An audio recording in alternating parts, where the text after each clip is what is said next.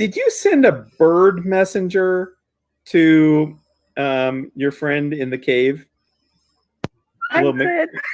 Please don't break my bird. It was so expensive, and I used it once. And then since I hate you. I hate you so goddamn much. And then since it looks like we're gonna have to go ahead and jump in and save the horses, we had Tori use a send message. You don't have to do anything. I mean, seriously, things are put into motion, but I mean, I think it might be a good time for lunch or something, you know? So you can do whatever you want. Dr. Phil session? Dr. Phil session. Well, we had Tor send a message using his spell to tell Azuma that we're going to have to tell her that we're going to have to probably go in because of the horses being led into the ship. Tell her where we'll be then. Bad things. So then she can just follow the trail of carnage that we're going to leave behind us. Yeah, the trail of carnage. You know your group very well, don't you? Just follow the trail of carnage, please. Oh my god.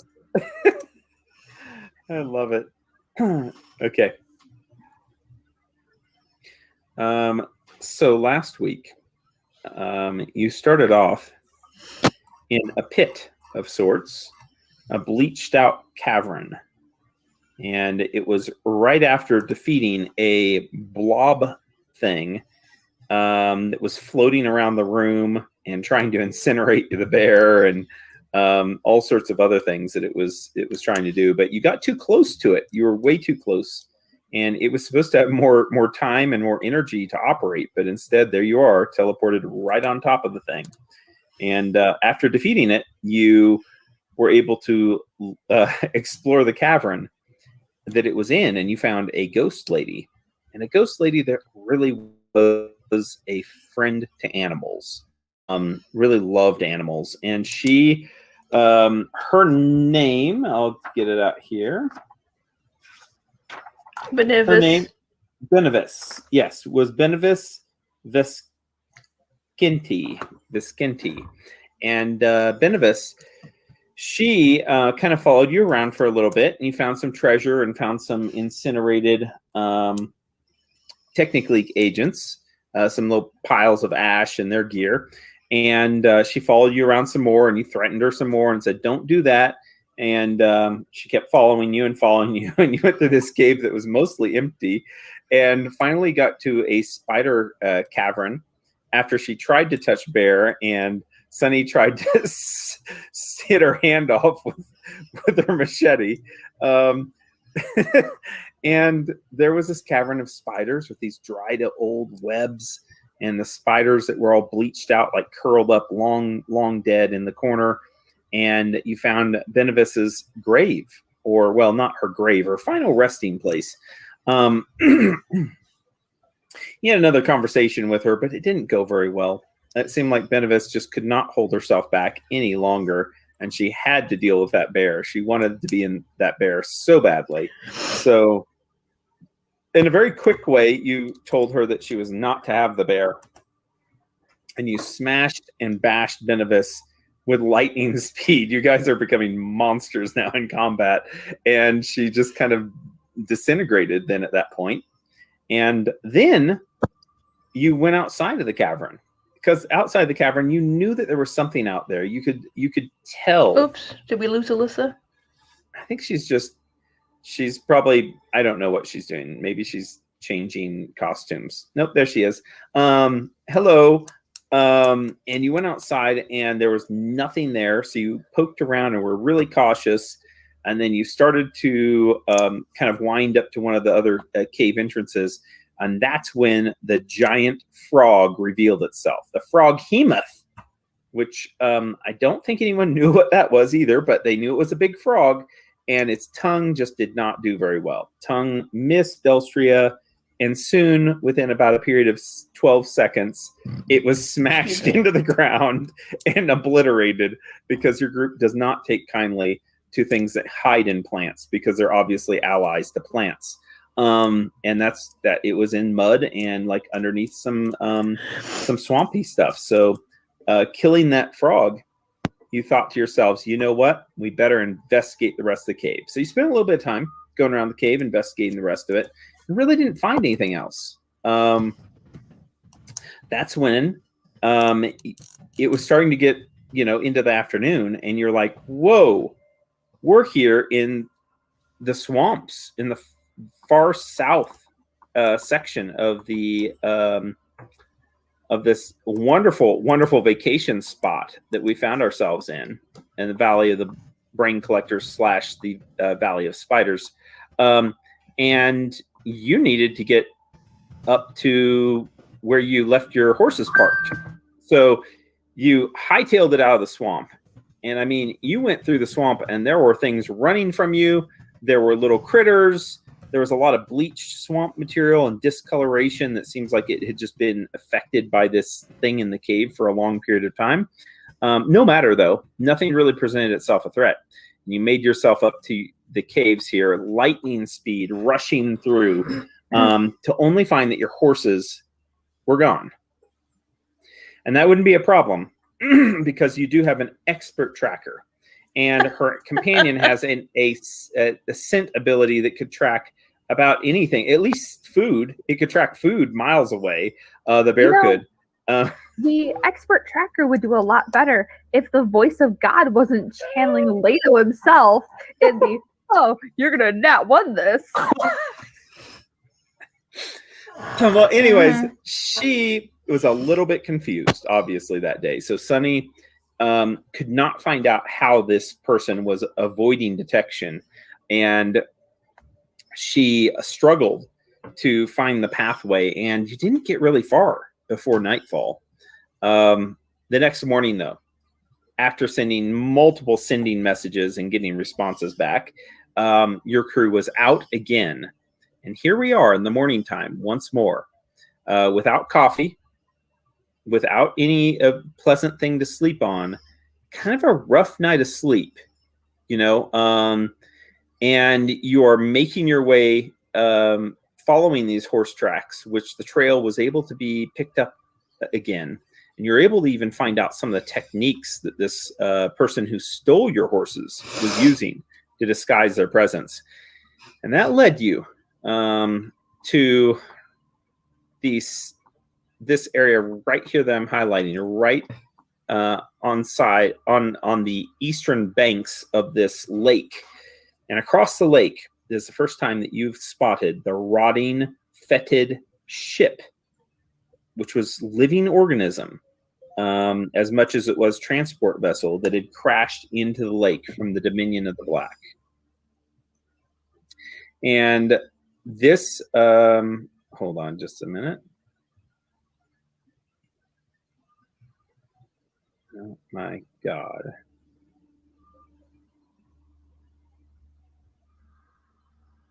Okay. So this vessel, sitting there on the bank, you note a reflection from it, and you spot your horses, all of them. Well, someone showing some light off of. Yes, somebody was trying to get your attention, even reflecting some light back off towards of Kylon. You, and right onto Kylon's armor. And wow, it seems like somebody's out there, a single figure, humanoid, in bright clothing, which is now leading your horses one by one behind the vessel, where you can't really see what's happening to them. Taken one horse already, Sandy, Tor's horse, which Tor admitted that he had named it Sandy for the first time. And now the second horse, Winston, being led back behind the ship by this mysterious figure. Kylon has offered to fly over the lake, making a much quicker pace to get to them before the rest of the group, but you've denied him that. You've been waiting and watching, not knowing exactly what to do. But now, as Winston is being led behind the vessel, Sunny has sprung to her feet and has decided that this is now the time to act. And if you give me just a few minutes, I've got a work bullshit that just came in. So think about your next actions and what you might want to do. Well, that's clearly unacceptable. Okay, so here's what I'm thinking. I'm going to smack myself with that stupid wand to fly, and Kylan and I are going to fly over there, and you guys can follow, and then I'm going to kill this dude. Yeah? Sure. Yeah! Oh, wait, hold on.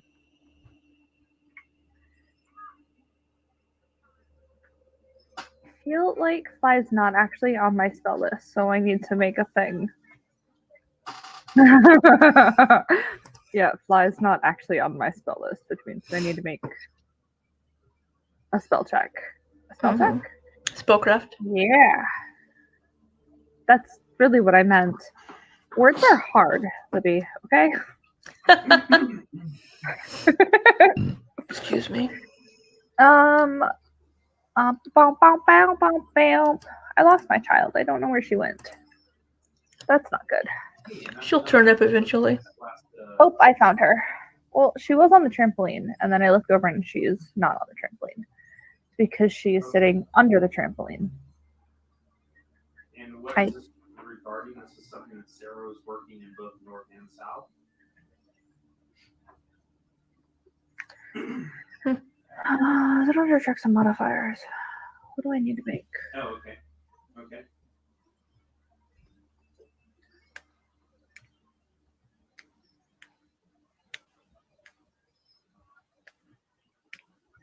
Oh god, that's not what I wanted. Oh, okay. And who on our team was handling that? No, that's not what I wanted. Okay. Was Marky in conversation with that family? Did she reach the family? Do you know? Okay. All right. I don't know why this is complicated. They reached out to us. We have a case manager or a care coordinator that's actually working it. If it places in Jen's territory, she's getting 70% cut, and Marky's getting 40%. Well, she's getting everything based on a 70% split in our favor. So both of them are coming out on top, and I'm making $0. So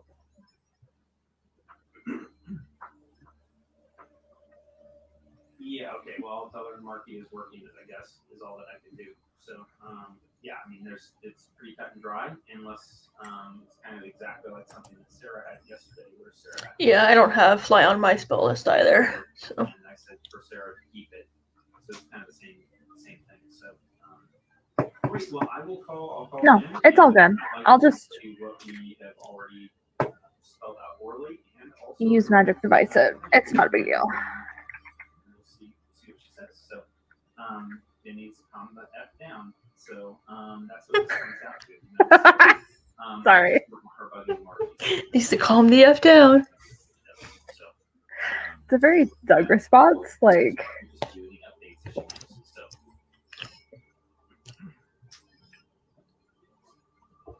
I don't want to cause mishap. I just want to use a wand. 1P. Okay. So, use magic device. What do I need to roll in order to not break my wand?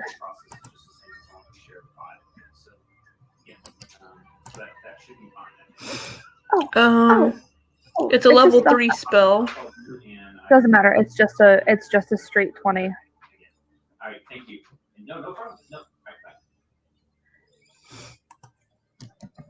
Use a wand. Oh, wait, hold on.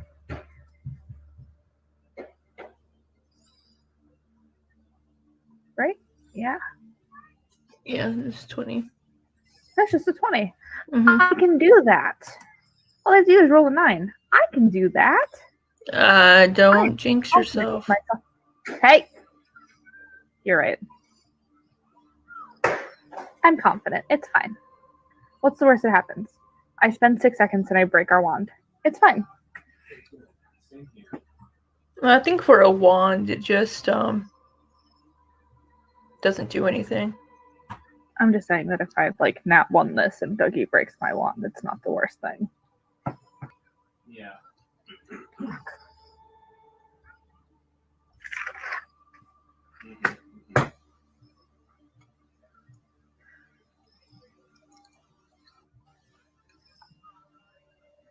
I feel like the ship is so far away from where we are. Right, absolutely. Because it is. It's like 3,000 feet. What I know about that It's is just so Er, far. Wait, each Each thing is square's 500. 500.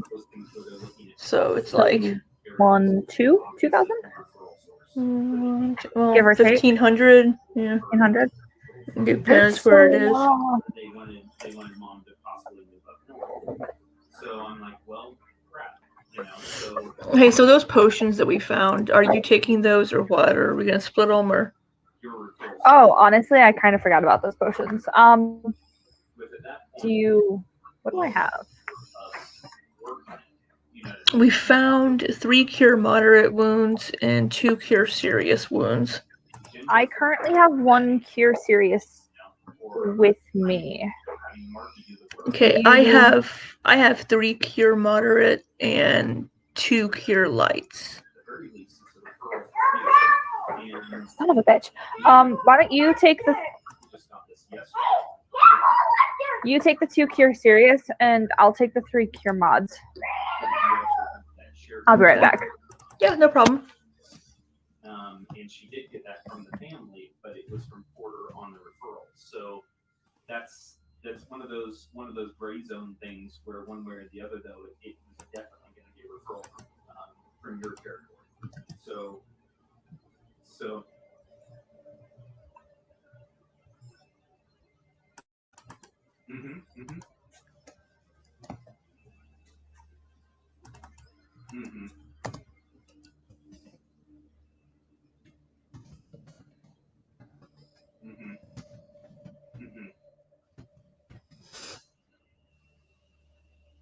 Oh, right, absolutely. No, I absolutely agree. Yeah.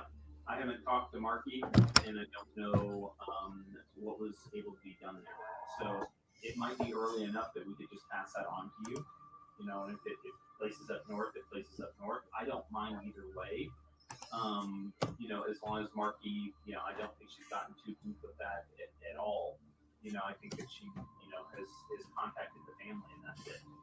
So if that's what you prefer, I don't mind one way or the other. You know, I just I know that either way, it's probably going to be one of those that it's you know, if it places in your territory, then that is wonderful.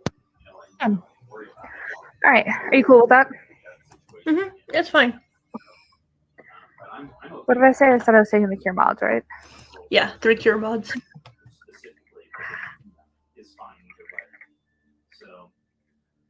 That is 2d8 plus 3. Yeah, and I'm fine. I'm sorry? I said that's 2d8 plus 3, right? Well, it's yes, I believe so. Okay. So It's been a hot minute since I've dealt with potions. right, absolutely. I hear you. Well, I mean, not if we've contacted the family, though. Not if we've contacted the family and doing that. I mean, the key is making sure that the case managers know what's happened. And if the case managers haven't been called by Marky and haven't been included in that yet, then we definitely are behind. You know, absolutely.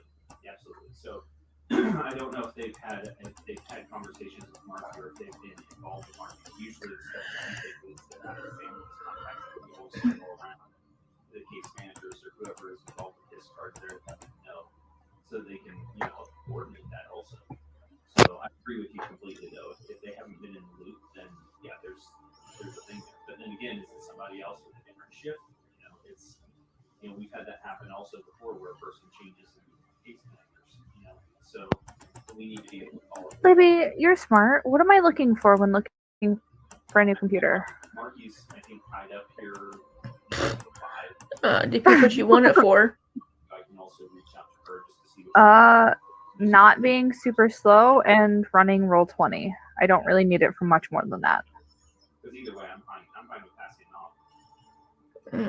Technology changes so quickly. I mean, since I've really been into computers much, maybe.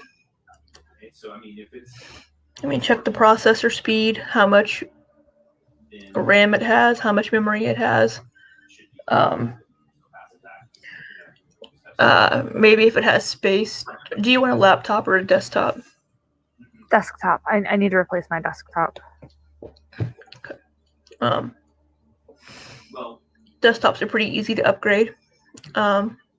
If you get like a motherboard, one that has a motherboard that could be upgraded later if you need to a different chip processor.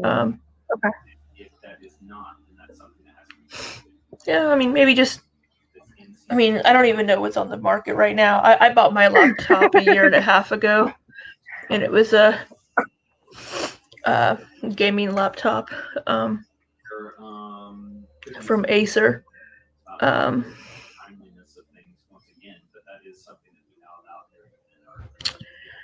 Yeah, I don't even. No, it's all good. I have not looked at computers in a long time, so. I mean, check. I mean, it might be more to do with your monitor, but maybe like your graphics card. See if the graphics card is one that it would be good for gaming, or something like that. I'm meeting with Marky specifically on Thursday, so. Ooh. I was looking at what maybe Binox could make for 3,500 gold pieces for me. Okay. A scatter light suit would be 3,000 gold pieces. Interesting. And the bonus is +8 to touch AC. Let me see here. Scatter light suit.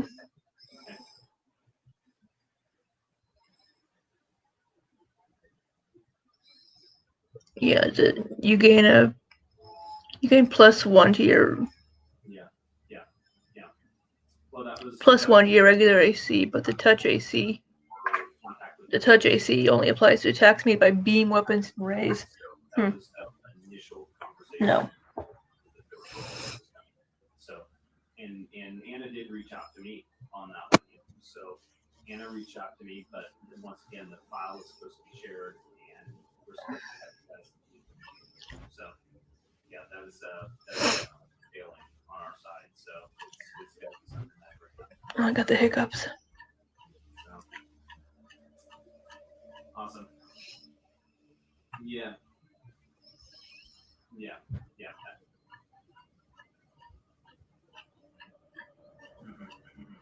Yeah.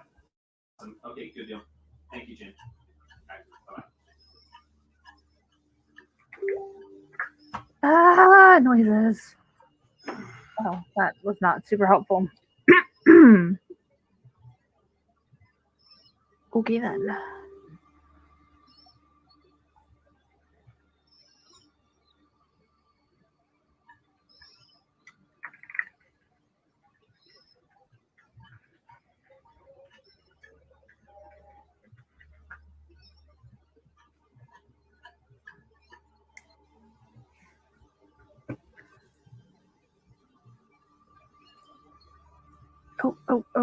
Oh god, I don't know what I'm doing. Oh, I thought Doug was back. Just kidding.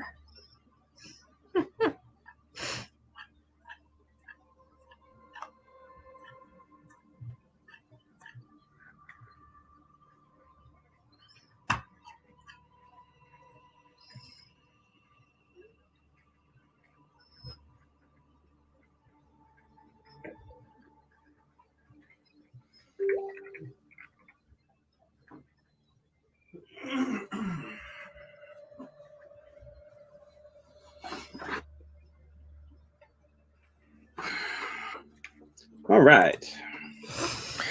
Welcome back. Yeah, it feels so good to be back. So damn good to be back.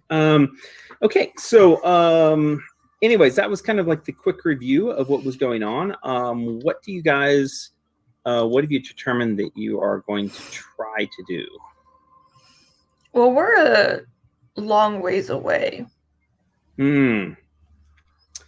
Yeah, about 2,000 feet. 1,500, so? 2,000, yeah. Yeah, something like that. Yeah.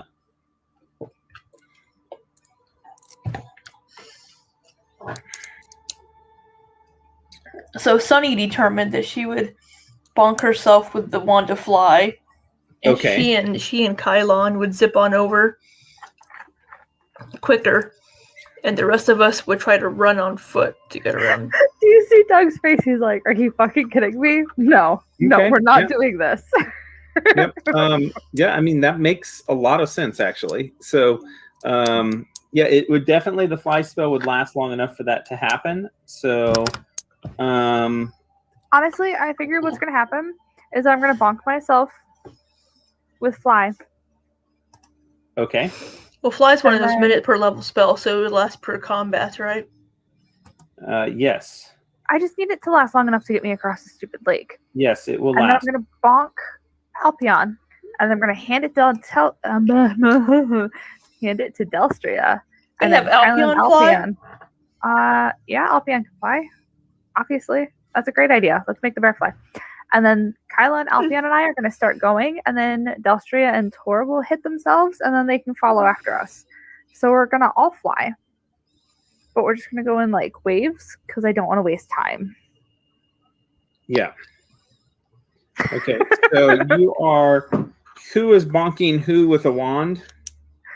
I am bonking myself and Alpion. Okay. Yep. Mm-hmm. Oh, and Dougie, let us know if Tor gets a response back from Azuma. He is going to get a response. Let's see here. Okay, Alpion is going to be flying at 60 feet per round. Cool. Are you going to make me roll checks for this? Because it's not actually on my No, because there's no reason to do. Well, not initially. How about that? unless you get attacked. No, I meant checks to use the wand. It's not on my spell list, so Oh my god. Doug. Saying oh my god because now fucking web browsers are crashing for no goddamn reason. Okay, there we go.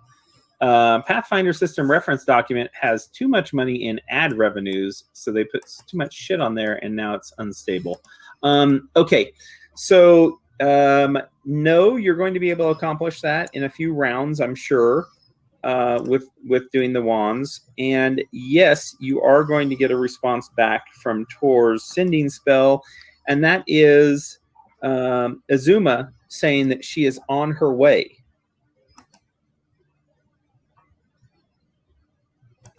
Good.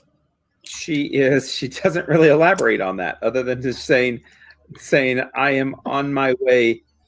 I will be there. I am coming as quickly as I can.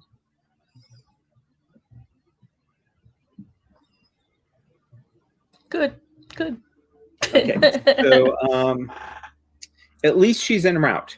And you know that she had planned to meet you at a basically a cavern campsite was the initial plan, so she was probably up and going even before this, you would think, but it could be that she's a ways off. And she does move the speed of a normal person. She doesn't have flying or teleportation or anything like that. So it could be that she is a ways out, as in maybe hours away from you to make it there. So whatever. All right, Alpion is flying at 60 feet. Cool. Are you encumbered at all, Sunny, with your armor? So you are now moving at 30 feet normally in combats? Oh, God bless it. No, I am slightly and you have encumbered. a 5 speed of 40 speed. You have 40. Very good. Thank you. Well, it's hard. The magic is trying to lift you up, and the armor's like getting around your neck and everything, and you're like, come on, fly, stupid thing, the magic is just it's not working so well. You have to flap your wings a little bit maybe with it. I'm not sure. Yeah, so Alpion can get ahead, and I'll tell you what, though. Kylon's fly speed is going to be 60 feet also. Let's make sure that that is right, because that does not look right. No, that's his unencumbered. Sorry, it's 40 feet. So he is flying 40 feet around also. Oh, so he's hanging out with me then. Cool. Yeah, he's definitely hanging out with you, and Bear is just hanging out with you for the heck of it. So, all right, cool. So the three of you are going to be flying across, and then I wouldn't call this splitting the party, but we're kind of separating a little bit with Tor. Well, Tor and I will catch Industria. up because we'll have 60 feet fly speed. Are you're going to do fly on yourselves also? Yeah, I'm bonking myself in Alpion, and then I'm going to hand the wand to Delstria, so Okay. she can cast fly on them. No, I love it. I love it. I need to go rescue my horse, Doug. It's very important, okay? Okay. All right. So we're gonna say everything works out okay. What's your spellcraft check, Sunny? Your bonus on It's a plus Like- 11. plus 11. Okay. And then Delstria, what's your spellcraft check? The bonus on it. Probably 11. Oh, you know what? She might 15. have access. God bless you. Uh-huh. It's a class skill, so trained I get +3. So. Yeah. Yeah. Okay. Good. Wait. Good. Okay. No, then you should only be able to have 14. Well, she's also a Intelligence is also a added. bard. In. She's also a bard, and it's an int-based skill. I have 10 ranks in it, and then the ability is Oh, intelligence, That's fine. and then It's 3 Because of the intelligence combined is a skill. 0. Because of Sorry. combined skills, yeah. Forgot that Sunny has. You know, Common one of these intelligence. days you're going to catch Libby putting down a wrong number somewhere, but it's not going to be today, is it, Libby? It- I should have known better than to challenge on an intelligence-based skill. My bad. Okay. So here's how we're going to do it. We're going to say that you are 2 rounds ahead. Because, well, wait a minute, though. Your movement speed's 60. All of you should be fine. You'll be able to catch up easy enough. Tor Oh my and I will God. catch up and surpass them. Yeah, not a problem at all. Do you want to stay even with them, Delstria, or do you want to fly quicker? Is my question. As you are going to be able to see this this situation, and I'm going to pull it up here. I want to make a copy of all of you, though. I think Tor and I should fly as fast as we can. Yeah, you guys should go ahead. You'll cover more ground. Okay. Good. Okay, good. All right, let's move you all. Oh my gosh, here it is. So in 10 rounds, we'll be at 600 feet. They'll be at 400 feet. There's that. That goes away. Oh, whoops. Okay, let me zoom out. There you guys are. Oh, I zoomed out too much. Now, question here is there light on the map? And it is daylight, so I need to put some light sources. So let's get some light around here for you guys so you can see a little bit more of the outline. Oh gosh, I do not want premium assets. Why do they want you to pay for things? There we go. There we go. There we go. There we go. Don't mind those little blue balls. Those are just light sources. You are able to come in here. You're able to see a little bit more of the surroundings, especially from this view. You're going to have a really good idea of the outline of the entire ship. So no big mysteries here need to be revealed. All right. I don't like these little blue balls. They stand out too much.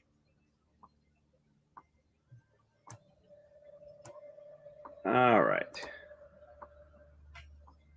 Well. Okay. Perfect. Well, you put Okay, them on the so- water, so I can't really see them. Yeah, some of them are on the land. That's why I picked them, because I thought they were going to be water, but some are on the land and they kind of stand out horribly. But anyways, I There we don't go. see anything on the land. sweet. Then you're good. Then you're good. Let's see through your eyes. Oh. Well, yeah, you're still seeing from your angle, aren't you? Shit balls. Okay. Let's do this. I'm gonna drag you around, Delstria, so then you'll have a fog of war effect, but at least you'll have an outline of kind of what the map looks like.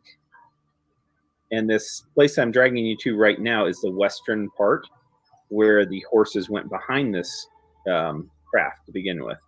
Oh, can you not fit through there? Yeah, I'm gone. I know, it's like you can't fit certain places whenever I'm dragging you on your mode. It seems like you can't go a lot of places. I never have that problem as the DM. Oh my gosh, you're absolutely stuck now. Dang it. All right, here we go. We're going to hop you over there. There we go. Now you're able to do it. All right, so this is the outline of the ship. I think, Sunny, I already took you around the ship. Do you just have fog of war on some of these things that you're not at right now? Correct. Yeah. Okay, cool. So you're going to be able to see like the full outline here, but you'll have fog of war that'll go over. So you're getting it at an angle flying in that you're able to see all these like weird features of the ship, which basically, once again, it seems like these tendrils on the western edge, just like they are huge tentacles that have kind of like anchored themselves up against the edge there. No, we're not talking to people now. And then here on the back, on the eastern section, which is going to be the interesting part, it's almost like these tentacles were once again there, but pieces of them have broken off, and you can see them down in the water. Deep down in the water, you can see the remains of portions of like the tentacles and other debris from this ship that is kind of just rotted and fallen off into the lake. This would be a great place to go swimming and to breathe in the very fresh air, by the way. Just absolutely beautiful. By the way, is Tor going to cast that bubble spell on us all? It's probably a good idea, but in the 2 rounds that he has, I'm going to do 2 rounds of casting on things. And the 2 things that he's going to cast, so glad that you brought that up. It's going to be state status, so he can actually track and see where you guys are. And then the other thing that he is going to be able to cast is going to be that life bubble. So he will cast both of those. And then after Sunny takes off, he is going to cast Daylight. So there's Daylight the entire time, and Keen Edge, so that he can actually have a little bit better armor. I'm going to cast Cat's Grace on myself. All right, cool. Any other spell that you want to do? Yeah, basically I have 1 more round casting a spell if you'd like. No. Okay, cool. Yeah, that sounds good. Let's see here. Daylight is there. There we go. And Kylon, once again, not casting any spells from his list of magnificent spells. So glad I took away his spells. Okay, cool. So you guys start flying over. You take to the air. You have life bubble around you and Daylight shimmering from Tor in his armor. So as you're flying, you kind of you have the vantage point there to be able to see like the structure, the entire structure. And I can describe this again to you a little bit better, I think, because of that. Let's see here. Let's see if it describes it much. Features.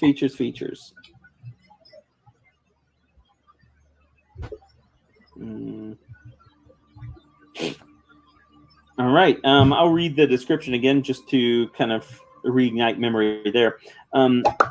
What great beast this enormous hulk once was is hard to say.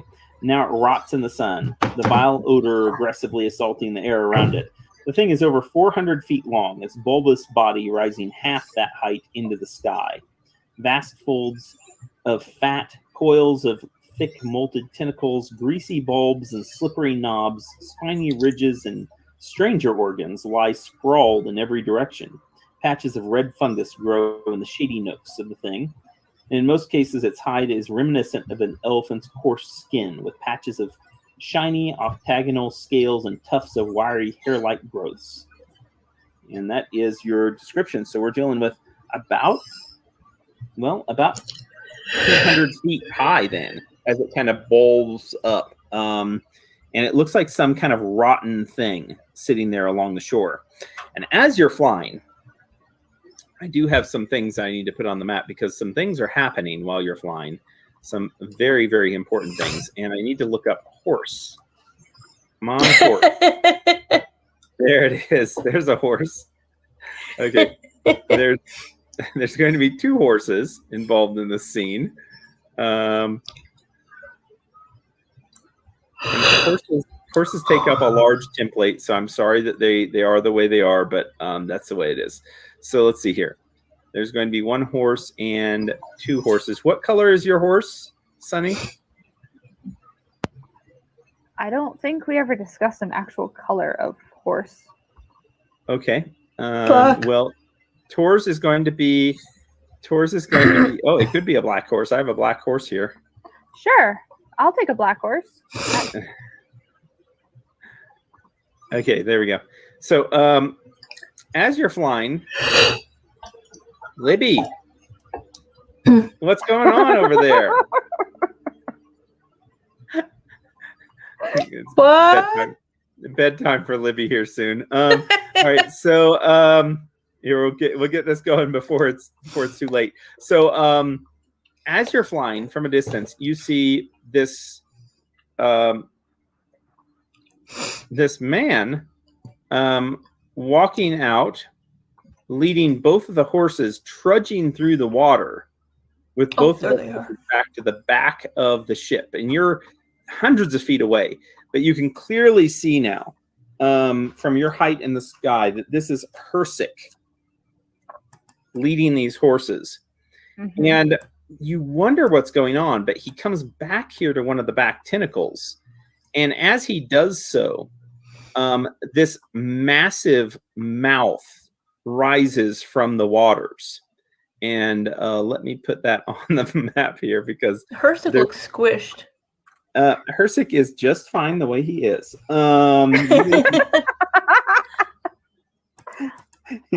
Feed him to the fucking ship. Well, you know, I'm so mad right now. Like, something else is happening here really quick. I just got to figure out where the hell is it. Okay. I lost my child again, just so we're all aware. Is she gone? Yeah, she's outside somewhere. She was on the trampoline. And Outside somewhere? She's in the backyard. Like, I can hear her. Gosh, I love it. I can hear her and she's not screaming, so that's probably good. I didn't say she wasn't screaming. I said that I could hear her. Yeah, that little guy there.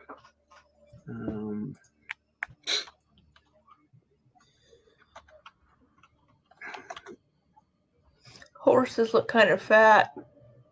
Oh my gosh. Can you stop Libby. picking on my poor horse? I was gonna say, Wait, Libby, Doug, you were what is this? that thing is not really that. It's really more like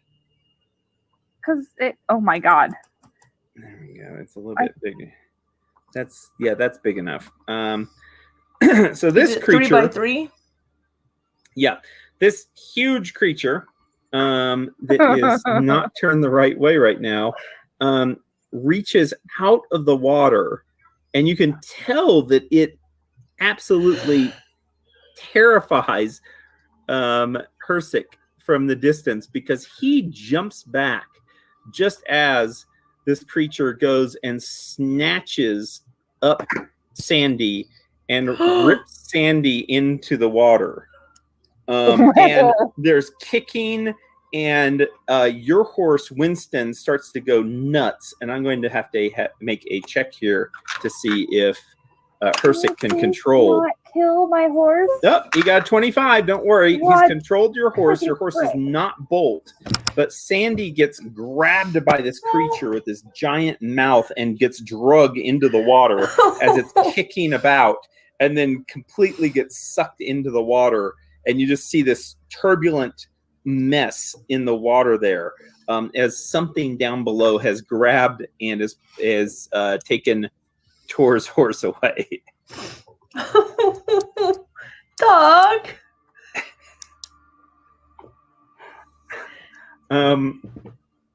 You are She's talking to somebody. You are about 1,000 feet away when this happens.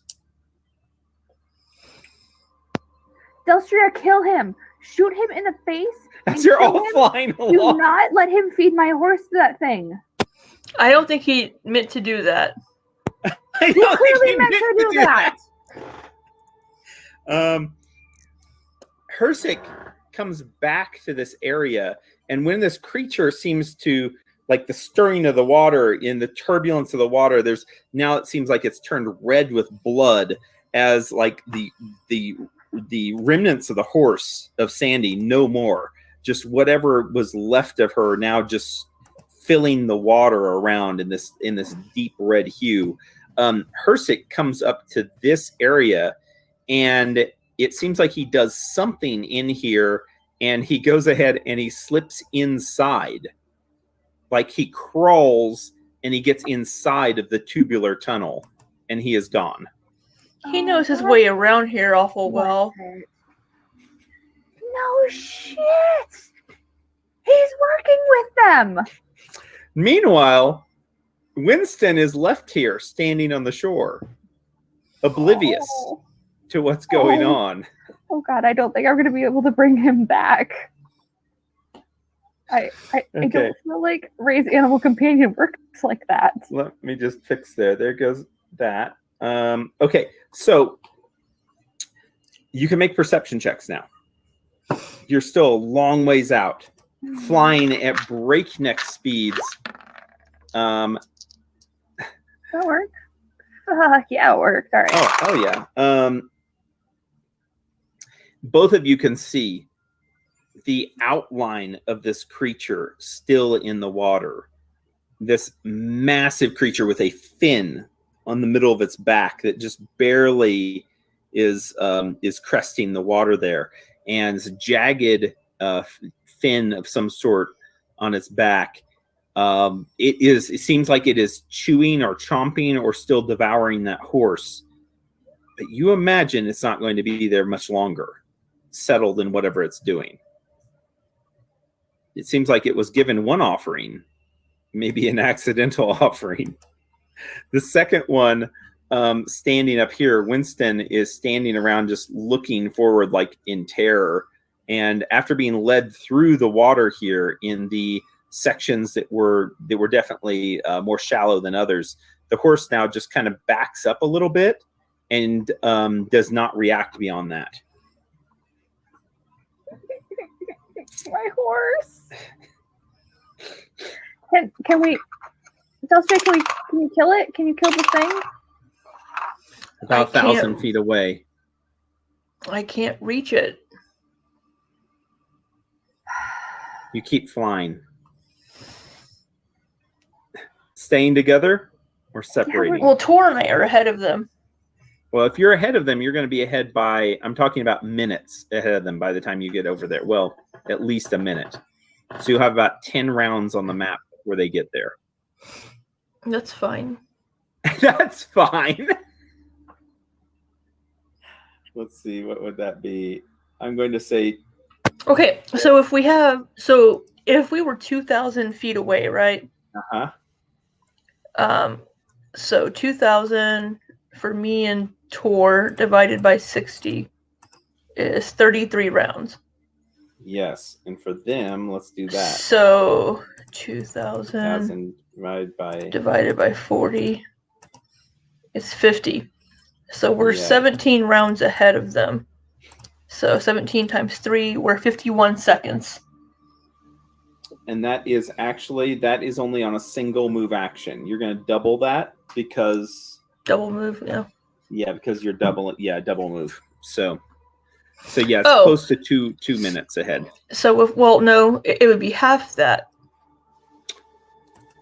Because that would be one round, would be 2 moves. So if Tor and I are double moving, 2,000 divided by 120. Your gap would be double, is what I'm saying. The gap would be double. You're getting there twice as fast, but the gap doubles also between you and them. Well, so if Tor and I are flying double moves each round, that's 120 feet each round. Yep. So we would get there in 16.6 rounds, so 17 rounds. And they are moving only 60 foot total. So it's 80. they're moving 80. Their flight 80, speed's 40. yeah, 80, yeah, 80, yep. So divide that by 80 is 25. So we would get there 8 rounds ahead of them. So 8 rounds is 24 seconds. That's not bad. Isn't around 6 seconds? Not It is 3? 6 seconds, yeah. So it's 50 seconds. Sorry. 50, Yeah, 48. basically. Yeah. Yeah, 50 Okay. seconds. We'll go with that. All right, we will definitely go with that. So you are going as quickly as possible then. Because of that, we're going to get you, Delstria, and Tor on the map. 8 8 rounds is the number to know. 8 rounds. Yeah, 8 rounds ahead of everyone else. Now, they technically took off before you, so I'm going to say it's going to be 6 rounds. Okay. How about that? You guys, you're going to be able to have a maximum range of, I think it is 5 range increments on your short bow. That would be a -10 on your attacks, though. Mm-hmm. So if you wanted to slow down your flight and actually start taking attacks, you could whenever you get within range. Otherwise, you could just go all out until you get within a suitable range, that you're normally fighting in, which is, 30 to 60 feet kind of area. Mm-hmm. So what do you want to do there? Tor has no ranged attacks, so he would just keep on going. Yeah, so I'll wait till I get to where we are right now on the map. Okay. As you get there, this creature is going to have come up partially on the sand, and it is starting to crawl slowly towards this horse, which the horse now backs up more into the water and steps off into one of the deep sections before startling itself and jumping back onto the land and kind of turning around. And this is how we will have it whenever initiative is rolled for the start of this combat. Can we make like a nature check or something to see what kind of animal that is? Yes, you definitely can. Yep, even before combat, you will be able to see enough of it at this point. Yes, absolutely. And then whenever you do that, couple that with an initiative roll. Is it nature or what would it be? It is going to be. Oh, that's such a great question. A knowledge, nature. It's going to be spellcraft. Spellcraft. Mm-hmm. Yeah. Is it knowledge? It is. Yes, it is. And you will get bonuses on that for sure. 36. 36. Oh, awesome. Very good. All right. Thank you, Sunny. Rolling her initiative. We're going to get in the other part of your team here, if I can get him drugged down enough here. Okay, so this... Ooh, good deal. Excellent. Kylon, you're actually doing great. Okay. So if that comes up, that's where we'll be. So for right now, it's going to be... Whoop. You know what? Sunny, do you think it'd be most fair to have your horse go on your initiative? Yes, that's the way we do it because it's a companion of yours. So yeah, your horse will come up on your initiative.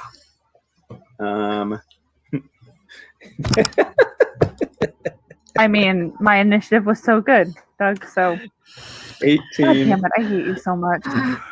It's what its initiative is. So it's going to be right under Delstria.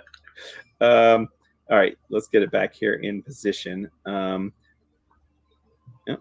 No, come on. Okay, there we go. So this creature, you notice, is no wonder it looks so strange.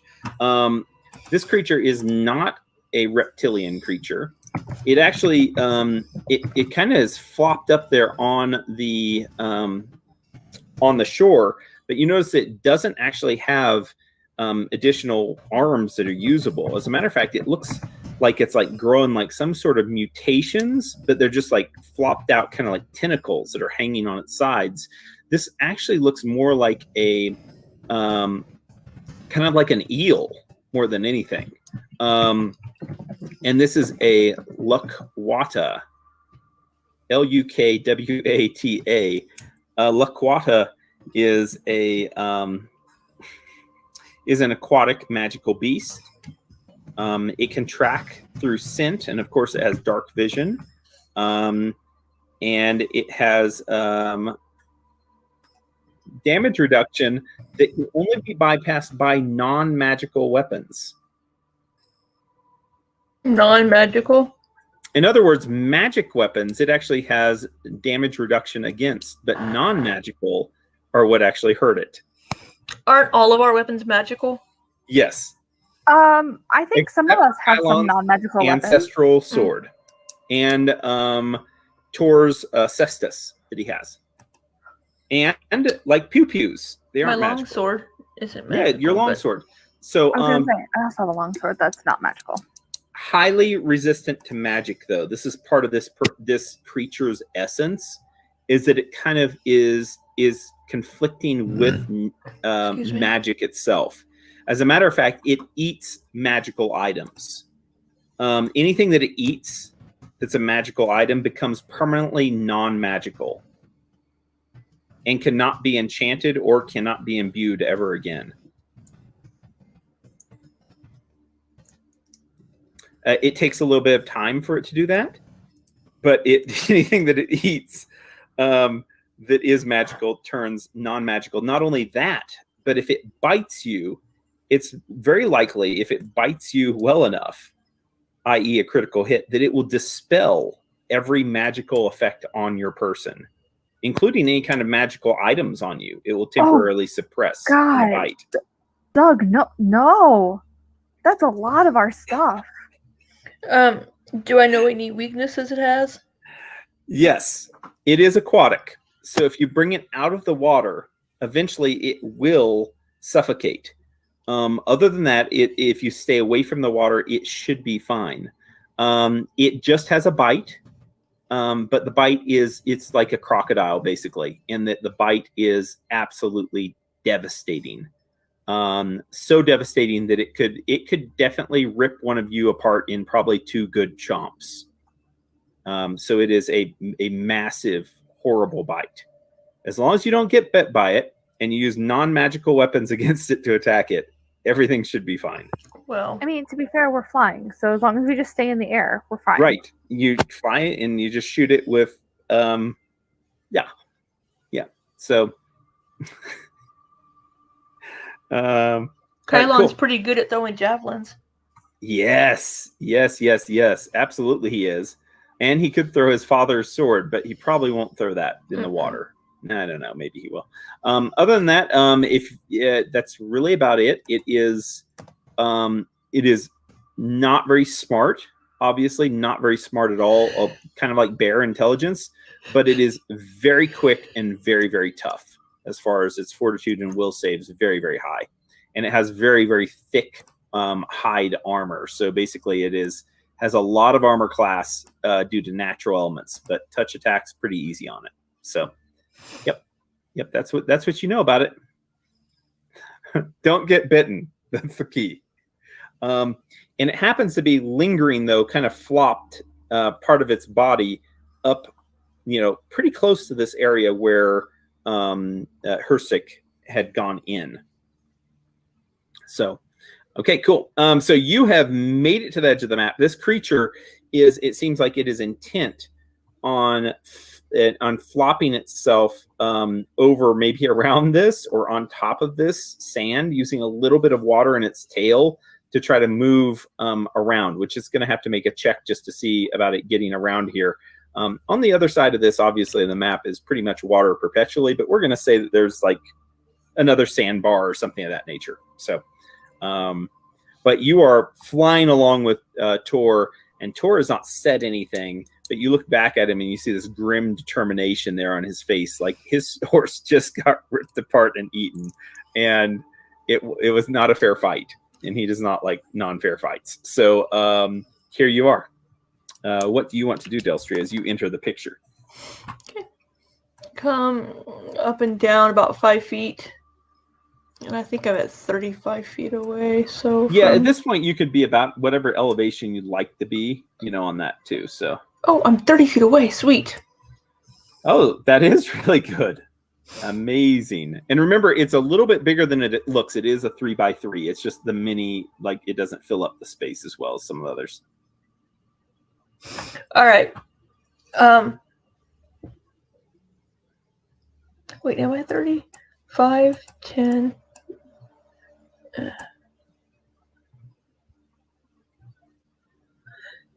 Okay, it's square that it's in right here. Whoop. As long as you can hit any one of those, you'll be fine. This is 35, so just barely out of. That's okay. We're Okay. going to do a 4-round attack. Oh, it is 35. Yeah. All right. Gotta try to get some damage on it. You can see its head kind of turns back Try to as these distract it. one little tiny eye looks back and notices that you're there, and it lets out this really low, like hissing sound. Yeah, just Yeah. kind of like that. Kind of like that. Yeah, as it looks back at you. Hiss at me all you want. hiss at me.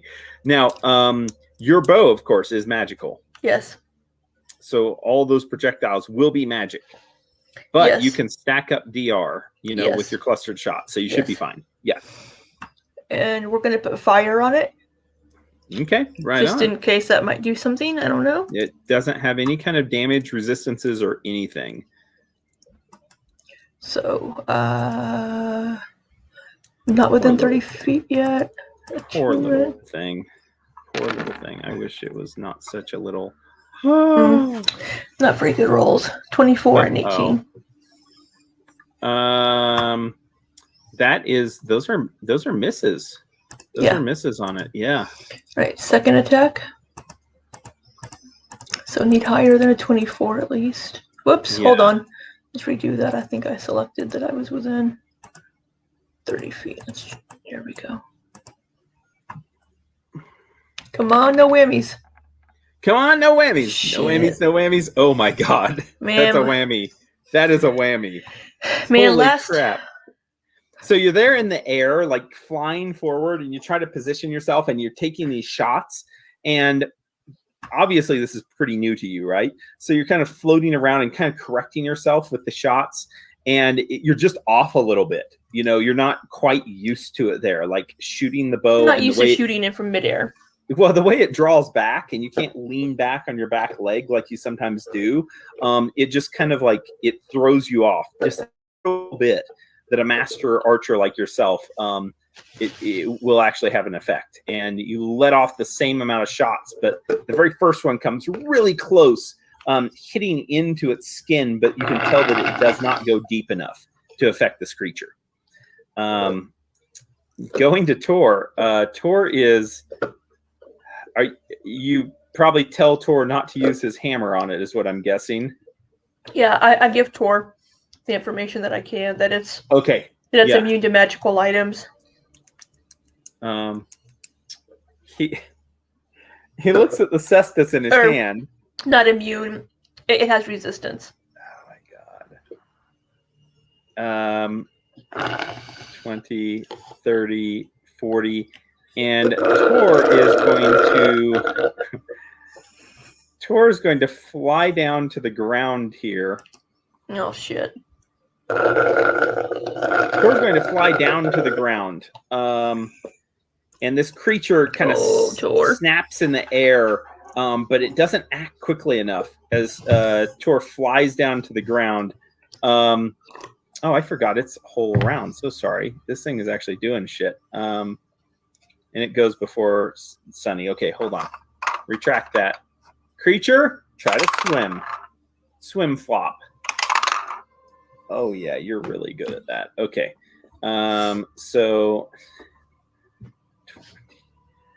Oh god. it gets over here after first trying to flop up and wiggle on the sand and then having to slide back down, and then it tries again and it gets over here to this side where the horse is, but that is its full turn.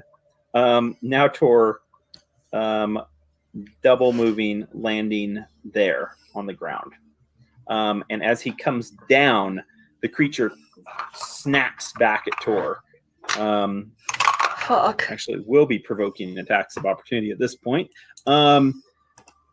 Okay, 37 does hit Tor. God it damn is, it. It is a bite. Don't worry, your backup is on its way. 8, 10, 19, 29, 34 points of damage to Tor. And let's see here. And it does not do anything to the magic things that he has on him. So at least for right now, things seem to be fine with Tor. But it does rip into him there as he lands. And it does not grab a hold of him. It still wants to eat that horse. It's kind of like, get out of here, metal thing. I don't want to eat you. It's kind of the response there. Why would that be a double move for Tor? Because he can fly 60 feet. Yeah, that is 30 feet plus 30 feet. And he's 30 feet high. Right? So it's definitely a double feat. He doesn't fly 60 feet in one action. Move speed when you fly is 60 feet. Oh, he is not. He's not encumbered, right? He is encumbered, but he has a 40-foot movement speed normally. So it is actually 60 feet for him. So you're absolutely right. So 10, 20, 30, 40, 50, 60 feet. I mean, if you kind of go at an angle down, I guess it would be two double. I mean, I don't know how you would do the 20, 30, 40, 50, 60 is that so this is about 60 feet from him stopping at the edge of the map right there. So he'd get here, and then he doesn't have reach with his fist. So he would actually have to move up. He'd have to move up to get closer. So it would actually be 65 feet away. So, but good catch, yeah. Because going down at that angle and stuff, we do not need to mess with that. And he's still going the same distance. So yeah, that gets him right in there. He's just 5 feet away from being able to strike. Back up to you, Delstria, though. Or should we do Sunny and the horse? Kylon and Sunny and I think that we should fly. Horse is going to stay put, actually. The horse is staying put right now, and we're at the top of the round. Sunny, you're seeing Winston go around one of the tentacles, and you can see Winston, like his head going up and going into the water and kicking around and getting some purchase on the sand with 2 feet as he backs up away from this creature that's going after him. But he doesn't really have anywhere to run. And you can tell that, if he was being led or if he had somebody there that could communicate with him, he probably goes just straight into the water and starts swimming. But at this point, he's backed up there as much as he can on land and is trying to back away from this creature. And you see he keeps looking at the water. You think he's going to make a dive in, but that might be the worst move for poor Winston. All right, Delstria, what do you do? You're still 30 feet up in the air. You can see over this tentacle. So I know you can't right now as a player, but your character, you're definitely high enough that you could see everything that's going on the other side. Okay. Like some bad music or something. I'm gonna be playing this. Let's see.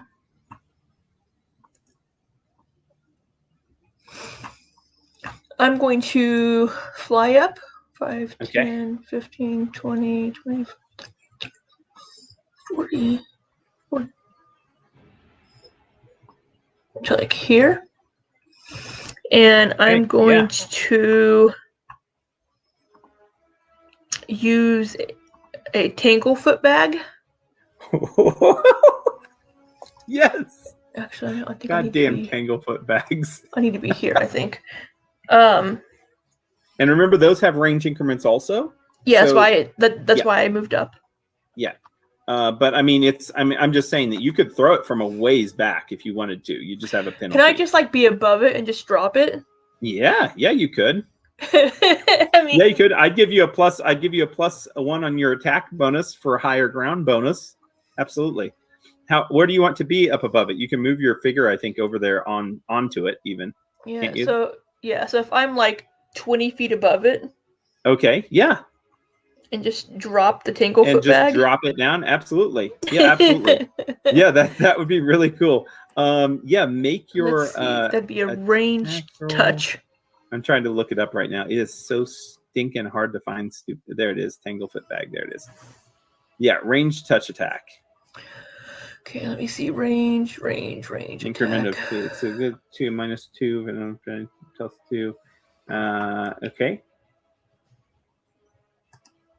Minus, if it hits it, it would be entangled.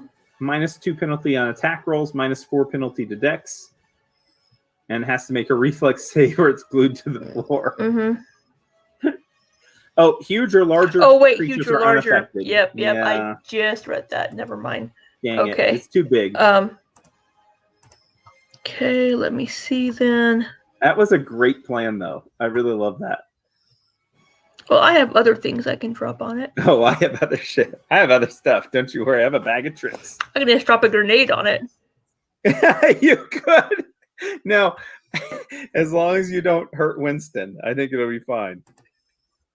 Well, if I'm Yes. over, I think you could drop it on one corner of the. how And you could even which- say you dropped it off the map if you wanted to.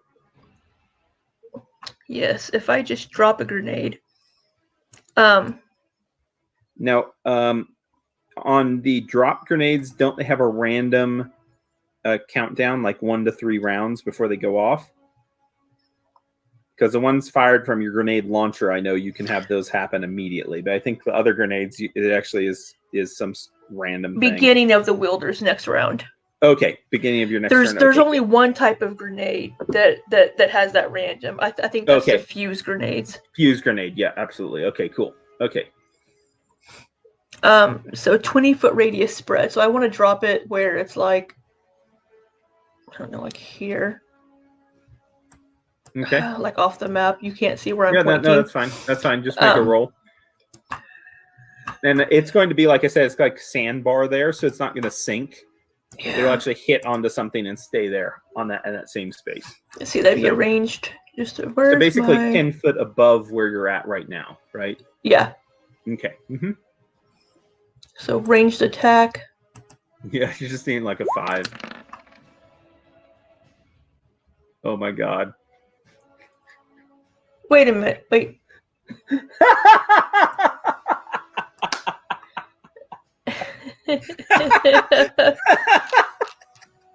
Okay. You So know what's we're going- awful is one of the die was a 20, the other one was a 1. Okay. So Last week was my week. This week is not. So we're going to roll a if you could roll a D8, we're going to try to count around. North is going to be 1, and then we count around clockwise to 8. And we're going to do that 2 times to see where the grenade bounces. Oh my god. 6? Okay. So, Yeah, so I was 1, dropping 2, 3, 4, 5, 6. Okay, and then roll again. So it's going to land on that one right above where I am. Right. The square right above me. Yes. Okay. So far, but Yes. it was 1 range increment, so we'll have to do 1 more bounce. Right, So I'll have to so- roll again. It'd be funny if it just bounced right on the back of the creature. Okay, so 1, that 2, is 3, 4, 5. So right next, here. right above where I am. Yes, right there. Okay, so you throw it, and it bounces. It hits the water. It skips along the water, and it goes plump into the water there. Fuck. Oh, by the way, I was using a concussion grenade. I didn't say what kind of grenade I was using. Okay. Okay. Okay. Well, you had some. It's good ideas. It just was the way it worked out. Speaking of working out, this creature right here is going to try to. Where'd Alyssa go? God damn it! Can't have one session here with all these interruptions. Okay. I want her to be able to see. Let's get Sunny on the map here so she can see everything. So, yeah. There. They're not really there. All right.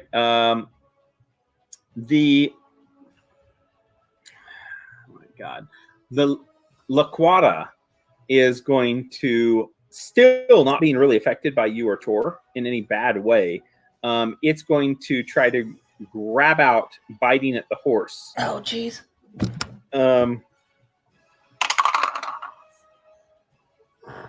I have a bad story to tell about Winston right now.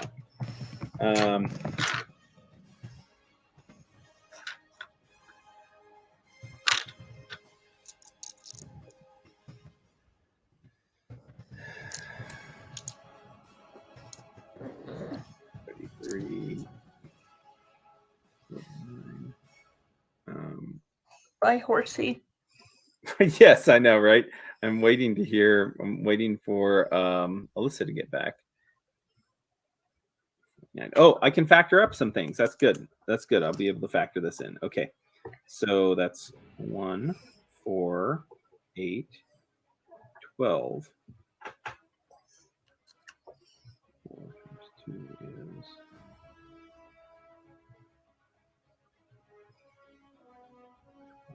Okay. It is... I know.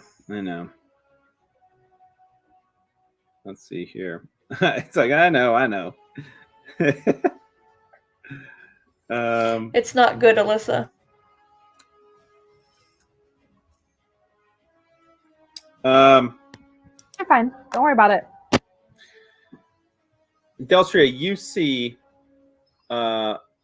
this eel-like creature grab a hold of Winston and bites into Winston. Winston rears back, and the creature just grabs around and kind of twists around Winston and drags Winston and itself into the water.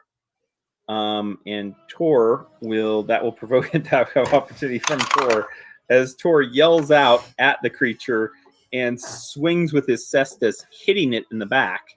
Let's see here. For a cestus does 1d4 points of damage, by the way. 1 plus 13 for his strength, so 14 points of damage. That actually gets through the damage reduction of this creature. It is not enough to distract this creature as it plunges now into the water, and the horse Winston is still there, like shaking about. You think that the damage has already been catastrophic, though. Tor's turn. Tor is going to move up, and since it's already got its mouth around the horse, it's not going to provoke any attack of opportunity. Tor is going to attack again with his cestus, hitting into the water, getting on his knees and screaming at the creature, again hitting it for 14 points of damage. That is his turn. It's like he's trying to find any part of its body to smash his cestus into, and you see blood coming from the creature now, this dark, thick blood oozing out. But it does not respond immediately. Kylon and Sunny are still flying away to try to get you to you at breakneck speed. Sunny, you're seeing like the activity now and the thrashing about from a distance. And back to you, Delstria. Grenade goes off underwater. Grenade goes off, and the creature actually lowers itself down. I mean, it's gone submerged into the water with the horse dragging it. It's about 10 feet in under the water now at this point, as it's dragging in at least part of its body. And the grenade's blast radius will have an effect on it. So it actually kind of went down the same direction as your grenade. What is there a reflex save for half or something? I think it is. Yes, DC 15. Okay. It makes the reflex save, so take 10. Half damage. Yeah.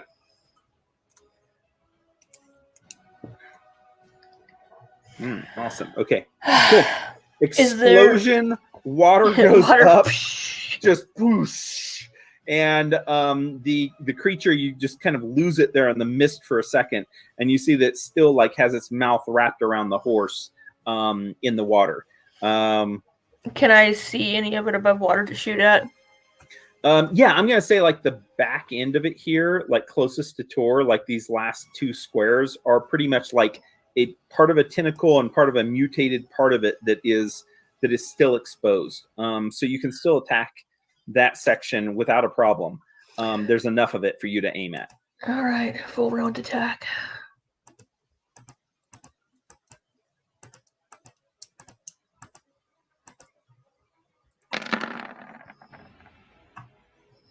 Oh my god. Not pulling any punches now. Crap. Wait Okay. a minute, where's my second arrow? I have no idea. Both of those are hits, though. Is that just you did the same attack twice, but it doesn't show the arrow? That's know. so weird. Okay, well, the second arrow on the first attack would be 3. Okay. Perfect. So if both those hit, that's 16, so it's gonna have some. Let's get that last shot rolled. Just I got the elemental damage here. We just got to try to get that 3, 6, 8. 8 will have full effect. So. miss. Oh, that's a miss. Yeah. Okay. So 19 regular and 5 plus 3, so 8. So it's 19 arrow damage, Okay. 8 fire damage. And is that all of your attacks? Because I think your multi-shot bow. Yeah, that's what didn't show up. It there's should still be one of right those below. not showing. I don't know why you should it roll damage again. did. We can just do damage again, and we can just. I add did. That That's what that 3 is. Yeah, but it still needs elemental damage on it too. So, wait, hold on. So my damage has a +6. So the 3 up here below that, each heavy arrow lets out a jolt of electricity. That 3 below that was my other arrow. Okay, just the base damage before elemental damage. Right. Okay. So 2 plus 6 would be 9. Okay. So 16,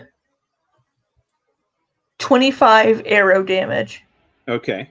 And 8 electricity damage. Okay, cool. Okay, good deal. Then that will get some more. That's going to get in 5 more damage that I wasn't accounting for. Okay, cool. So give me a second And here. you might want to work on that. And then anything else on your turn, though? No. Okay. So Delstria now pulling back and steadying herself in the air gets this right Why angle. is it? Shooting down. Yeah, it's lost completely, Libby. It's just not showing up. Takes the shots and arrows stream down, hitting this creature. And now it thrashes around in response to the attacks. Still holding on, though. It is going to make a grapple check, and it is going to be able to move. Oh, and it found sinks it. down. It sinks down into the water now, 20 feet straight down through the depths of the water. So it is now submerged and has drugged down the horse with it. Delstria, you can see from your angle, it does not look like the horse is moving.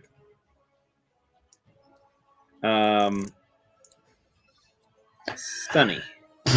Still screaming towards, you can see what's happened. You can see your horses in the water now, have been pulled down into it. Your face starts to fluster, and you start to get red, and you start to think about the gifts that were given to you and exactly what was traded and the purpose of that and what happened that whole time that you were camping and how things were arranged before you even knew they were being arranged. And gifts were given that weren't quite gifts, but trades. Those shitty horses you had before couldn't have traded for anything like this. And it's You tell me how you would feel Hmm.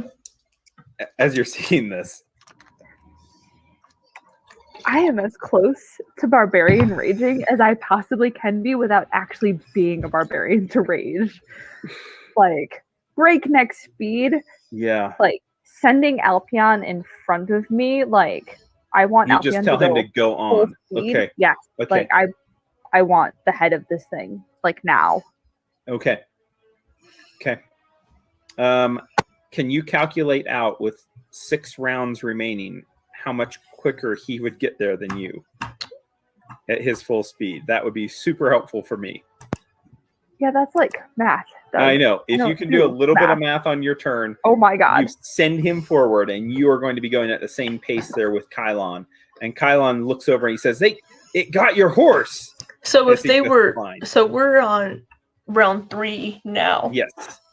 yeah. So I have 3 rounds before I hit there. So Alpion's gonna get there in. No, you have 5 rounds before You you have 5 get here. rounds. Yeah. Mhm. You said that I had 6 between. Well, we're including on this round. We're on round Including 3 this right round, now. this is So- 6 rounds of movement that you'd have. 6 plus 2 equals 8. This is the 3rd round of you acting. Okay. So if they are 40 times 6, so if we say they're 240 feet out, Uh-huh. Alpion will get here in 4 rounds instead of 6. Okay. Alpion, you hear that? He's in the wings. All right. All right. Next to you, Delstria.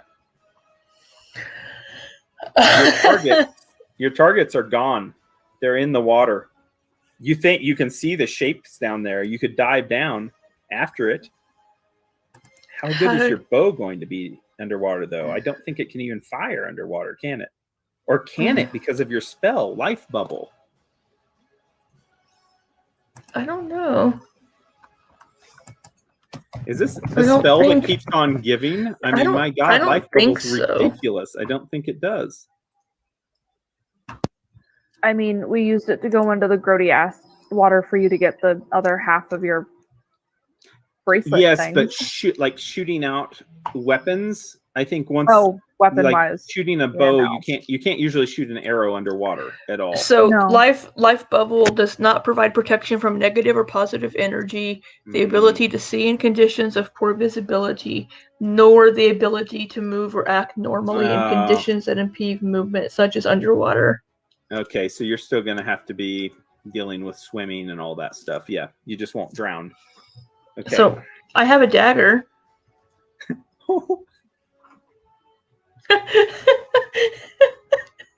Put the dagger between the teeth and dive into the water. Okay, just to let you know, you saw.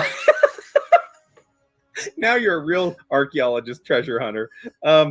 Okay, so here's No, the I don't- thing, Laura Croft.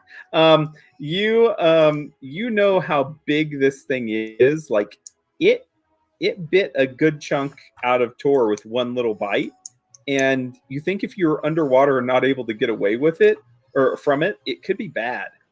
I mean, Tor though gives you the look, and he looks down at the water, and you can tell if you give the signal. No. Go under the water with you. I want to throw another grenade in after it into the water. Depth charge. Sure, you can do that. Absolutely. Absolutely. Yeah, you can see where the dark spot is, and it's definitely preoccupied with dragging its kill. So, Okay. Yeah. Another concussion grenade? That's awesome. It's just like the people who fish with dynamite. Okay, good. Yeah. So if it's like in this area here, I'm going to kind of aim for Yeah. like yeah, this square right here. I'll put it back on the map. It's like right there. Just these guys are not right there yet. They're oh no. Now I highlighted everybody. Stop it. Stop it. There you go. Alpion's going to be first on the map. Then over there. Oh, now I get a freaking 20. And this is just to hit the space that you're trying to hit. It's Yes. not even like a yeah. Okay, yeah. That's well, you know what? You got a 20, and that's much better than the 1. So, all right. So, Would you stop moving it? Where's yeah, well, I'm trying to fucking move Sunny. Everything globbed together, this goddamn app. Right there. So yeah, you hit it. Yeah, I knew where you're hitting it. It's not moving from there. So you splash it down, and it just goes shooting through the murky water. It is at this point that you and Tor need to make fortitude saves. No, you don't. Never mind. You don't need to make fortitude saves because of life bubble. So you're fine. Fuck that red mold. Fuck that red mold. Fuck that red mold. Okay. All right. You can Bear rushing forward, Sunny and Kylon coming there too. The creature sinking down deeper in the water. Delstria, at the beginning of the next round, the explosion goes off, so you can roll for your damage.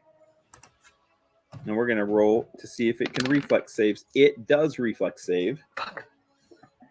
15 halved. Is it rounded up or down? It's down. So 7. Okay, 7. Okay. I rolled a 1, 2, 3, 4, 5. That's crazy, isn't it? Yahtzee! No. Okay, so you got it. It's dead. No, I'm just kidding. It's not dead. It's not dead. But the explosion once again, and you just see the water, raising and getting stirred, and then eventually it hits the surface and spoosh, and makes another impressive explosion there. And there is no. Well, make a perception check, I guess, Delstria.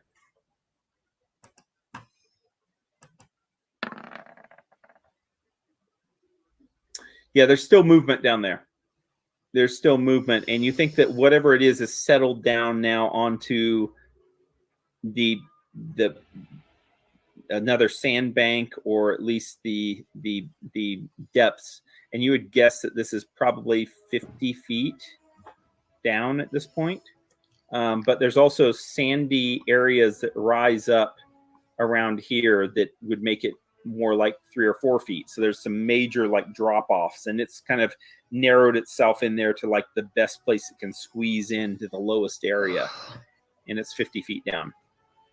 But you could almost just walk down through the sandbank, as you're going down underwater. You wouldn't have to be swimming.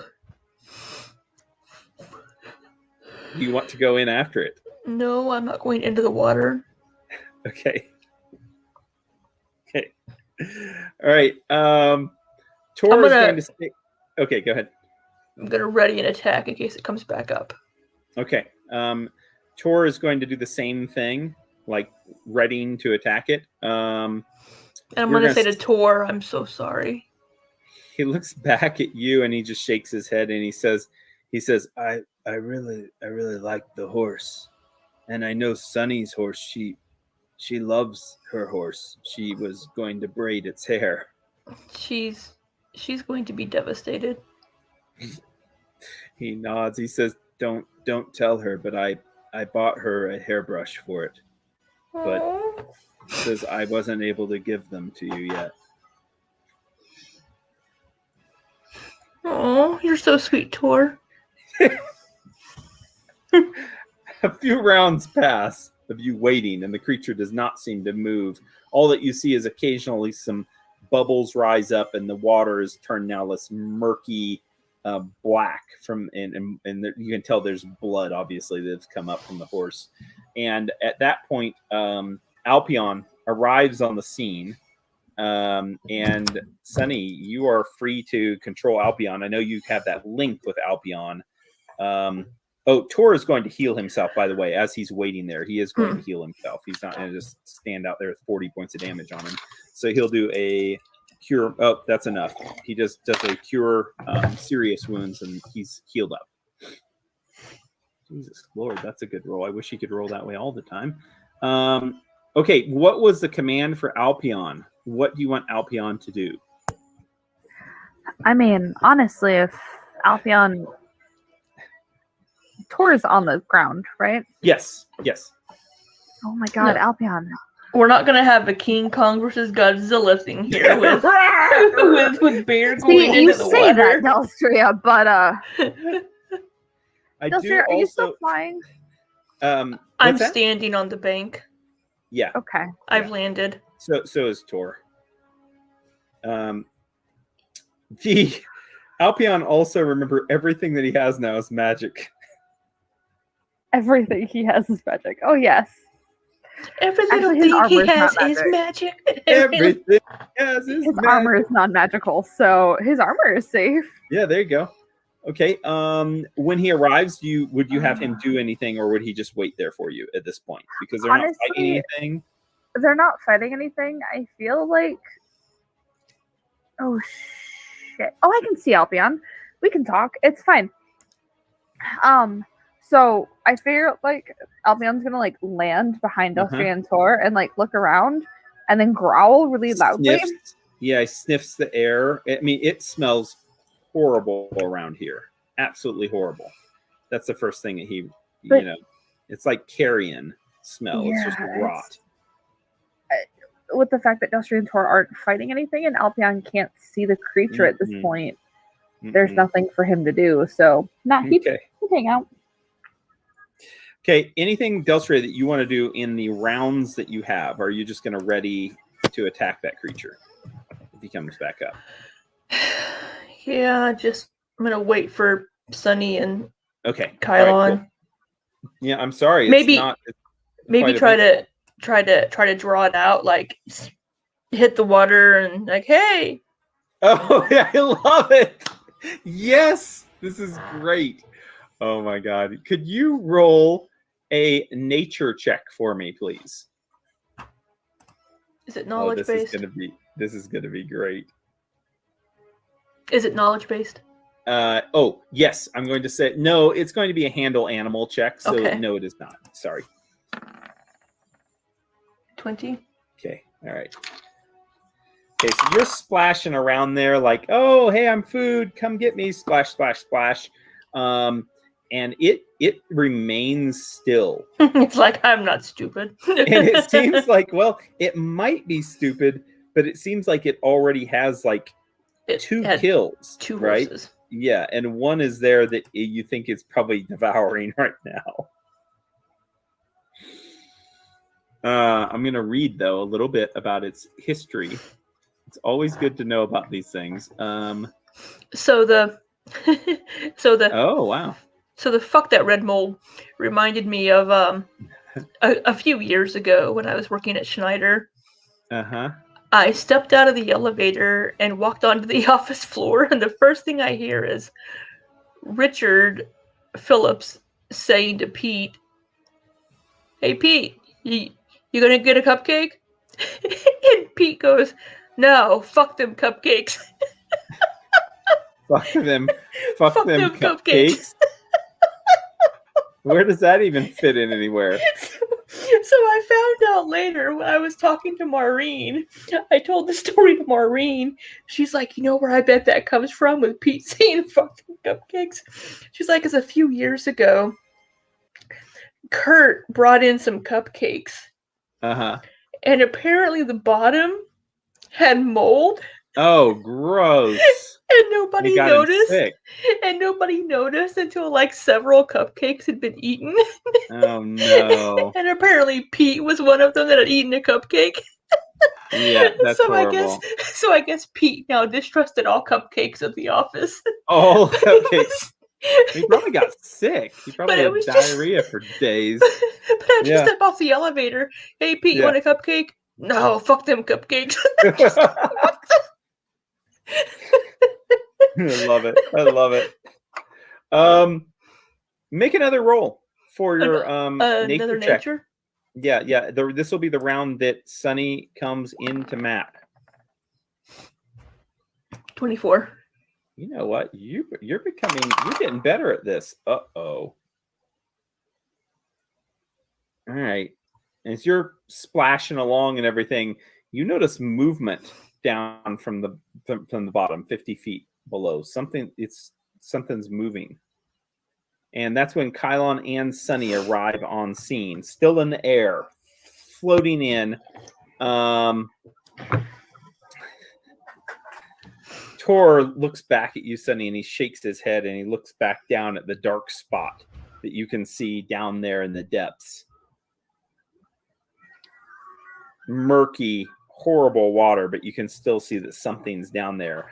As you're flying over, also, you see part of his horse is just kind of like drifting along underneath the surface, like still a fresh kill, but just like underneath the water, but it's been ripped basically in half. Ew. Yeah. I You look say over to, at the bank and you see that there's the two other horses are tied up safely far off onto the bank. I say to Sunny, I'm so sorry.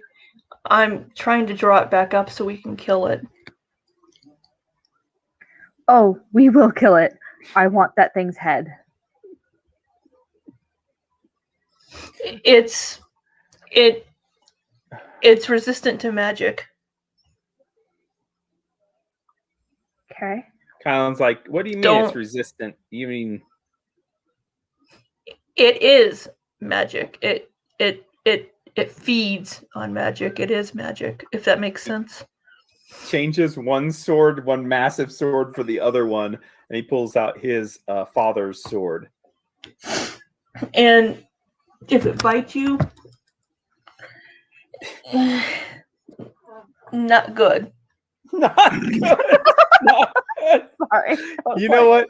Delstria has often tried to explain things to her group, but by now she just knows just to dumb it down. She's like, not good if it bites. Not good. Okay. Well, with that being said, at the start of the next round, Delstria, you notice this creature is starting to move more, and it seems like it is stirring about down there in the depths. And you think that it's actually it's on the move again. I tell the party it's moving somewhere. Would you like to go back to readying an action? Yes. Okay, that's probably a good idea, because I'm going to eliminate one of these two things from the map. There we go. It starts to swim up, and it's about 10 feet under the water now as it starts to swim along. And it seems like it swims to about right there, and that's where it gets. It's kind of swimming in this pattern in circles and stuff. You don't know if it's trying to bite at things that are floating in the water, but it's kind of swimming around there. But you can tell that you got its attention. Like it's just under the water about 10 feet now.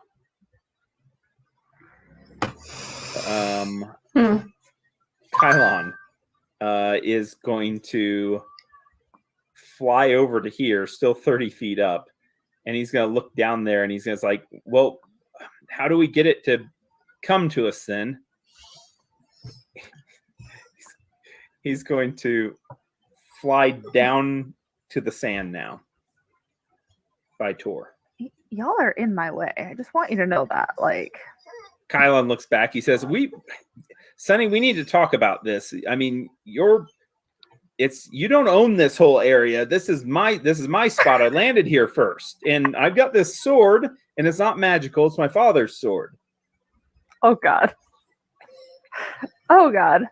Oh no. I'm having horrible will flashbacks here. Okay. Sunny, what are you going to do? Sunny is gonna cast a spell on herself. Okay. Are you going to be able to swim now? Oh God, no, Doug. No.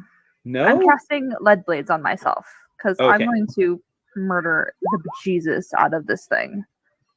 Are you going to use a non-magical weapon to do this? I am going to use a non-magical weapon. Your I'm pulling adamantine. out- Don't you have an adamantine longsword also? Longsword. You just carry around. Yeah, I do. Because you want to know why? Because you always have more than one weapon. Right, you always do, and also it looks really great on you. You know what I mean? Like it just is right there. You pose all the time with the barbarians, and there's a sword there. Yeah, it's To be great. the multiple swords I carry, yeah, Yes, the multiple 12 swords. Okay, good. and all of the guns, because I'm All the fully guns. loaded here. You're all about. It's the like a guns. video game character. She just You really reaches are. into You the really bag are. and Your pulls inventory out. is full. Your inventory like has 30 items on it. Yeah. Okay. Always. Does Bear do anything? And are you still just Bear- flying like 30 feet up? Because that's what I imagine you're at. Or do you come down to the ground? No, I'm still 30 feet up. Okay. But I'm gonna You can position yourself then I'm a- over water or I'm a wherever you move. want to be. over here. Okay, cool. Yeah. And now you see that creature also very clearly now, just kind of circling around. Just it's almost like it's part crocodile, part eel. The way it looks, it's really fucking God, I'm weird. gonna murder it. I'm so excited. Oh, it's not good. And right then, Tor's going to go. Yeah, that's fine. Bear he's just doesn't ready really in have an anything action. to do, so Well, Bear's Bear could fly again and fly and hover or fly over the water if you want, but that's not a bear thing to do. not a though. bear thing, really. It's not Like a bear bear thing. likes being on the ground. I don't Yeah. feel like bear likes to fly. You notice about everyone else likes to be on the ground too in your group. It's just the flying thing is not very comfortable. Also, if you get dispelled and you're flying over the water, you might actually just fall into the water, and that'd be really bad, right? So, might be a good idea, you know. That's a minor detail that we're not Yeah. dealing with right now, Doug. Okay. You know what else we're not dealing with? You hear laser shots ring out Mother. from inside the building. Multiple rapid fire laser shots. Okay. Choo, choo, choo. It's a like echo from inside. I'm sorry, that wasn't very Matt Mercer of you. Can you do it Pew, again? pew! But better? Pew, pew, pew. Whatever the fuck. So 3 shots ring out from inside that building somewhere, and the echo of the sound coming out here right by Bear's behind. Delstria, you ready the whole time for it to come, and now it comes up to your initiative again. What would you like to do? It seems like it is circling around, like any second it could lurch out of the water. I'm going to fly up Okay. like 5 or 10 feet. Okay, getting out of the way. That's good. Flying up. Yeah. Okay. And let's shoot an arrow at it, just a single arrow into the water. Oh, okay. Yeah. I am gonna give it a big bonus on its armor class. Or its cover. Sorry, not armor class, but cover. I'm gonna give it a +8 cover bonus for improved cover. I'm just trying to draw it out. Yep. But you might actually hit it, is what I'm saying, if you wanted to try. Yeah. At least let's the electricity would damage it. So Yeah, single shot. Where are you? There we go.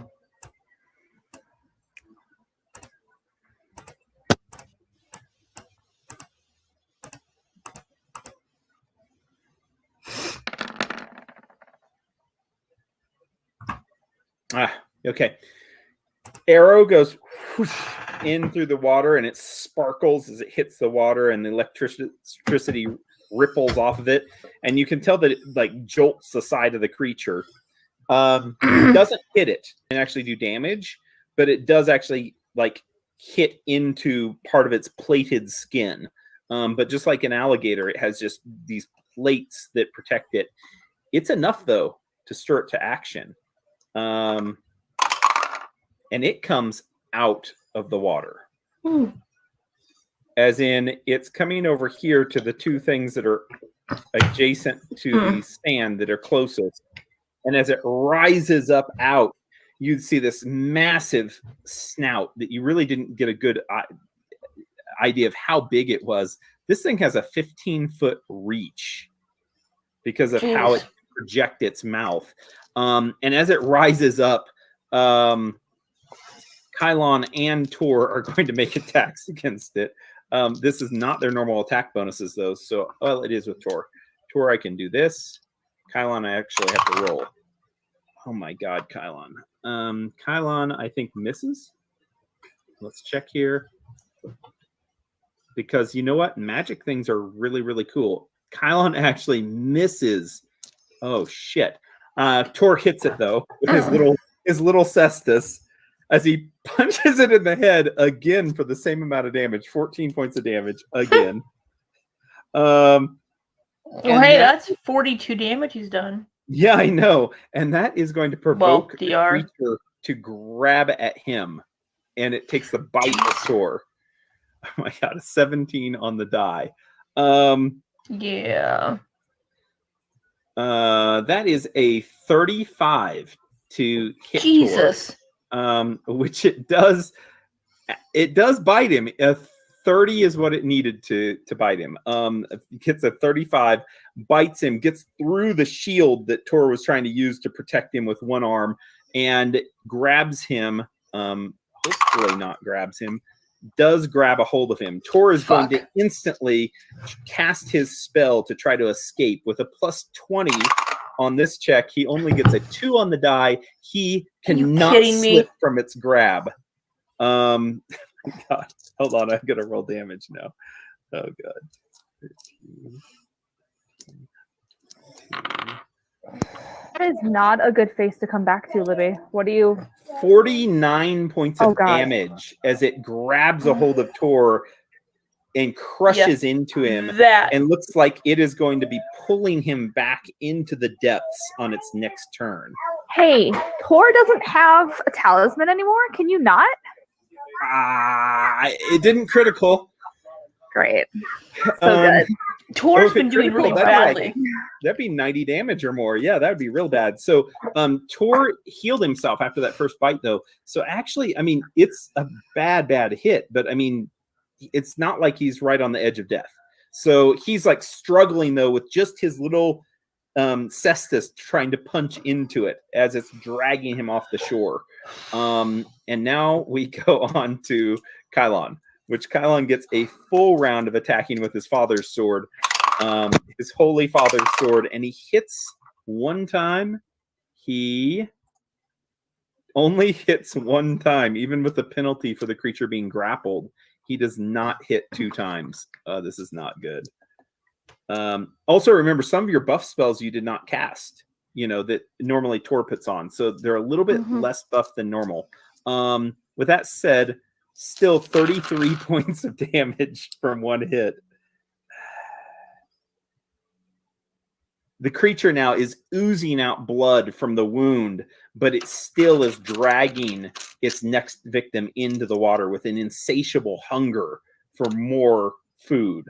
And it is still alive and moving. Kylon says, Sunny, hit it! Hit it! And Sunny, it is your turn. Delstria, you were flying, correct? Yeah, I'm like 10. Yeah, she's up out of danger. She's like 10 feet up. No. I'm trying to figure out if Alpion can fit underneath her. Oh, yeah, absolutely. Okay. Yeah, absolutely. All right, so yeah, Alpion's gonna.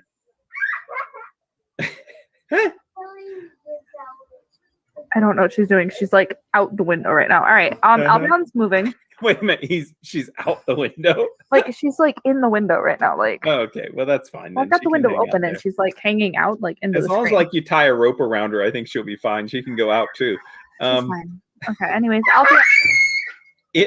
And off she goes out the window. Oh, so no attacks of opportunity because this creature has its mouth around Tor. So you're good. That's fine. And then Alpion's going to bite. Bite. Yeah, he'll bite. It's magical, but he's gonna bite. Hits. Thank you, Ray. Yes, I love it. She repeats you. Hits and bites in and squeezes hard enough that it actually punctures this creature's protection, and it actually gets hurt by the attack. Good. Okay, yeah. Okay, and then Sunny is moving. Okay. In a very dramatic, downward thrusting with her sword. Air blowing back on her. Yeah. Oh yeah, no, it's very dramatic, and I'm going to murder this thing. You're going to murder it. I can feel it. I can feel it. Using your long sword. Long sword. Long sword of murdering. 24 to hit. Thank God it's a 24. You hit. Cool. Hell yeah. 21 points of damage. Plus another 6 precision. Yes, Max and it will take that. All of this. Yes. I love that. I love that. That's what we've been needing. This creature now is critically wounded. You slam your sword into it, the sword that you practice with. and you clean and you let Tor clean it and talk about its edge and everything, but you don't listen to that much. Anyways, but you can tell though it's perfectly balanced weapon as you stab into this creature and it breaks through whatever adversity that it would normally have with magic, because your weapon's just a badass weapon. There's nothing magic about this one. As you slam into it, you can tell it squirms and it twists, and part of it's like the back part of its like eel-like body has almost been severed there. You think you broke like part of the spine, and it kind of flops around some. The creature is still, though, with its mouth around Tor, trying to drag him in. Yeah. Tor on his turn. Tor on his turn is going to start to punch the creature with his cestus as hard as he can. Oh, he my can poor still Tor. attack it because he has the cestus as a one-handed weapon. He's going to try. Oh my god!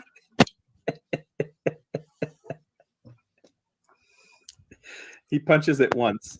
The creature lets out this hiss as it's writhing around. He tries again to punch it. His attack bonus on this second attack is a 7. So he does not hit it the second time. He tries to punch it the second time and does not connect. And the creature is still alive. Oh, wait a minute. Last thing that Tor is going to do is try to escape its grapple by doing an immediate casting of his spell, Liberating Command. That'll be the second time that he's done that. And he can do that on his turn. And let's see it get rolled out. I don't know what happened to his spells. A 36 against its CMD. Let's see if that's enough. No, it's not. Oh my god. Jesus. A 36 is not enough to escape. As he casts the magic and he tries to shrug off this mouth that's around him, and he almost gets out, and then it just corrects itself and snaps together again on him. Delstria, that puts it to Baby, you don't touch the window, please. before this As I said, creature don't is touch going the to window. escape into the depths with your friend. All right, full round attack on it.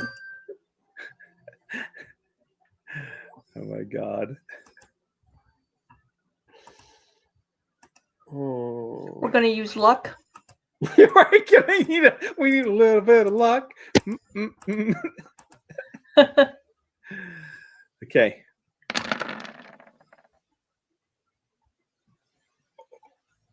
Oh my god. Oh my god. Oh my god. We're gonna see if that's confirmed or not. Okay. Yeah. Yep. Yep. That's what we do. No. No.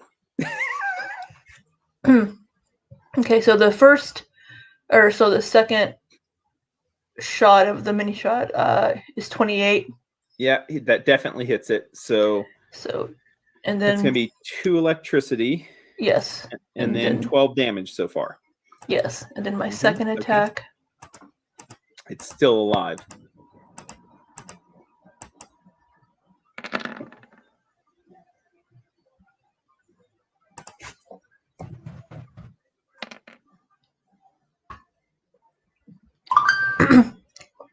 So 22 arrow and 8 electricity. Total. Oh yeah. I saw that. And I'm like, oh, you got a 1 on that. Shit. Okay. 10, 16 more. Oh man. This creature is barely hanging on. Yeah, I'm gonna go ahead and use a hero point because I'm gonna murder this thing.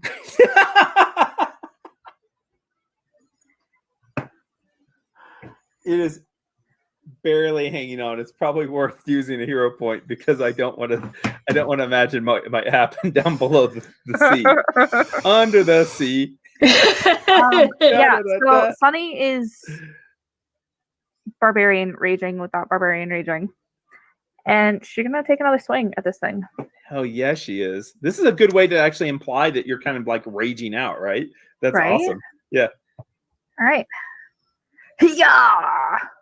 Oh my Alright. god. Oh my god, she's done max damage on every attack. Oh, my precision damage wasn't quite as oh precision. no, But that's like, fine. How do you want to do this thing in? Like its mouth is around him. You come up and it's like trying to pull away, and you get in there just a little bit more. What do you want to do with this eel-like creature? can I see an eyeball? Yes. I want to go through the eyeball. I mean, like, I am so unhappy. Like, oh! It just so happens your friend is on the other side of that eyeball in the mouth. But as you chop in, like your blade like ends like an inch away from Tor as you sack in, and as you pull back up, the top part of its mouth becomes unattached, and Tor pushes and he's able to rip it off the animal with this disgusting sound of flesh and sinew just snapping as he does so, and he pushes it away, and the top part of its head just kind of goes flopping off into the water as he breathes heavily, and he looks up at you and he nods. He says, "Sonny, you saved me." Sunny is going to ignore Tor for a hot second. Not quite. I want a tooth. Like, I want to like pull a tooth out of this thing. I am. Yeah. Oh yeah. And imagine like just like not practical. Like great white shark teeth rather than like alligator teeth. Like they are big and blackened, and yeah, it is gnarly. Yeah, you deserve the prize. Yeah. So. All right. Yeah, you guys did a very, very, very good job for a very, very chompy thing. And it just kind of sinks there as Tor gets off of it. It just sinks into the murk below. You can have as many of those big teeth though that you want. With one good chop, you can take out a section of its mouth, and you have a row of teeth. Sure, I'll take a row of teeth. I don't know. Row of teeth, yeah. Okay, awesome. What, baby? I see it. It's you. I go over to Tor and cast. How much damage does he have on him? About 50. I'm gonna cast a Cure Serious Wounds. Okay. He will do the same thing. Well, hold on. Wait until he may not need to. I think you can do. Or 50. He may. 23.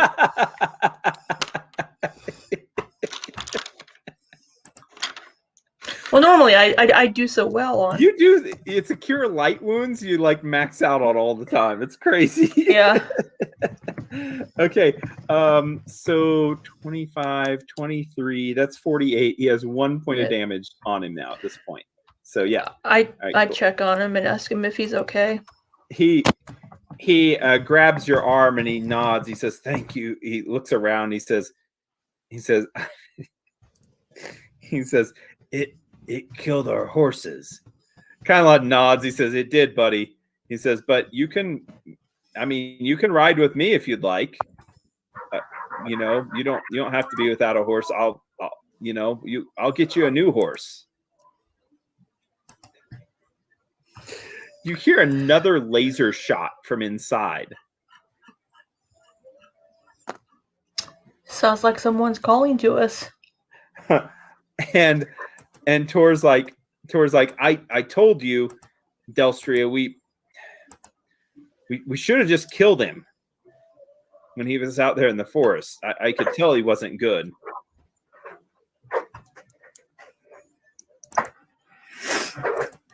Don't worry. We didn't know anything about him. Kylan nods. He says, "Well, he might be. I don't know. Do you think he intentionally led us here, or do you think he was trying to get away and we were just able to find him?" I don't know. He knew this thing was hungry. It seemed like he was feeding them. I think he may have been using the horses as a distraction to get around it. Nods. This rubbery tentacle that's half buried on the bank is one of multiple different tentacles laying around that look like it. It's disgusting. You can tell it stinks. It's like it has this green slime on it that's kind of baking in the sun, and there's just like this almost this mist there that you can tell that the bear just keeps on saying that it just smells horrible. It really stinks. For you guys though, you have that safe air around you, and you don't really notice. Well, doesn't much Bear of it. have that too? He does, but he has a scent ability, Oh. so I don't want to take away an ability from him, Okay. because of that. So just know that it is horrendously stinky in this area. Well, Delstria's gonna fly over to where her sec went into the creature Okay. ship.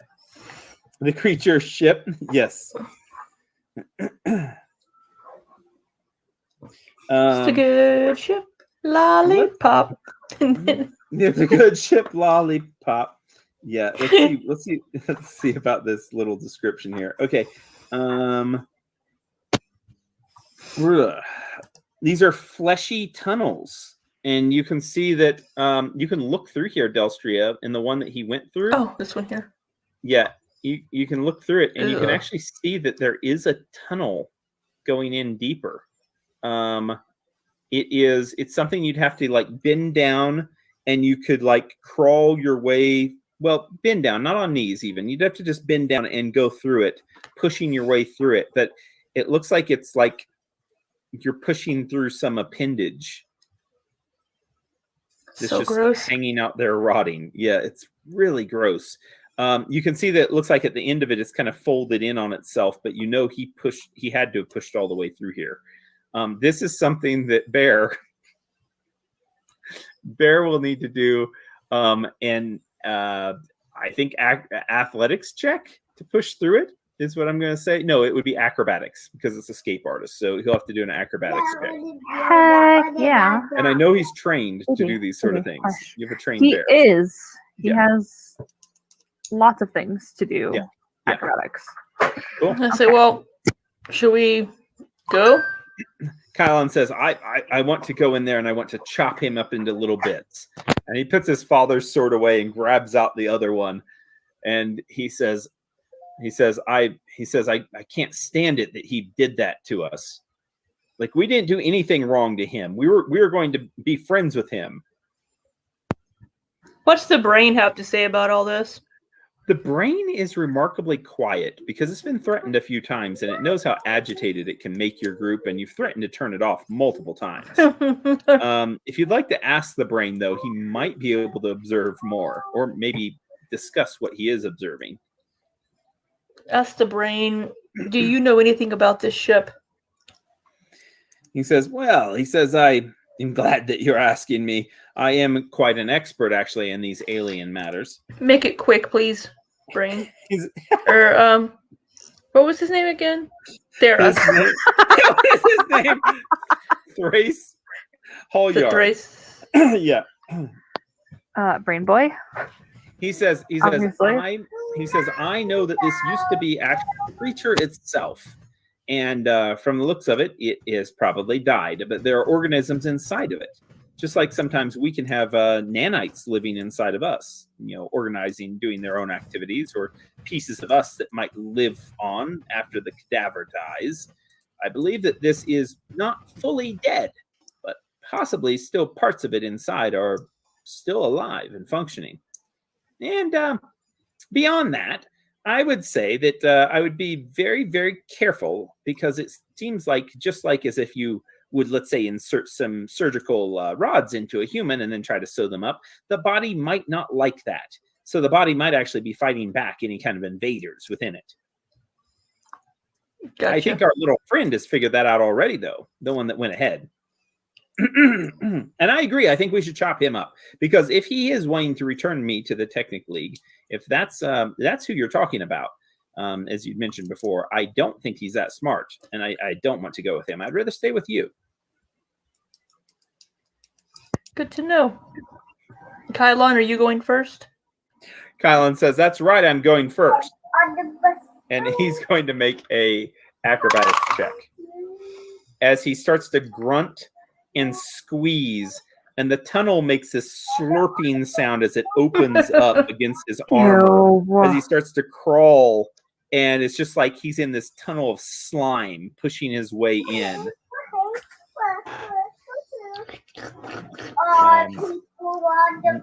He's going to start to crawl through, though.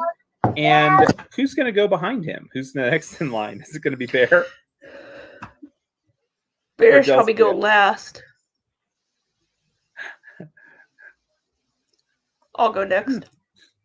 Kylon gets to the other end and he kind of pulls open the walls a little bit. And he's like, it's clear in here. It opens up a little bit, but there's this pinkish thing that's pulsating ahead of me.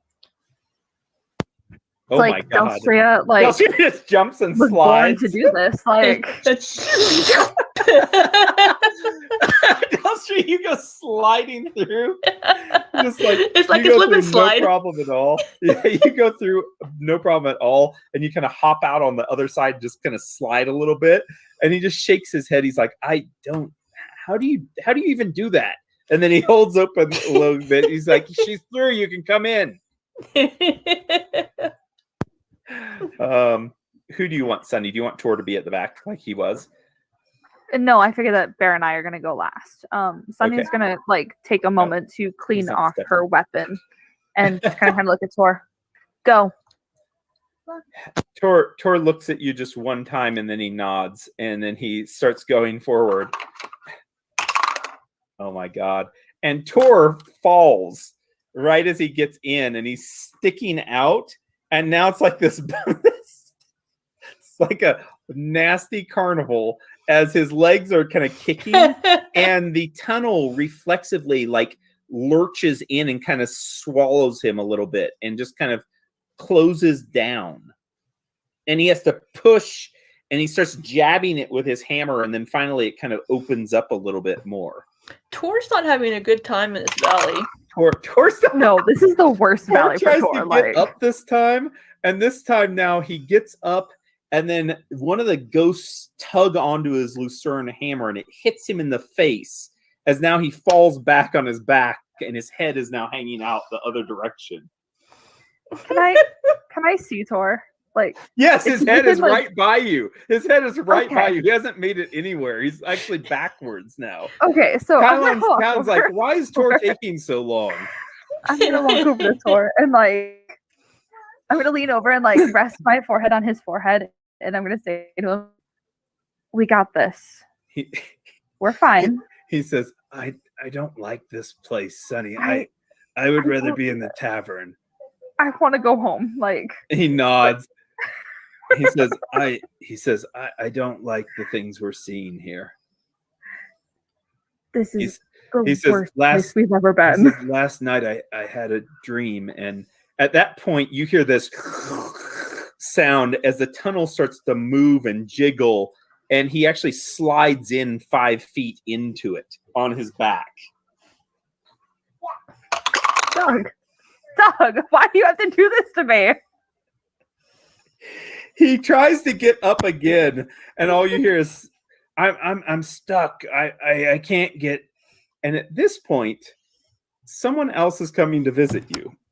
Jesus Christ, Tor. My God. We're all gonna die because Tor's stuck in this stupid tiny tunnel. Oh my God, Tor, you are ridiculous. Okay, My poor Tor, man. I love we're gonna Tor, go but get come on, drunk for buddy. a week at this point. I think he has the worst luck of anyone in your group. It's kind of pitiful.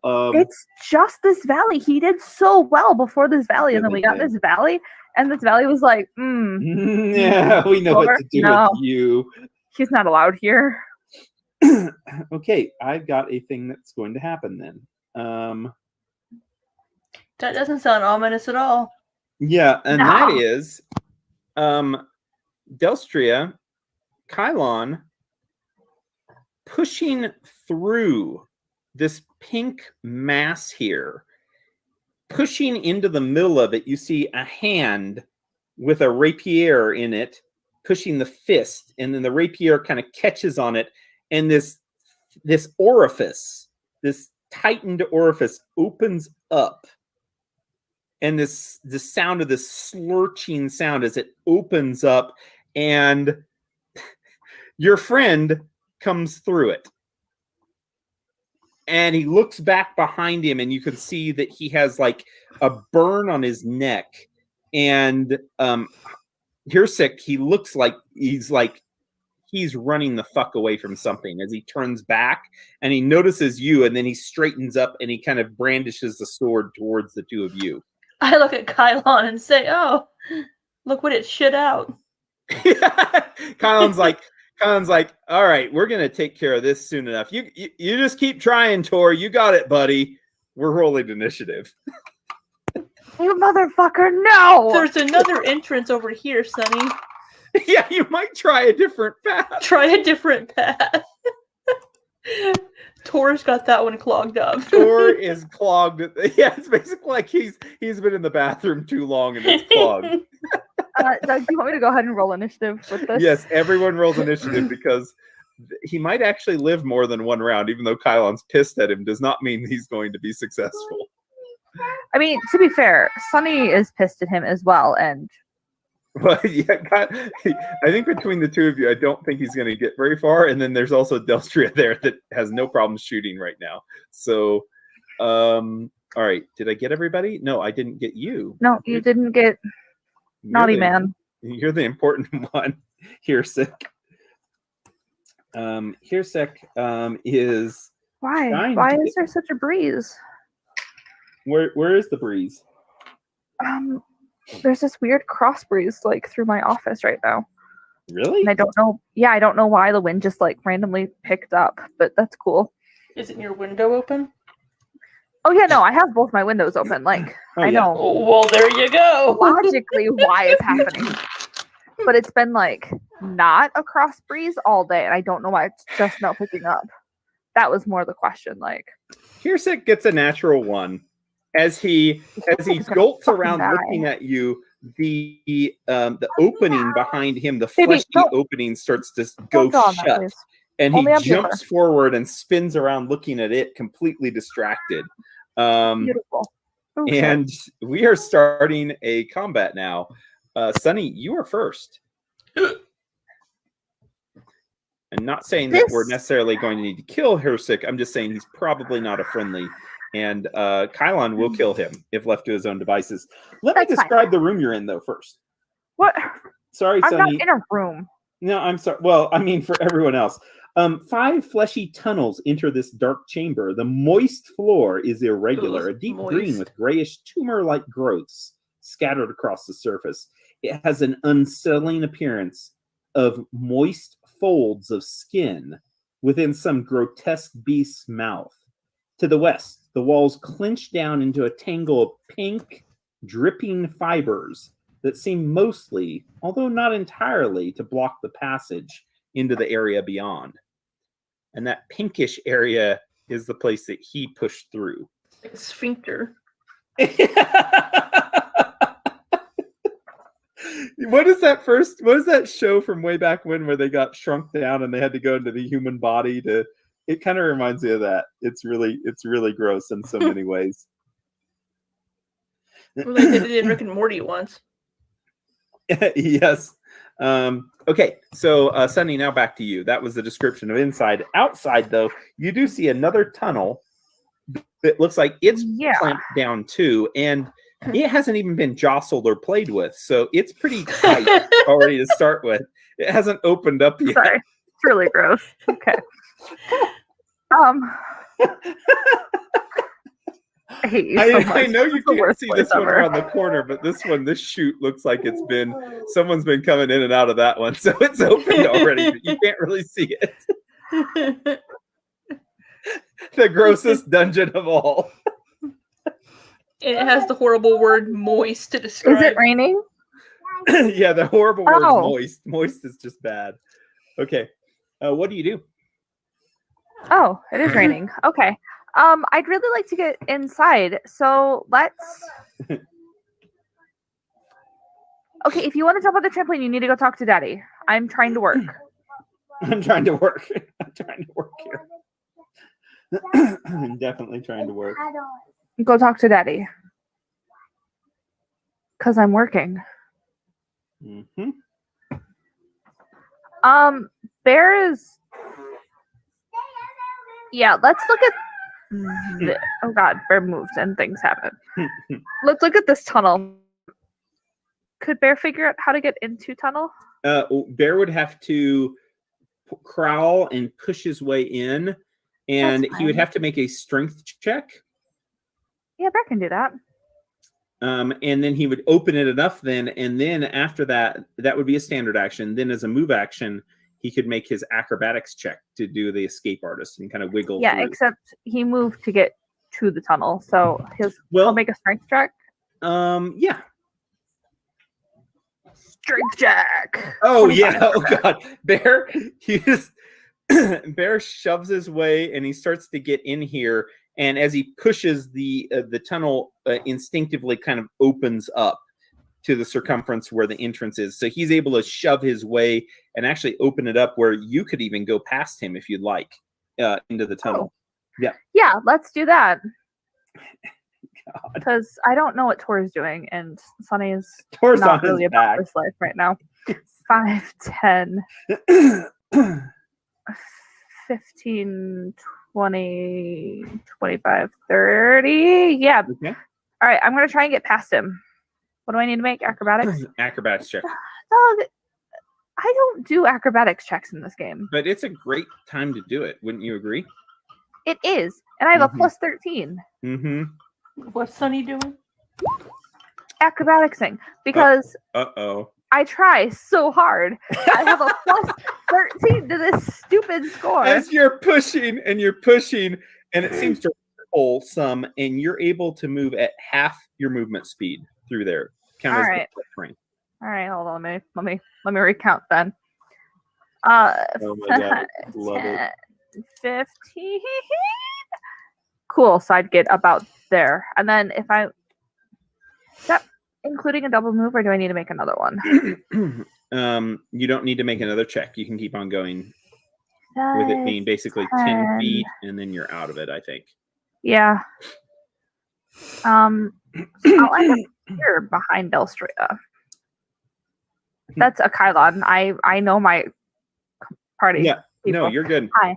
Ending You up kind of behind go Kylon. slurping through it, and it makes this rippling, that just feels weird, as it instinctively seems to be just hitting the sides of your body, and you push your way through it as it's just a big sound as you come out into the tunnel, and it opens up enough where you can actually look up and you can breathe a little bit, and you see your friend Persic right here, and he's on the other side of like a pool. It doesn't look like a very deep pool of like slimy water that's collected here, but maybe like a feet.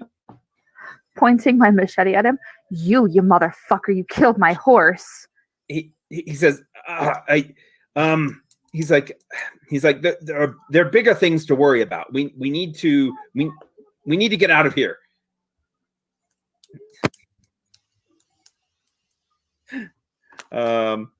Anything else, Sunny? I don't think so. I think it's Delstria. Yeah, I'm done. That was all I had. I'm gonna say to Hersek, what's chasing you? What's after you? He shakes his head. He says, whatever it is, he says, it's not why I'm here. He says, my mission is to retrieve an agent. All right. Full round attack. You're like, okay. I love it. As you pull back, he says, no, as you take your shots. You killed our horses. There are horses. I love it. Okay. Oh, you're in big trouble. Okay. Holy shit, Libby. Oh my God, Delstria. I don't think that 23 is going to confirm, but It might though. Let me see. No, it does not confirm.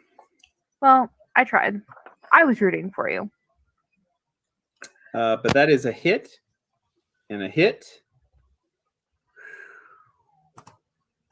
Holy crap. That's really good. I'll total up after the second attack. Okay, let's see here. Eh. 33 Okay. hits. Another hit. Yeah. Oh my God. Yeah. Those are all hits. 32, 41 arrow damage, Oh God. and 11 electricity. The electricity seems to just like shoot off of him and does not have an effect. Probably because of his racial heritage. Yes, he's a tiefling. Yeah. But that is not the same to say with those arrows, which you just launch all of them center mass, and he's just riddled with them now, like right underneath his chest, where they're and he stumbles back a little bit, and he looks like he's fucked up already. Tor, You don't fuck with our horses. you don't fuck with our horses. Tor from the tunnel says, Go get him. Tor's flopping around. And the tunnel behind you closes all the way now. Delstria, the one that Tor was going through, it just closes. Tor's not doing anything this round. Kylon is going to second you on your anger that you have. And he's going to take flight in here and fly over the water over here to Hersik. And he is going to attack him once with his sword. That is not the right sword, though. I have to roll that differently. We can roll that differently, which might be good for him. Oh my God, no, it's not. Shit, Kylon. He misses. He misses with a 23. He swings in, and this time the tiefling backs up against the wall. And gosh, what is he going to do to counter that? How is he going to get out of here? He doesn't want to attack you guys. Oh, maybe he does, though. Maybe it's time to attack you. Yeah, I think he will. He is going to study Kylon, and then he is going to make an attack. Let's see here, and he does have the ability to do that quickly. Okay, so he's going to attack with his rapier, hitting at Kylon 2 times, and the third time he's going to try to disarm Kylon. Because that'll work out well for you. I don't think it's going to work very well. Excuse me. Oh my God, Libby. Yeah, give it. Okay. First is a potential critical hit, a confirmed critical hit. The second one is a miss on him, and we will see what this critical hit is first, though. Yeah, rapiers are just critical hit, critical hit, critical hit all day long. Let's see here. 49. Getting lots of high numbers, it seems. And this is a piercing attack, a vulnerable spot, normal damage, and target takes 1d4 ability damage of your choice. Yikes.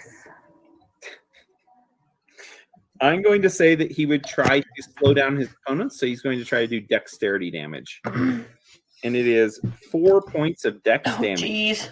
Jesus Christ. As he's going to stab through the knee of Kylon, pulling back. Just normal damage, which is, that's not too bad. Okay. 3, 7, 10.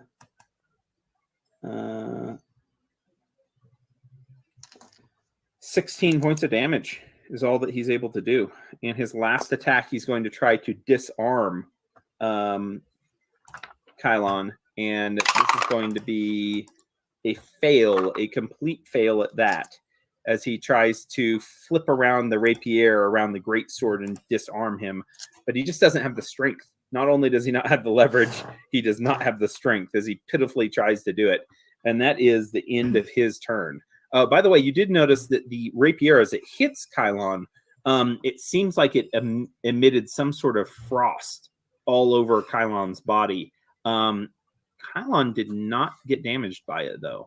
So the frost weapon had no effect. It was not strong enough to actually do anything to Kylon. Because of Iomede's blessings, of course. Of course. Back to you, Sunny. All right, starting with Bear, because I need Bear to like hurry his little butt up. Yep, So just needs an Bear acrobatics. acrobatics. Oh yeah, he comes through. Yeah, it's going to be difficult terrain, but that's it. So Cool.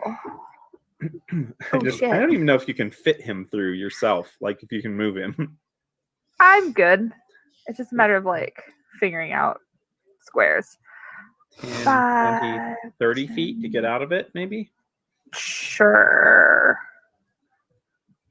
30. I don't really have a space for you, Bear. Is it 15? You know what? Bear's gonna double move. It doesn't matter. Okay. Bear goes ripping and clawing through, and the tunnel starts to kind of squeeze in, and he bites the side of it, and it opens back up, and he comes charging through. Okay. Bear's gonna go there. Okay. Perfect. How about you, Sunny? Sunny, however, Sunny can still fly. Can't she? Oh, wait. Can I still fly? It's a minute per level spell. I can still fly. Yeah, I think you can Yes. still fly. Yep. Because it'll be combat. Sunny's gonna fly. Because, oh wait, how deep is that water? I'm It's only kidding. about- I'm it's like foot. 10 feet. Keep in mind that Kylon is above it right now. right, which is why I was I thought you said it was a thinking foot. of flying. Yeah. Probably a good idea. It is a good idea. Let's I not thought you touch said it the was- crazy oh. water. All right, so Shit, I'm muted. I thought you said it was just a. I thought you said it was just a foot deep. Oh, it is just a foot deep. I'm so sorry. It's not 10 foot. I read that wrong. It is just a foot. Yep. what the You're hell, right, voice of God? What are you doing? Well, it gets deeper, it gets less deep, 10, No, it's only a foot deep. The tide 5, comes in, tide goes 10. out. Yeah, that's kind of that kind of what 5, happens there. Yeah, there you go. Shit, hold on. 10, 15, 20. Mother of God, I'm gonna have to double move to get to him. Oh my gosh. Sunny, why are you so slow? I need to. You figure can this fly shit out. 30 up and get next to him. Yeah, if you're relying on your fly speed, it's 30. Great. I was looking at like walking speed, but Hmm? yeah, I'm gonna fly. Okay. Because he's gonna leave if he's still around. Yeah, I'm gonna have to go kill him. It's fine. I don't think it's gonna get to him again. All right, so she goes zip over here to fly, and then I'm gonna smack him in the face with my sword. Okay. Not my sword, I mean my machete. As you 'cause- fly past, the brain in the jar says, "Go get him. Don't let him take me back anywhere." Brain boy, He killed Shut your face. horse. The brain says. 28 to hit Oh God, yes. Yes. for 19 points of damage. Oh my God. Okay, yeah. Yep. Yep. Okay, that was fun. Okay. Yeah, you slash into him, and he's not able to deflect your blow. He's just trying to defend off too many people. And he's in a bad situation here. Delstria, what would you like to do? Pew pew.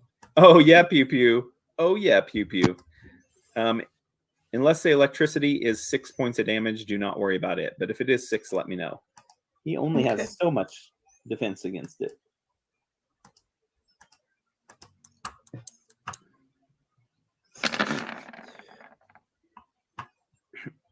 Oh my God. Oh my God. Oh my God. Oh my God. Oh my God. Okay. 26 is the first one.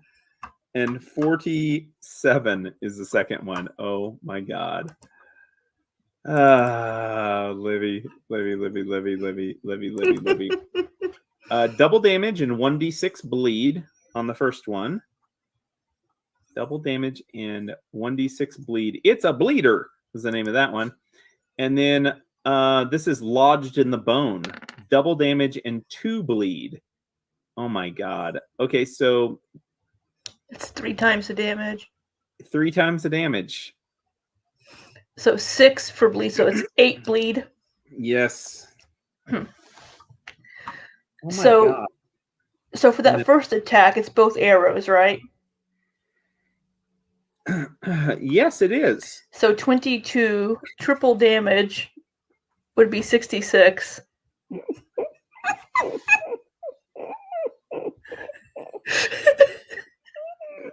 So I'm imagining this. He's deflecting both the shots. You know, he's trying to hide. He's ducking and weaving. His cape goes up to flourish, and then right as you get that perfect spot, you let loose both arrows, and they go through both of his eye sockets as they split, and he gets pinned back up against the wall with the arrows sticking through him and into this fleshy membrane behind him. And he just drops down and he's just hanging there now. The weapon hits the ground before your other arrows go plunk into his head also.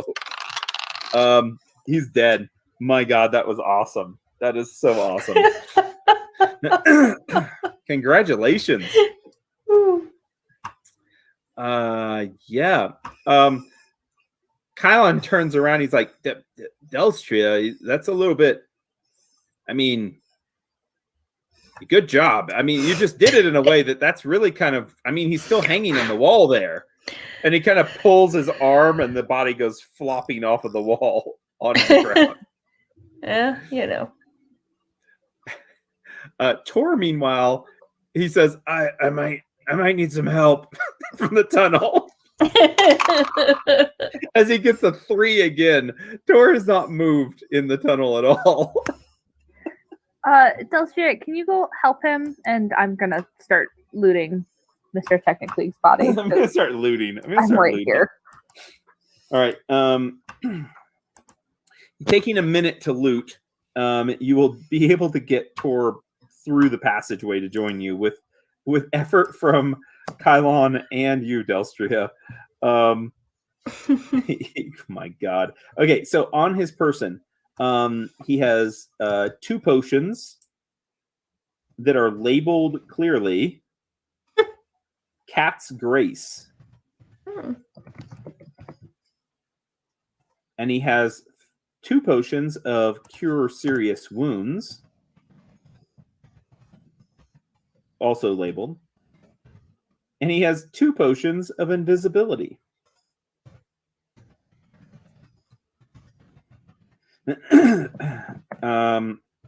He has a frost rapier, a masterwork composite longbow, a +3 strength bonus,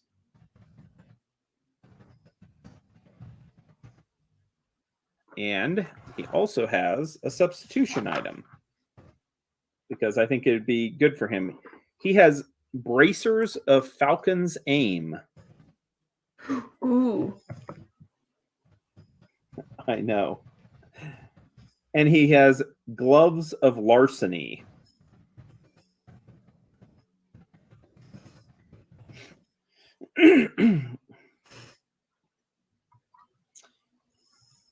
And beyond that, he also has a vial of poison, which you could make a society check Is it or knowledge? survival check. This will be knowledge local. Yeah, so it would be a knowledge check. Yeah. Uh-oh. Sunny thinks this looks delicious, and she's really excited to try it. It's like the 23. sprinkle it. Fuck, Sunny. Poison of some sort. It's like it smells almost sulfuric. And Don't you drink imagine that, that Sonny. it is quite rare, whatever it is. You think this is something that is an exotic poison of some sort. But you cannot tell what it is. Okay, so the In bracers. addition to that, he had 55 gold pieces on him. Cool. Woo-hoo! It's too bad we can't question him, but The brain says, "Oh, what a wonderful idea! Perhaps we could tie him up and then bring him back to life, and then we could talk to him." Brain boy, maybe we can put you in his bring body. him back?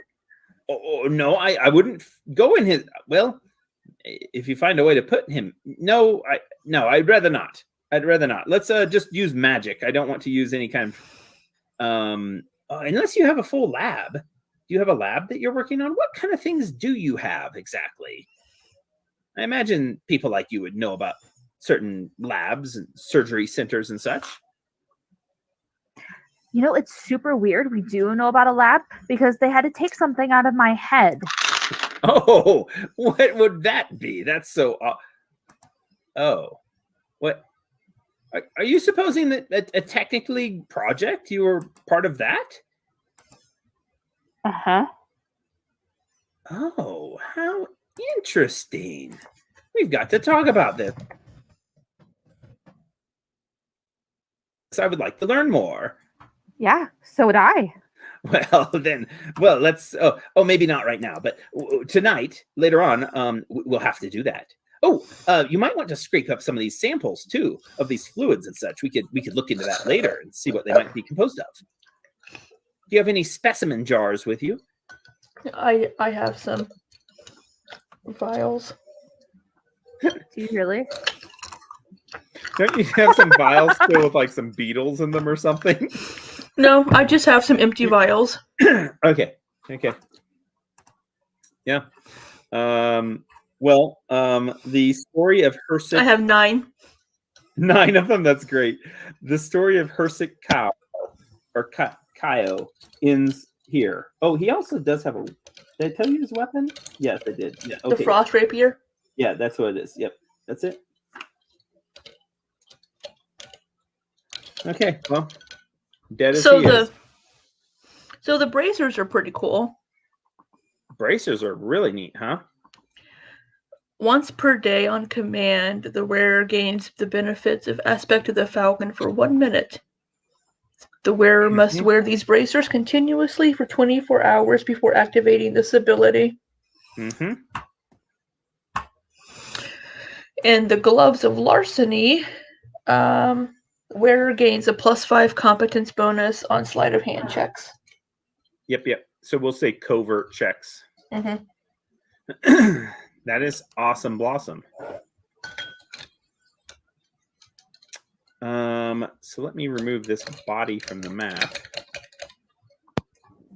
And yeah, so now that we've avenged my dead horse,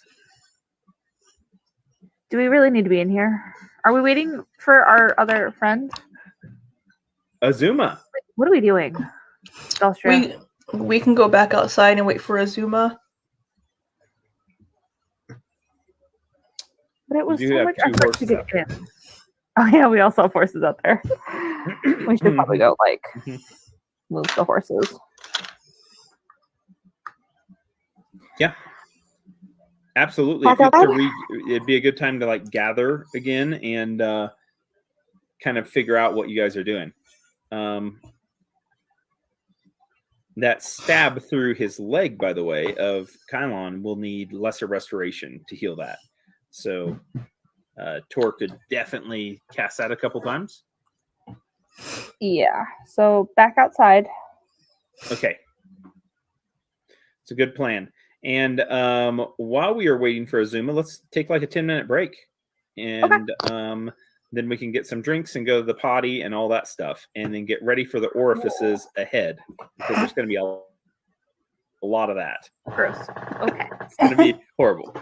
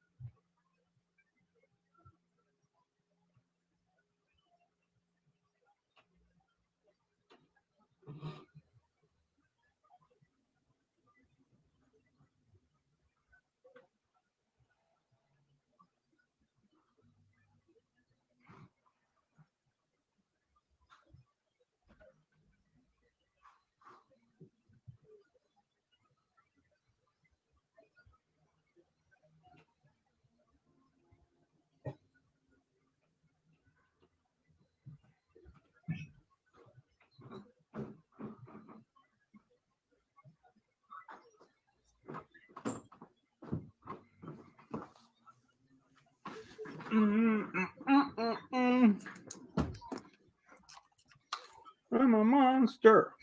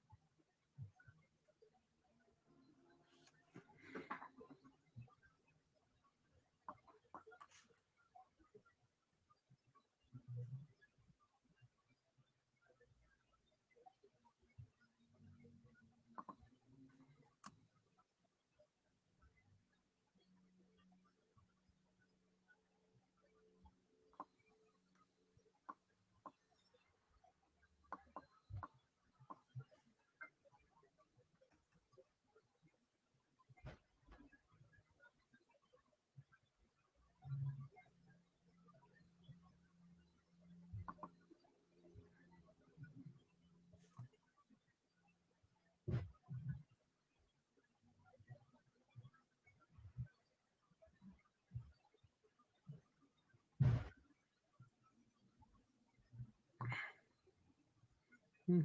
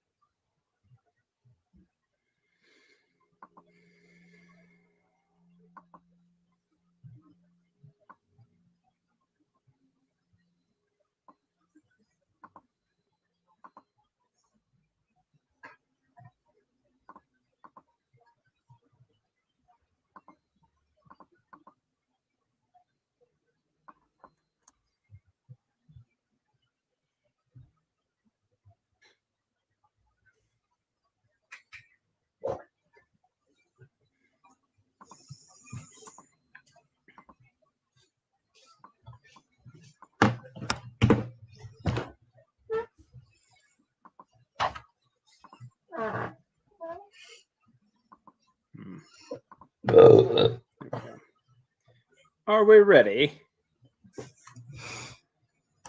Let's go get them. Let's go get them, tigers. And lions and bears. Bears mainly. And Kylons and bears. And Kylons and bears. And we're not including Tor because he's just going to lay down right now. Poor Tor. So Tor is going to do lesser restoration, take a few rounds there to do that for his buddy. And the very first casting of it, he fully heals the dexterity damage there to Kylon's knee. And Kylon thanks him, and then he says unwisely, he says, you know, Tor, it seems like, I mean, your god is kind of like a god of war and battle, but I mean, you really do a lot more healing than you do really killing things. You know, you heal us all the time. Kylon. Tor just looks at him angrily. You could tell. Tor says, well, I'm told to stay in the back. And in the back, I usually don't get to attack. And Gorm knows that if you heal your allies, then they can fight another day rather than being idiots and getting killed. Kylon nods. He says, all right, then. Okay, yeah. All right, I see. I mean, it kind of makes sense. I mean, you can live to fight another day, right? So, okay.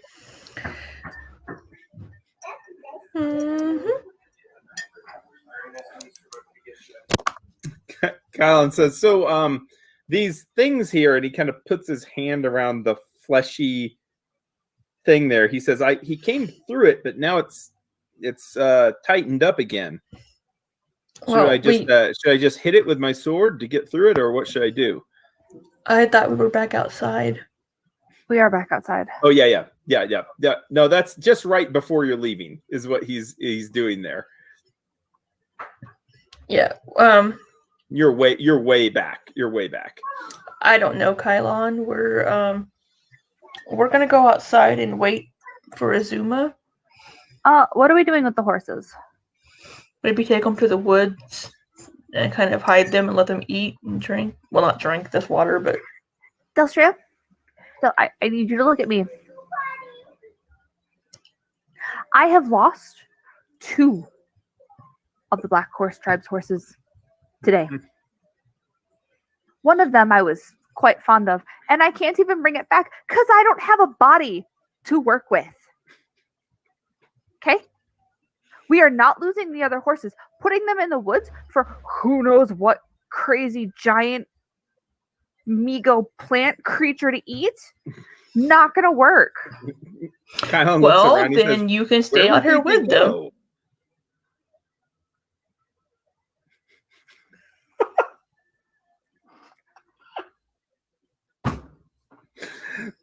What Tor did says, Kylon say? he says, "Well, where would they go?" And he looks around. Tor says, "We need to protect them. They're defenseless." Do you want to take them to a cave or? I feel like a cave is a better idea than just out in the middle of the woods. Kylon's like, every cave we've gone into so far has something horrible in it that's doing bad things. The woods are fairly safe. Excuse you. I mean, to be fair, we haven't found very much in the woods, but excuse you. I found us a perfectly safe cave last night so we could sleep. He says, well, we could go back that way. I mean, it's just a few hours away.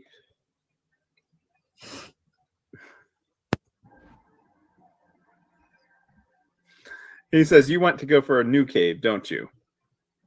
I just want the horses to be safe. Well, we're meeting Azuma here because we already told her we were going to the ship. That's fine. We can still meet her here. I don't care. Well, you imagine there could be, I mean, there's caves over here is the closest place where there could be caves along the cap. So these canyon caves might be along here. I mean, it wouldn't take very long to maybe sort out like someplace over here. I'm not sure I really want to get any closer to where it says Dominion Hive, though, Doug. Like, I'm not sure that's the direction I want to go.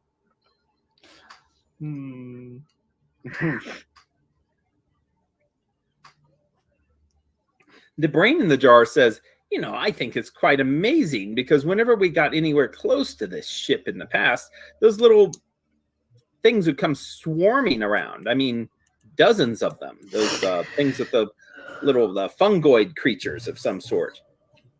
Yeah, we've killed a lot of those. Well, good for you. I don't know of a safe... Oh, actually, I do. I do know of a cave that we went to around this area, I believe. Maybe I could lead you to it. It would be a very safe spot to put a horse. Big enough. Just had a few spiders in it. That's it.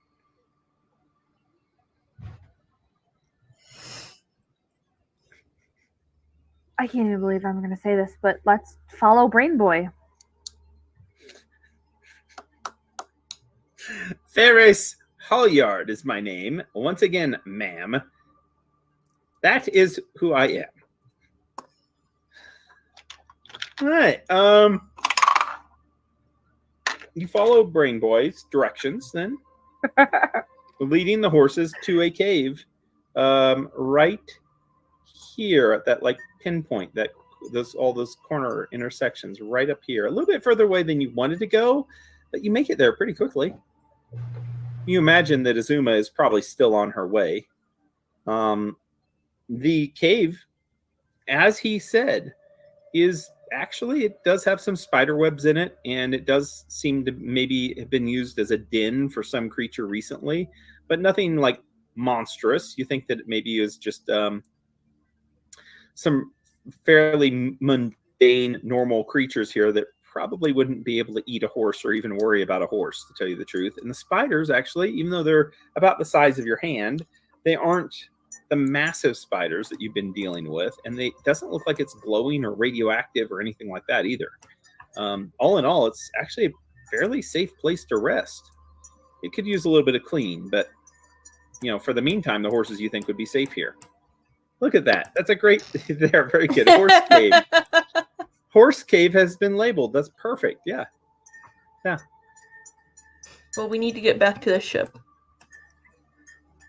Yep. And you do make your way back to the ship now.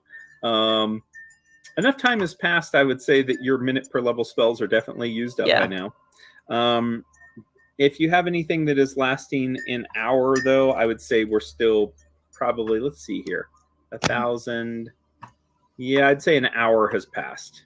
So I think the life bubble is on at least 2 hours. Didn't we say it's 4 hours a person? It's like 5. Yeah. So I mean, you have plenty of time on that. Like All right, 5 you and a make it half. back to the ship.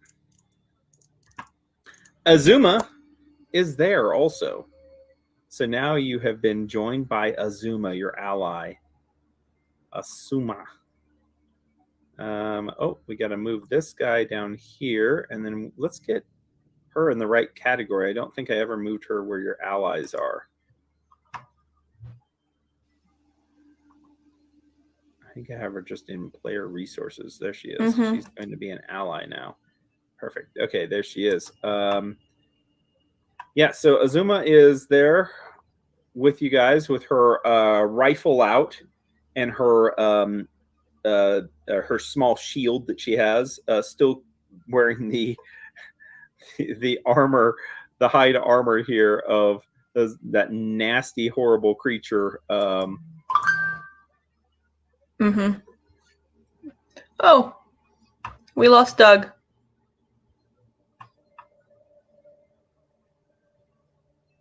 I went away. Welcome back. Yeah, the 8-legged little critter that was just horrible to deal with, very foul-tempered. And you meet her by the side of the crashed ship. We'll zip on over to that map again, and kind of makes it easy since all of you guys are out there. And you definitely do not have to go into this thing the same direction as before. You know, you could explore around a little bit. Doesn't look like there's anything else in the waters, or anything that's threatening at this moment. So,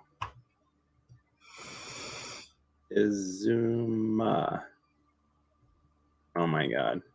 Azuma. Oh, there she is. All right. She has joined the party.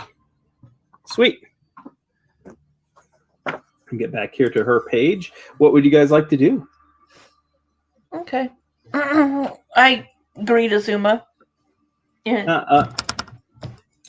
She kind of gives like a bow, like she's learned, wasn't like customs from her place, but from observing enough people and stuff. But she kind of bows very deeply, which makes you think she might have actually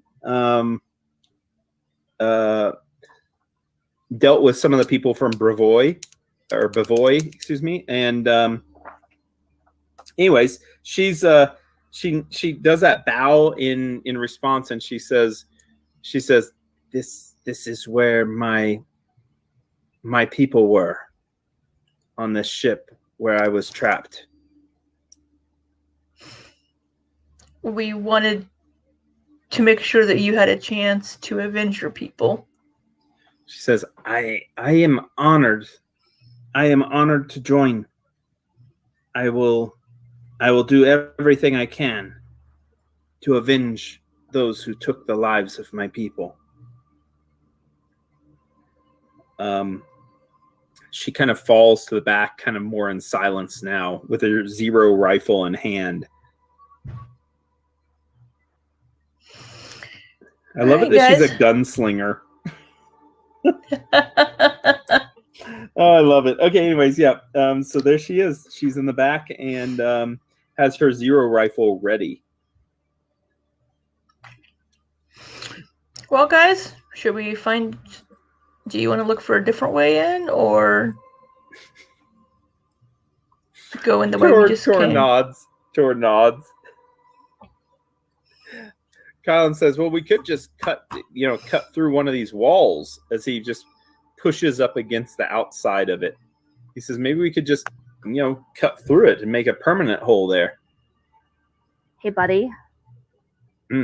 What part of the ship is alive did you not understand? Let's not carve a giant hole into the thing that could, destroy us once we're inside. He looks around and he says, Delster, do you think it could really kill us if we went inside? Like, if we just cut a little hole in it? I don't think it would be happy about it if part of it is still living. And it would probably recognize us as intruders. And if it has any defense systems still online or something, I mean, we don't know a lot about it. Well, you do remember, Delstria, your father speaking about these sort of ships, but only from not being inside of him, but actually from one person that was recovered during one of the attacks that these Dominion had. Your father was able to interview the man. He'd been driven insane. He seemed to succumb to whatever the Dominion do to people quite quickly, and it seemed like he actually had some weird, almost like a separate spine implanted that went from the base of his skull down, aligning with his own spine. Your father thought that it was some sort of a parasite, but it wasn't alive. It was definitely made of flesh itself, but it seemed like it was grafted on to this person's body. It's weird. Somehow they could use it, though, to control him remotely. And it was found out that the release of this person was actually another way for them to try to infiltrate the Androphans. And he believes that it was actually used as maybe a tracking device of some sort, even to follow their ship, that they didn't realize until weeks later. Your father didn't really describe much about these ships, except that they would launch like some sort of plasma whenever they attacked. And whenever it would hit the Androphan ship, the divinity, it would become coated with like this ooze-like plasma that would continue to deteriorate the hull of the ship. And whether one of those systems would be still online is hard to say, but one thing was for certain, through an engagement with a ship that he described similar to this, only it seems like maybe even larger than this ship, the vessel, they believe they encountered it a second time, and the massive damage that they'd done to the ship seemed to be repaired. So if anything, you believe that these, whenever they're alive, have some sort of repair systems or restorative healing. Yeah, much like stabbing your arm, and then 3 weeks later it would hopefully be better and not infested with some kind of disease, infection. Yeah. All right. Yeah, up to you guys. If you want to search for another pathway, you can. You can make perception checks. Otherwise, you could go through the same way that you went, much to Tor's grumbling. Perception 31. 31. Sweet. All right. Yeah, after taking a look around, let's see what you got here. And a 30. Sunny, always just like one lower, After looking around the ship in here in the waters, just being careful not to sink down too far, you notice that this is probably the largest entry point right here. And it would make it easier to actually enter and less high of a DC of a check. And if you are exiting the ship very quickly, that might be a factor. So this one seems to be the widest entry point, or one maybe that is broken apart and deteriorated the most. It doesn't seem like the ship has much function there. Yeah. All right, let's try that one. Okay. Each one of you just needs to make an escape artist check, which uses acrobatics. And that is good enough to get through. Yeah, a 10 is good enough. And both of your companions, this time even Tor gets through without a problem. Alpion, no worries at all. And the same thing with Sunny. So all of you get in here. Azuma, roll for her, but I'm pretty sure she's going to make it. Yeah, she doesn't have a problem. Yep. So all of you are pretty much in the same area that you had come from previously. Nothing it seems like it's changed here. The body of your enemy still kind of slumped down here unless you've removed it from the ship. No, we can take his body whenever we leave. Yeah, okay. Yep. Wait, why? Why are we taking his body? I don't know. I just I don't know. I just should. to bring it back and then to question it, of course. That's I mean, we could do that to find out what he knows. I don't care what he knows. He's like, all right then. Well, it would be wasted magic probably if he's just a hireling. Okay. I don't think he was just a hireling. Well, Delstria, can you bring him back? I cannot. Okay, well, I know that Shiny McPaladin over there can't bring him back. Kylon says, and why would I bring him back? I don't believe in torture, and I don't want to even talk to him.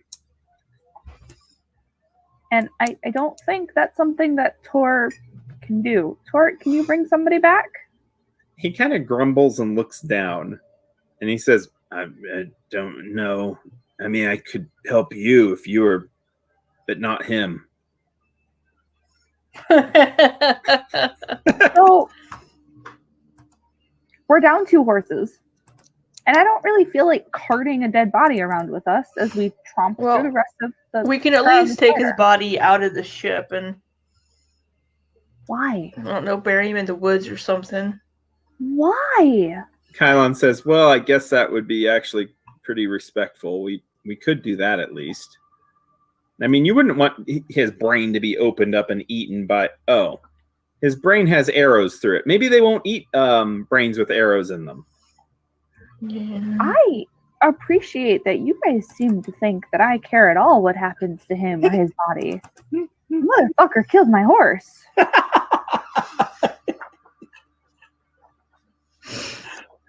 A fact that is undeniable. So Tor can cast Breath of Life. Yeah, that has to be right after somebody dies, though. So, yeah, it's past that period for him. Mm-hmm. Okay, well, let's carry on.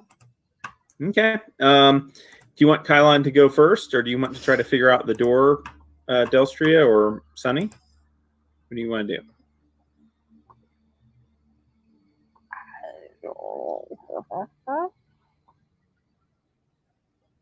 Okay. Super scientific sound, by the way.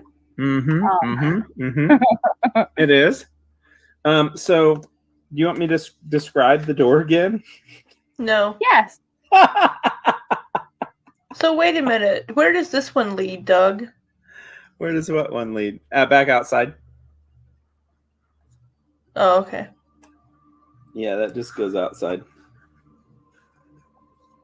You guys get climbing around and crawling through these little passageways the whole time. All right.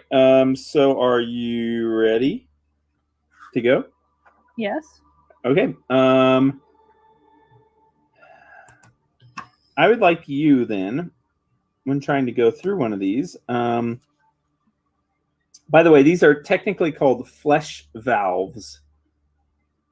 I would like you to try to activate the flesh valve. Oh, that sounds awful. And it's a decaying flesh valve, so it'll be a little bit easier. So to do that, I need. Oh my god! I need you to make a.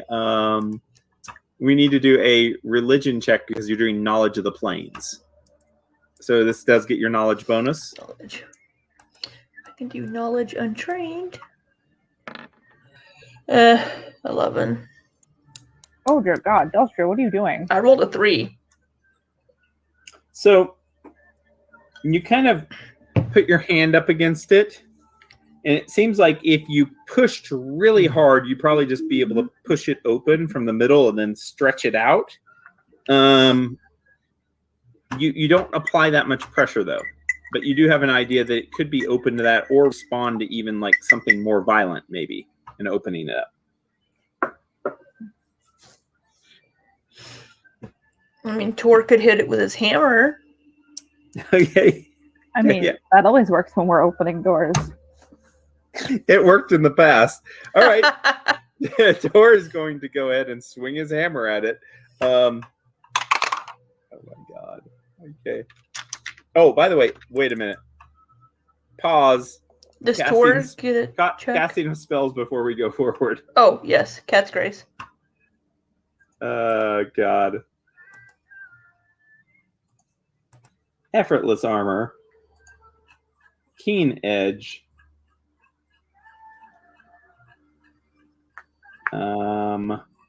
Life level does not need to be done again. Why am I here?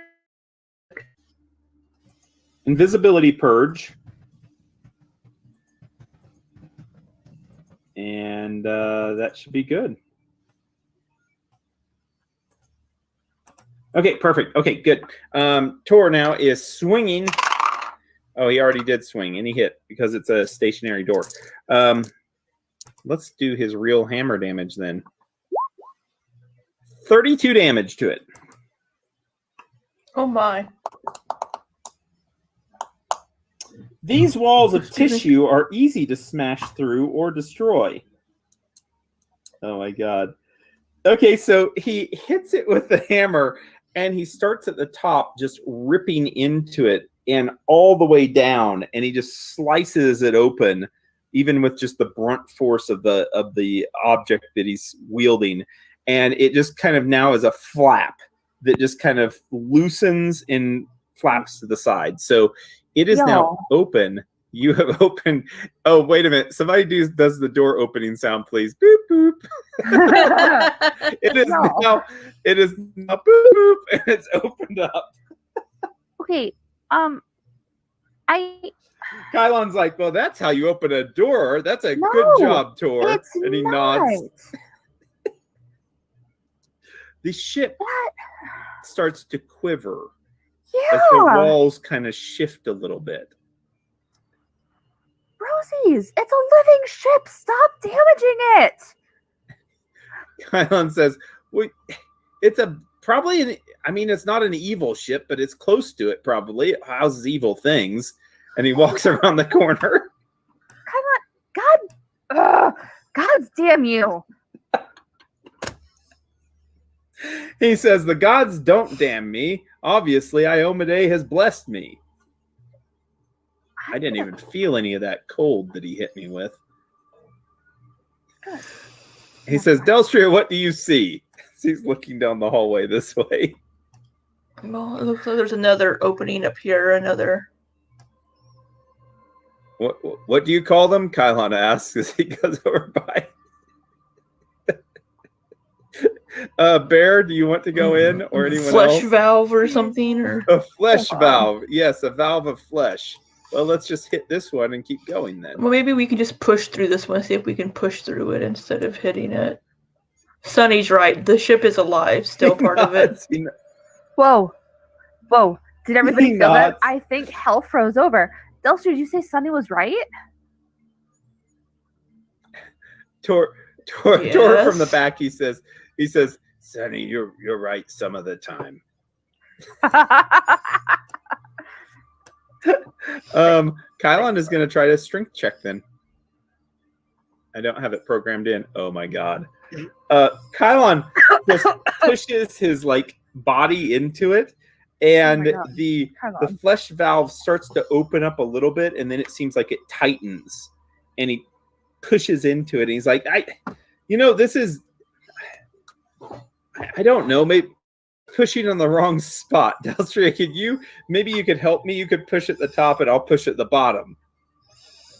Sure. I'll just give it a good punch. Is this a strength check? Yes, it's a strength check, but you're aiding another, so you're aiding him. Oh, yes. So, Oh my God. No, I rolled a 6. he got a nat 1. So you are pushing in the top, and he goes to the bottom, and it opens up enough that his head goes in, and then it closes around his neck. Oh. And now his head is stuck in it. He's like, that is, and you just hear him like muffled from the other side now. Tor actually starts chuckling. He's like, Oh yeah, no.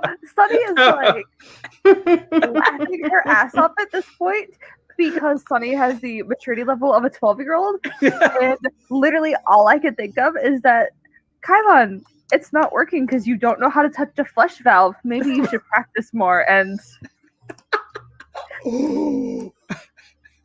Tor even gets into it, and he just prods the backside of Kylon once with his hammer, and he says, "You need to try harder." He says, and then he starts chuckling again. I feel so bad for Azuma because we have like Tor and Sunny who are absolutely enjoying themselves at this point. Kylon who has his head stuck in a flush valve. And Delstria who I'm not really sure what Delstria is doing right now, but Delstria is laughing. She can't help it. It's funny. Delstria is still pushing, but she's really just laughing as she's not even trying to push that hard. Yeah. Where do you want Bear to go? Just in here? Yeah, Bear's just gonna come hang out with me. Just... Okay, Azuma's kind of in the back there, looking strangely, kind of shaking her head as the shenanigans go along. And Tor says, "Can I just hit it again? Can I just break it open?" No, Tor, you're sounds like you're you're to break it. And he's gonna do another strength check. You're stronger than I am, Tor. Would you like to try pushing? Kylon wiggles a little bit, and you see he just grabs it and he pulls it open, and he finally gets his head out as it now kind of shakes a little bit, and then after it writhes, it opens fully where a person could walk through. He's like, he's like, there could have been a creature on the other side that took my brain, and I just heard you guys all laughing. Oh, sorry, Shakes his head. Like, Funny. He's like, these things are dangerous. But he's gonna like walk past Kylon and like tap his cheek a little bit. Oh, honey, if he was after your brain, he'd probably starve. And then I'm gonna walk through the door. I love it. All right, go ahead. You need to open the door. I can't. Oh, I need to beep boop, don't I? I can see it, but you can't. Oh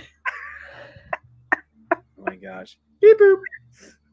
As the door opens. The valve. The valve opens. Come along, Bear. Sorry, Kylon, but it was pretty humorous. He says I get, no, it isn't. He says, and all the times I begot beer, I bought every one of you beer because you used to save my life, and now you just laugh at me. You all kind of file into the next place. Tor is still chuckling. He's like, shh, you need to be more serious. This thing, he says there could be more valves that you get stuck in. Okay, well, so completely out of character here. I think we really needed this cave. Like, we needed this cave for us. We needed this cave. By the way, something else that you need, right there on the ground, Tor. There's a laser pistol. Ooh. I say to Tor, to be fair, Hersek was running from something and he was scared. Hey, Delstria. Delstria, look, I learned my lesson. That thing, is it trapped? Because I want to go touch it. I just look at Sunny and walk up here and check it out. What? Sure. How come you just get to walk up to things? Yep. Are you searching for traps while you're doing it? Okay, good. You can make that roll. It is not trapped.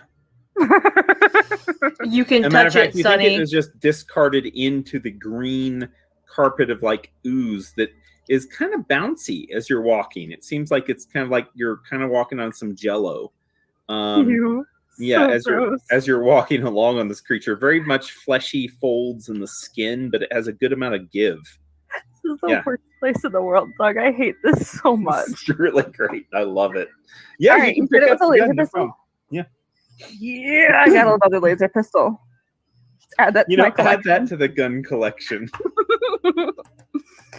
Yeah. She's gonna set up shops and start selling them all. I know Whoa. she's gonna become a Whoa. merchant. Yeah.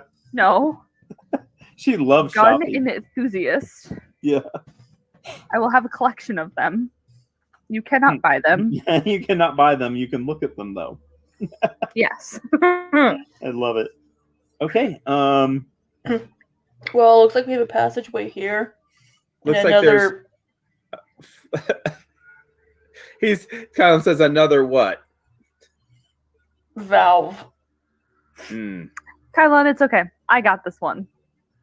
I'll go try and open this one. Okay. Oh God, he's gonna hurry up beside you, not wanting you to go ahead. Of course. Oh my god, Kylon, Make your strength honey. check. You get there before him. Oh my god. As you're pushing into it, you notice it is pretty resilient. You've never had to touch something like this before, but as you're pushing and you get, there's the hole there, and you try to pry it, and then you're pushing on the sides of it, and must be a certain technique. And Kylon goes up to you and shakes his head. He's like, "That's not how you do it. Here, let me." And he gets his hands in there the same as yours. So now all four of your hands are kind of writhing around there. And he puts both fists in with your hands there also, and you're able to activate it. Somehow you actually activated it as if you knew what you were doing. And without prying or anything, the whole thing just opens up. And it opens wider than the one that you just went through. And You're gonna look at Kylon. Oh my handsome. You are getting quite talented with those hands, aren't you? he says, "Stop it." He says, "We can't be doing that kind of talk." He says, "It's not appropriate. My goddess would not approve." I think mine would. I'm gonna walk on. He says, "You don't. Come on there. Your goddess. If you have a," and then right as you walk in, there's going to be a description to this massive chamber. This is called the Cathedral of Light. Ooh. The drooping ceiling of this elongated gallery rises 30 feet high in places, but hangs down to only 5 feet from the ground in others, sagging like a partially collapsed tent made of rotting flesh. The air I'm itself getting an swirls. echo. It's Alyssa again. The air itself swirls with multiple motes. That might be me. Various colors of light. What at first seemed to be fireflies, but upon closer inspection, appear to be more akin to floating jellyfish-like creatures. So if you can imagine the top of this, the ceiling, there's like these translucent, glowing jellyfish kind of just floating along on the ceilings. Quick question here. So when Kylon, did Tor cast Life Bubble again? He has not recast it because it didn't go through all the duration, I don't think. Oh, that's right. Yeah. Because I was going to say that Azuma doesn't have that spell on her. He will have had to have cast it again, though. He would not let her out of that. That would be silly. Yeah, good call. So he will cast that again, including her in the duration. And if we go over 3 hours each, we'll worry about something, how he spreads that. But it's only the greater of the two durations that would count. So I guess he could kind of overlap someone else's duration with something longer. But I don't think it'll matter unless you guys are in here many hours, which I can't see that happening. Whenever you get to the entryway, Delstra, you will be able to make a both of you will be able to make this, but you will get the bonus on it also from your father's books, of course, making a spellcraft check on this room. And we're going to have everybody. Is this a knowledge or just spellcraft? Yes, it is. Okay. So plus 5 more, 42. Okay. As you're looking at the top, you believe that what these jellyfish-looking things are, they're actually immense clots of bacteria. And you think that they actually are kind of leaking out of the walls at certain points, and they seem to be mainly on the ceiling, but you see some that are kind of floating down a little bit lower also. If anything, you think this is a sign that there is life still in the ship. You don't think that these are just feeding on the carcass of the ship, but you think that they might actually be in some sort of symbiotic relationship with this ship, or at least were when it was operating correctly. They're too large to infect you. They're definitely not going to be a threat of any kind. You do see, though, something else, though, in the distance that might be more of a threat. And that thing, let's see here, is going to be... let's get you a picture.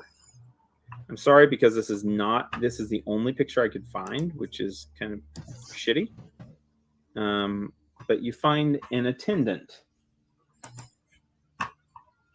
that's still attending things.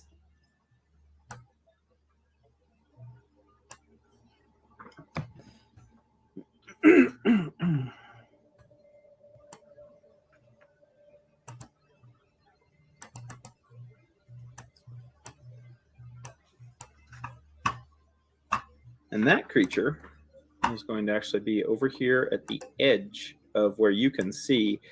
The reason why I'm talking to Delstria in this manner is because the elven eyes allow you to see further.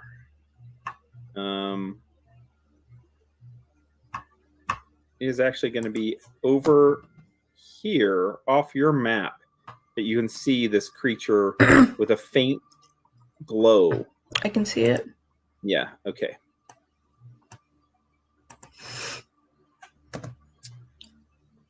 And it does not like you because you have pushed through too many of these flesh valves. You're opening it to infections and other horrible things. As a matter of fact, you might be the infection yourself. I will allow you to make a... oh my god. A nature check on this creature. And this is using knowledge to identify it, of course. And then we're going to roll initiative because it is going to act. 15. Is that check for me as well, or just Delstria? Only Delstria, because she's the only one able to see it right now. And if I get a bonus for my father's books, 20. Can you? Oh, you can see this because it's all illuminated for some reason, Sunny. It is, but I mean, I see where the fuckity duck circle is, so like it's cool. I can pretend I don't see it. Pretend. You'll be able to see it soon enough. Yes, you do get the bonus with your father's. 20. Okay, 20. This is some sort of a Lunara. Lunarma.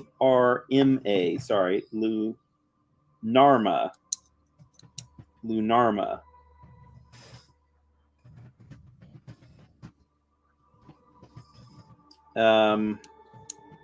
What you know, though, is that this is not acting the way that it should. Typically, these creatures are immune to poison and cold. They fly, but this one definitely looks different, especially with its weapon that it has in its hand, which is very strange. You're not going to know much more than that because it is very, very, very unique, but it is a aberration of sorts that is floating around the room. And at that, we need to roll another initiative because we can't just have a peaceful life as the torchbearers. We are faced with flesh walls that we have to push through. Oh, a nat 20 on its initiative. That's not good to start. And the decor here of the room, we'll actually get rid of that thing because that's been picked up now. The decor of the room is helping though, because it's kind of like you have all these little floating little bacterias all joining you here in the atmosphere. Gosh, Azuma. Did she roll in that 22? No, she just got a 20. Oh. Yeah, with her, she has a +9 initiative bonus though. She is fast as fuck. Speedy. Yeah, you have a pretty big one though too, don't you? Yeah, when I have Cat's Grace, it's a little bit bigger. It's 6. Yeah, it's good. Oh, why is there 2 Tors? Tor and his replicant are there. There we go. All right, cool. Excuse me. So let's. I'm gonna point. Yeah. Okay. Good. Yeah, you'll have time to do that. Yep. And tell the party. There's a Lunarma type creature over there, but something's off. Kylan says, well, like I would know what a Numara is. I mean, what is it bad? And he looks that direction just as the creature starts to cast a spell. Oh my god.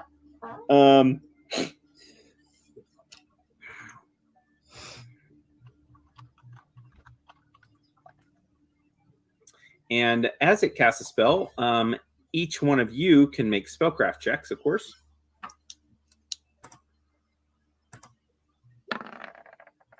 $34. Okay.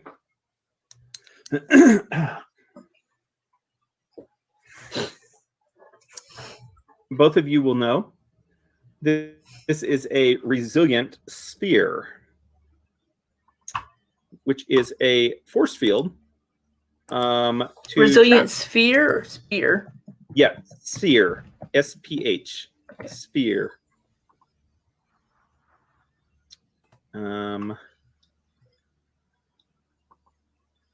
Let's get it the right color here. Let's do blue. And Kylon needs to make a reflex save, which he fails. Of course he does. Kylon is now inside of a force field.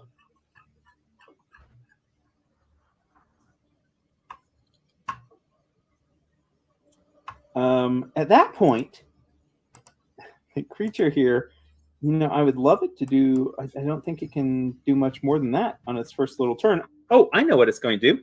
It is going to fly itself over to here, and it's going to float up to the ceiling of the room, 30 feet high. So it is 30 foot off the ground. Kylon all of a sudden bumps into this this trap that's been erected all around him. He's like a mime trying to feel his way around. All right. And that is what it does on its turn. Azuma does not have dark vision, does not have low light vision. Oh my god, she really does not have much. She is going to move out around the corner to the side of where Kylon is, not able to see much further into the room. She's just going to ready an action to shoot any enemy that she sees approaching. So that's her turn. Tor. Tor can't get his friend out of anything.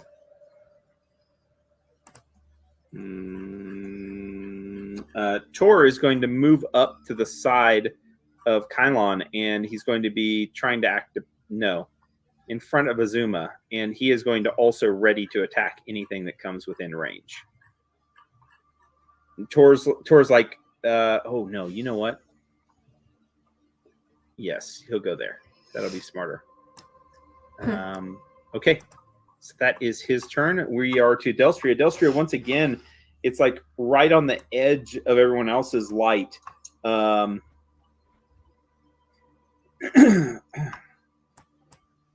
Okay. I'm going to cast the spell magic. Okay. On that resilient sphere spell. Okay. So let me see.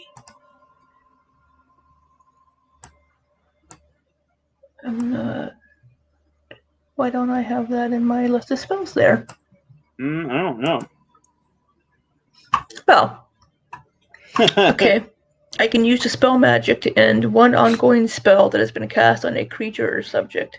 Mm-hmm. So for a targeted dispel, You'll target that wall. so DC equals 11 Mm-hmm. plus the spell's caster level. Yes. I want you to And know I'll make this, a caster level check. This is going to be important for you to know. You will know because you rolled really well. You are not going to be able to dispel this. It is not subject to dispel magic. Yes, it is. A wall of force is not. Huh? It is a wall of force. Right, but the Resilient Sphere spell says the sphere functions as wall of force, except that it can be negated by dispel Oh, okay. magic. I'm so sorry. Yeah. That is an important part. Thank you.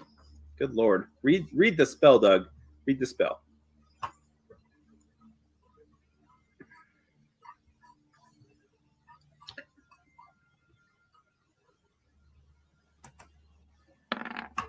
Okay, my caster level check is 18. It's not very good. Ooh. Okay, let's check here and see. What would you need? It doesn't have a 11. real high caster level. 11 plus caster level would be... It is not enough to defeat the barrier. Okay. Damn it. Okay. Well, I'm going to move on my... Okay, sure. So I can get closer as well. Okay.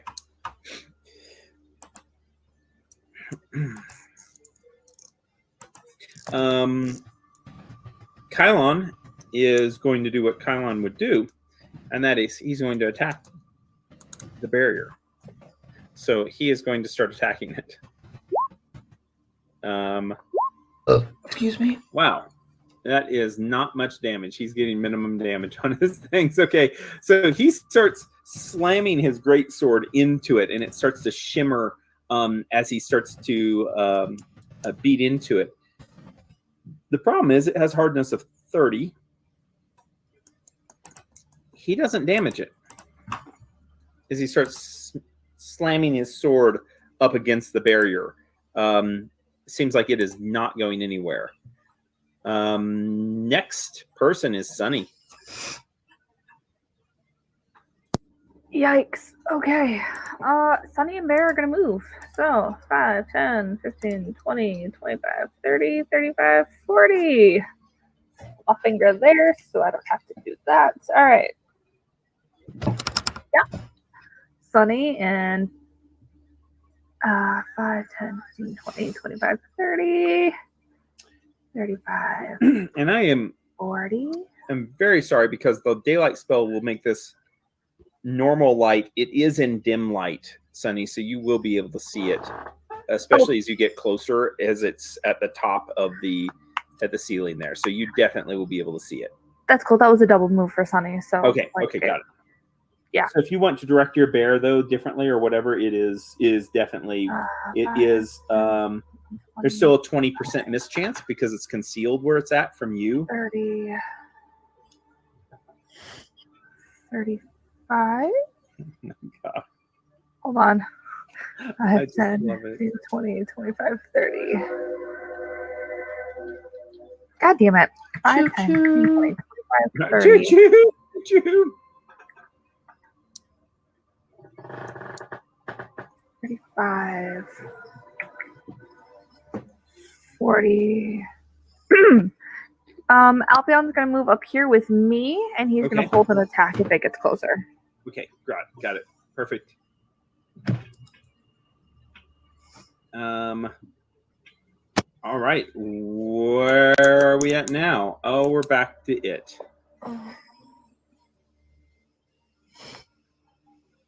Okay, who is doing what?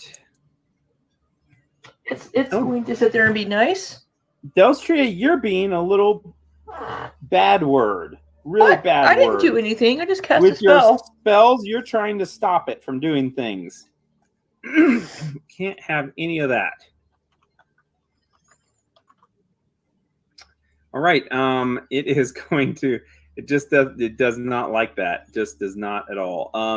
10-foot radius spread. Let's see. What would a 10-foot radius spread be on that? Oh, it's kind of out to where it goes. Boom, all the way out, isn't it? Yeah. All right. That's pretty cool. But what if it did it right here? That's even better. It is going to move its tentacles around, and its eye there, its central eye, kind of dims and then brightens up more purple. And it is going to cast a spell targeting here, which will hit Alpion, Sunny, and Delstria. Technically, the way spell radiuses work, it wouldn't hit me. Technically, it would on a 10-foot radius, though, right? It wouldn't, because if you look at the radius maps for spells, if it's centered there, it's going to come up like this.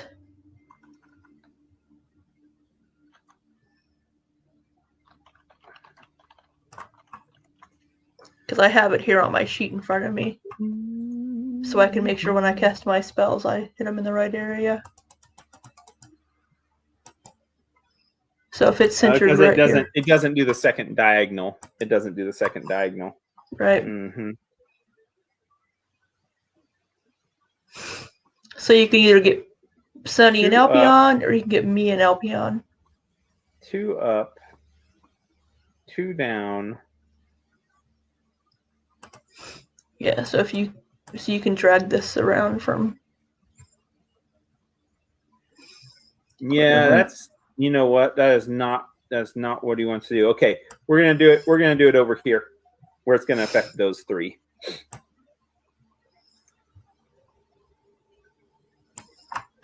So there, it would hit all 4 of us.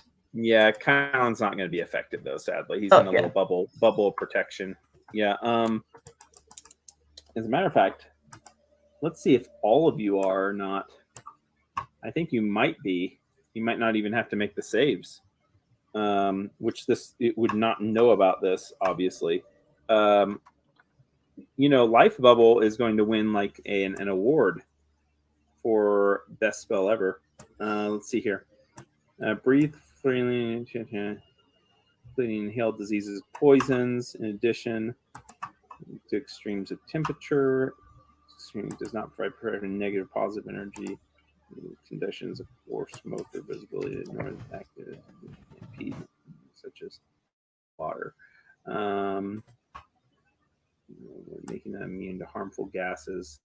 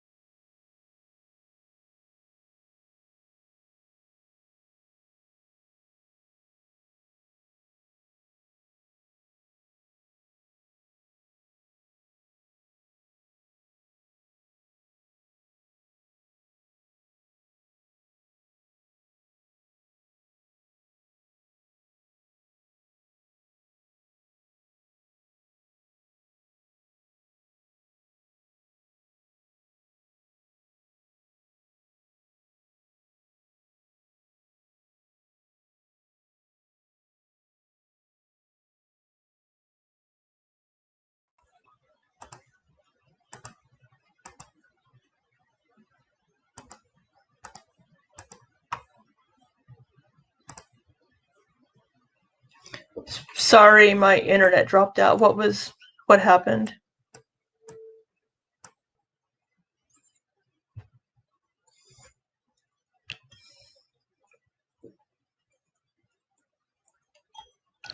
Oh. No.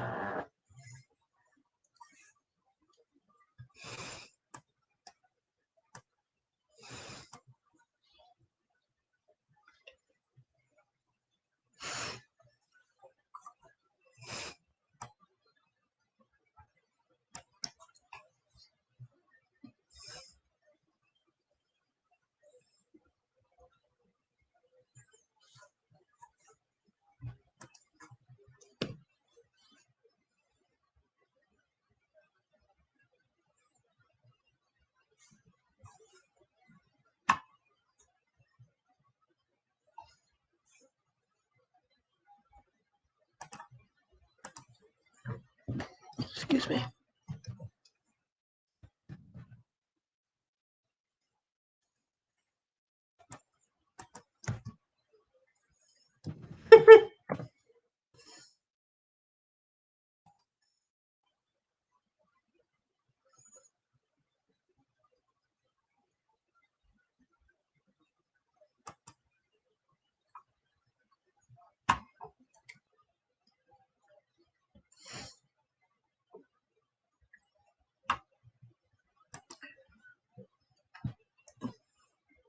Oh, great. Alright, I'm gonna try to cast a spell magic again.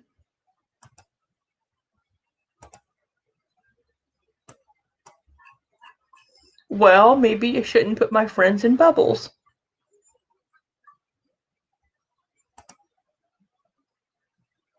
Yeah. 28.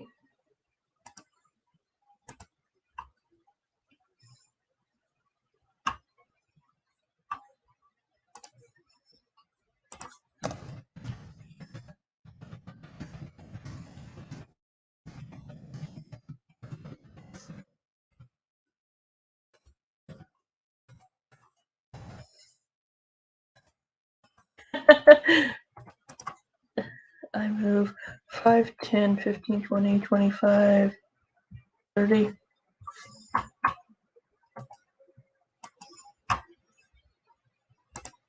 Get me in better range to shoot at it next round. Go get it, Kylon. You're free.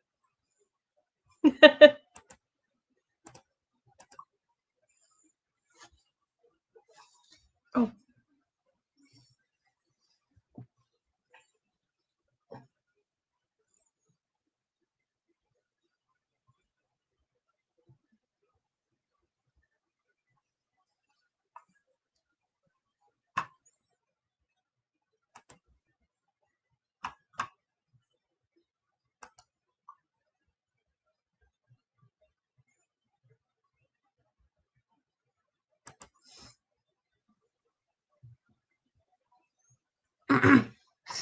Stupid. My internet. You guys froze on me. Did he hit? Oh, he just moved.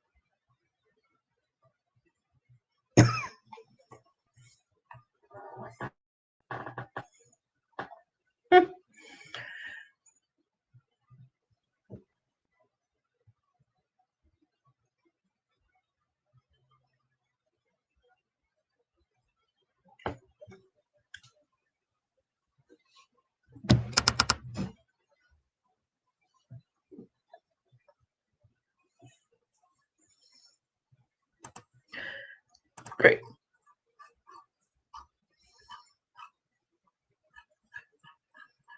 Ouch.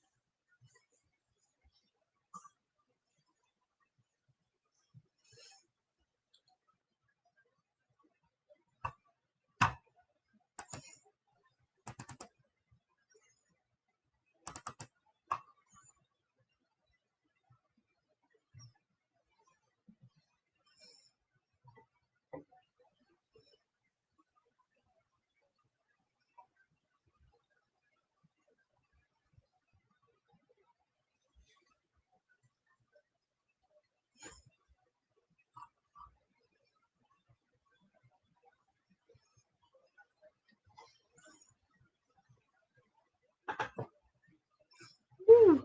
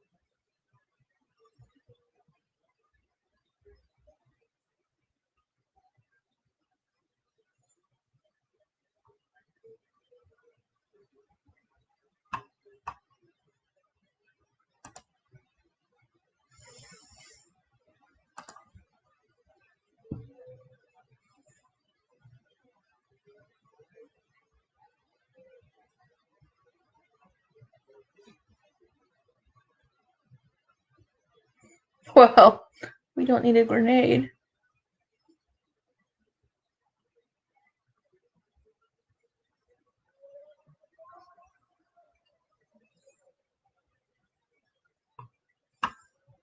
Does she have no melee weapons?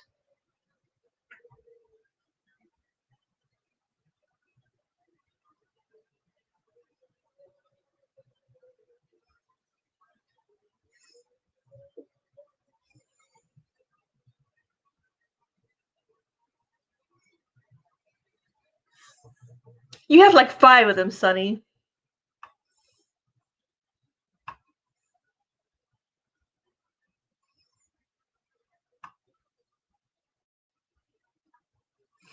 No, she has the rifle and she has a dagger, but she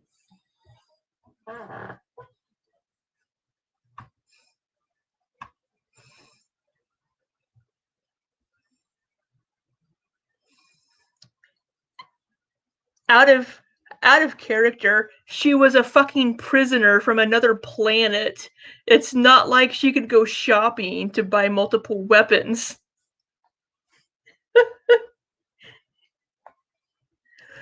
And the fucking scar of the spider.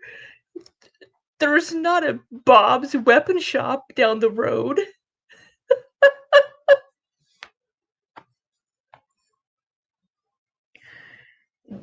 Crazy robot that hates her.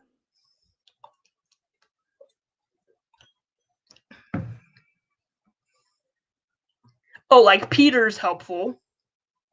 What's he gonna do? Fashion a sword out of a carrot?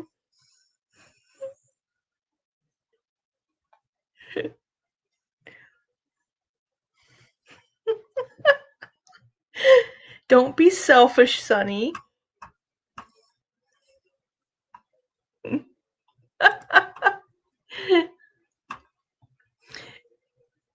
Yeah, that's fine. I'm gonna 5 foot. Well, it is what it is. I'm gonna 5 foot step up and full round attack. Let's see if I can hit it.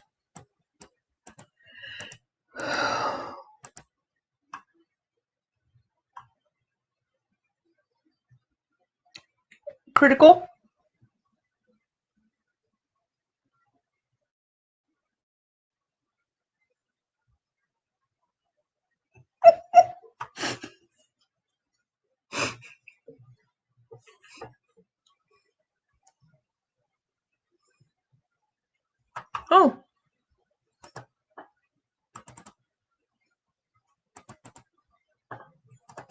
C4.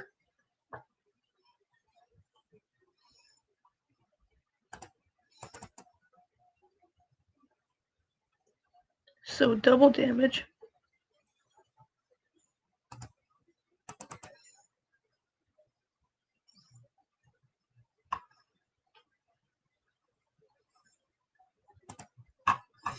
Okay, so the first 1d2 is, I don't know if this is a 2.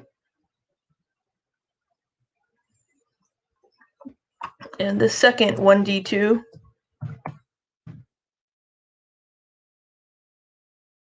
is a 1.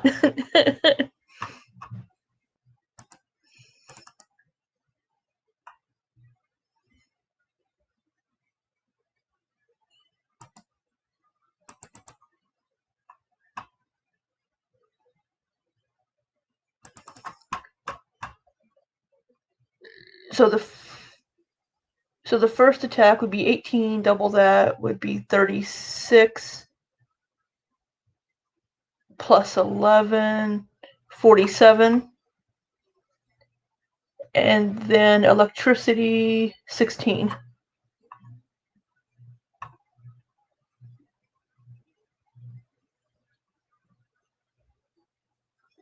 Okay. Second attack.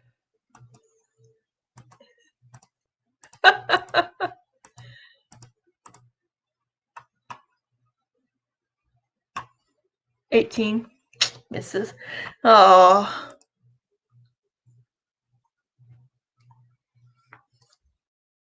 Dustry is doing a lot better in combat lately. That makes me happy.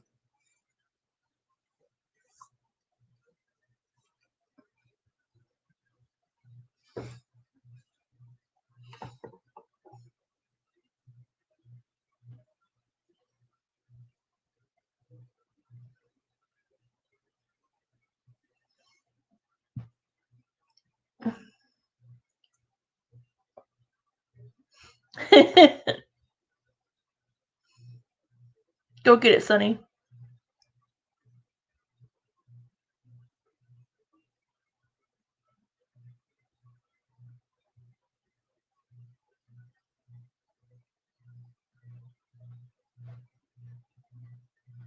Go get him, chicken leg looking bear.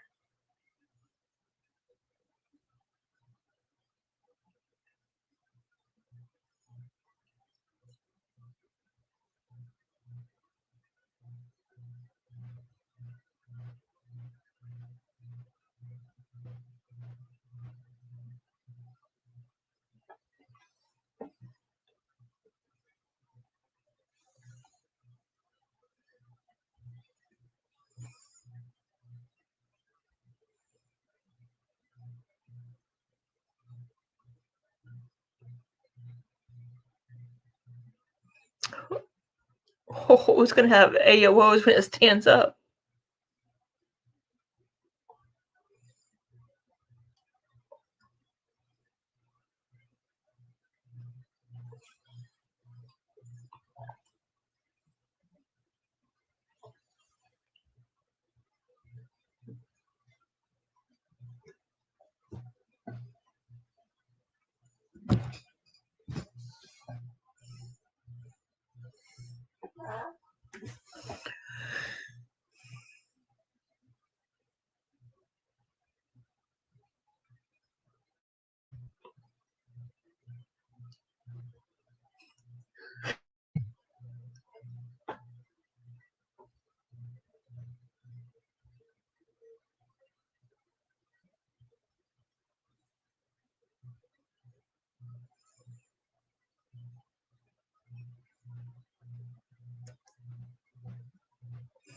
It's like flailing on the ground. He's just.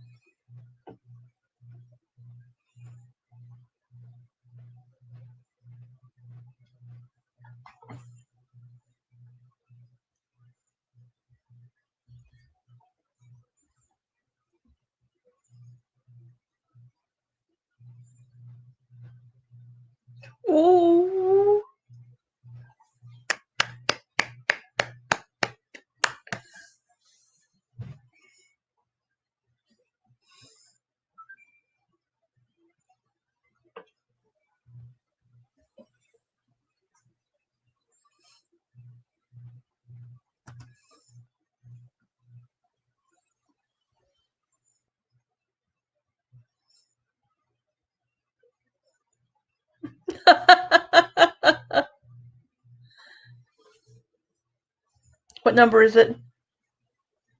No.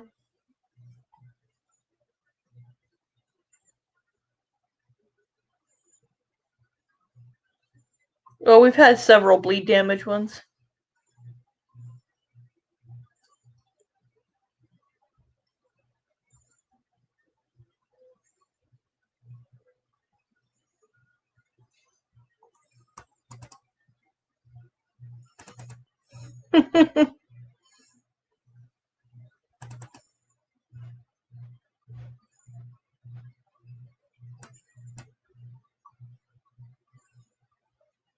No, bear.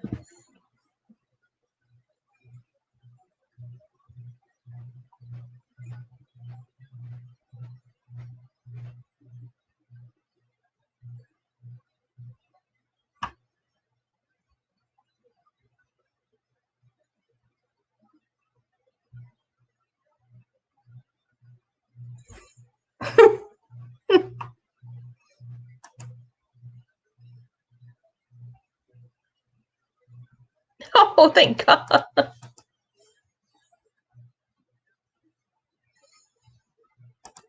Oh, yeah, so sad.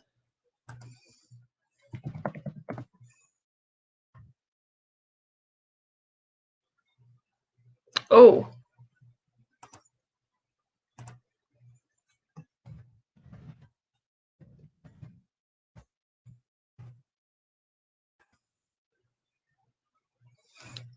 That's also an extreme. That's a 56,000 gold piece weapon.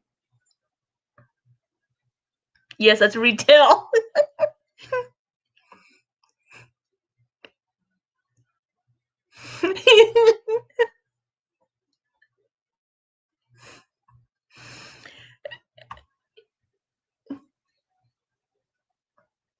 It's a cruel weapon that emits a carrier wave of light which transmits a mass of nanites into the body of the creature struck.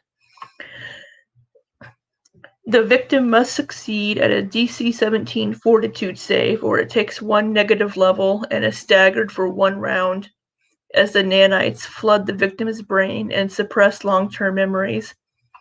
If the victim succeeds, he's instead sickened for 1d4 rounds and is immune to further attacks from a mind render for 1 hour.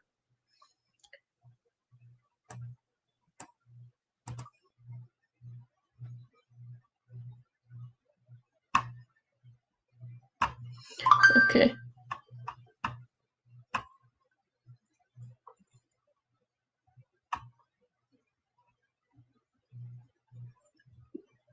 Jeez. This was a 42, this was a fortitude.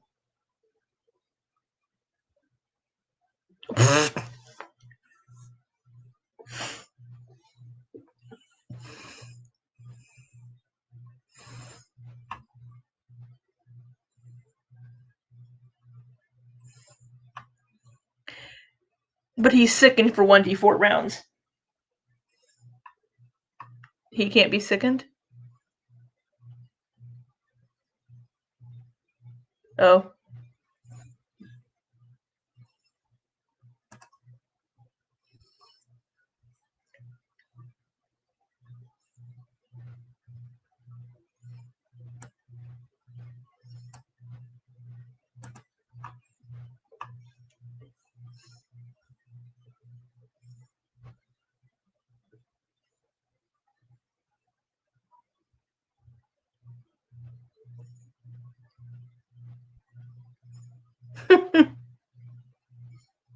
Oh. We've had like 3 criticals on this poor thing.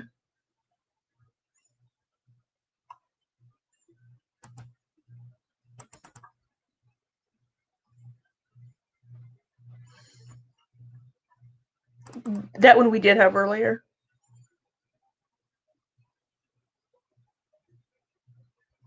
No, we did not. It's already down.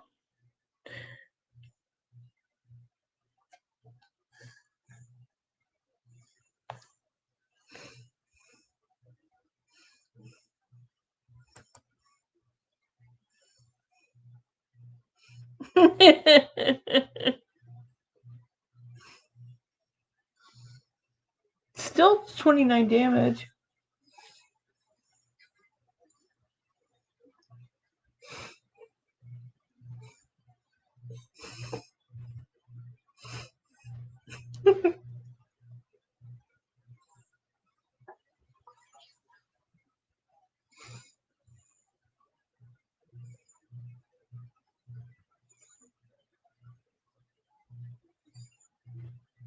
No, we don't need any eggs implanted to bust out of our.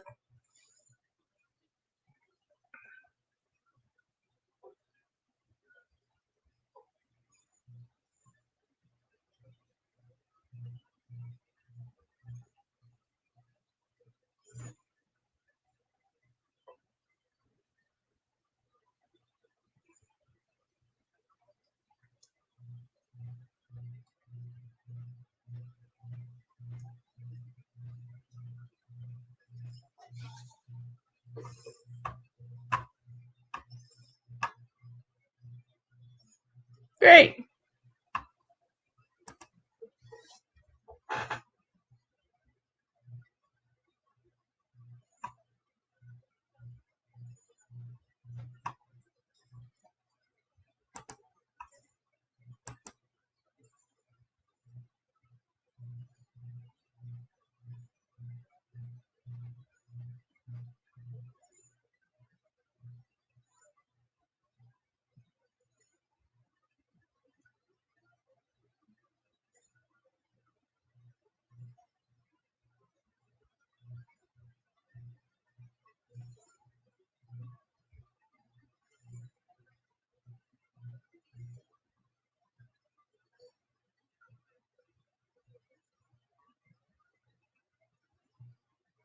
Mm-hmm.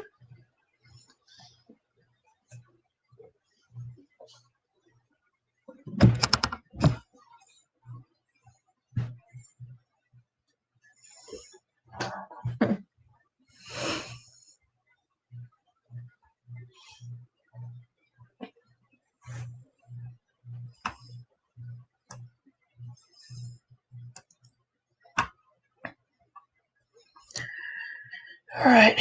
I'm going to 5-foot step up, full round attack.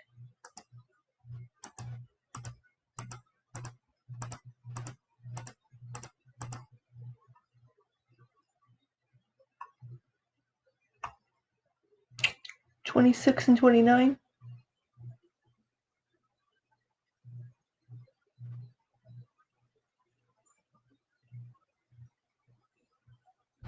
Okay, 11 arrow, 3 electricity. Second attack.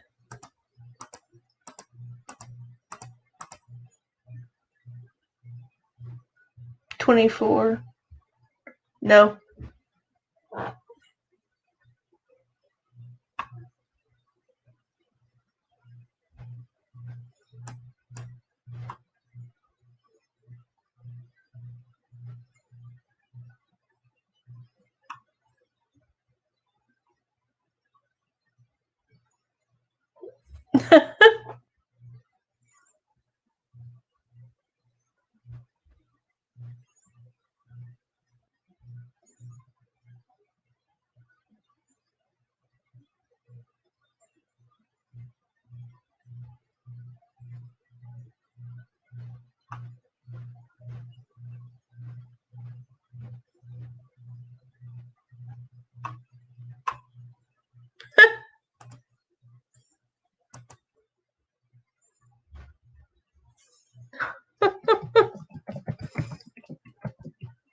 He was an engine attendant. He just fixes engines. He isn't a fighter. He's a mechanic. Overalls. Grease smudge on his forehead.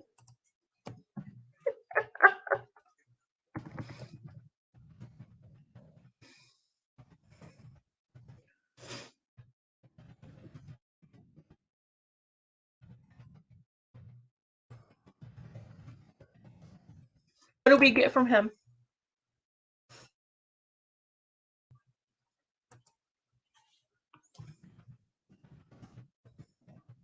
Oh, it's Time War? Oh.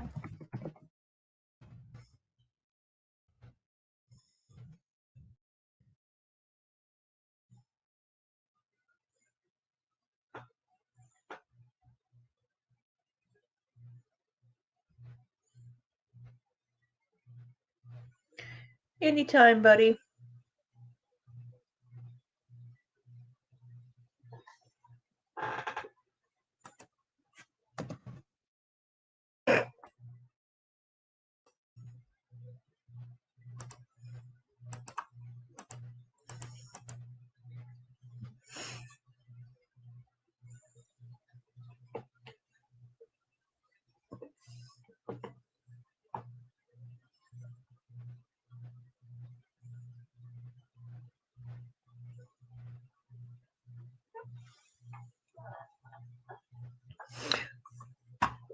Well, let's do a perception check.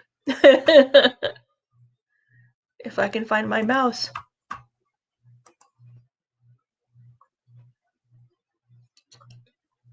Sunny, are you gonna look?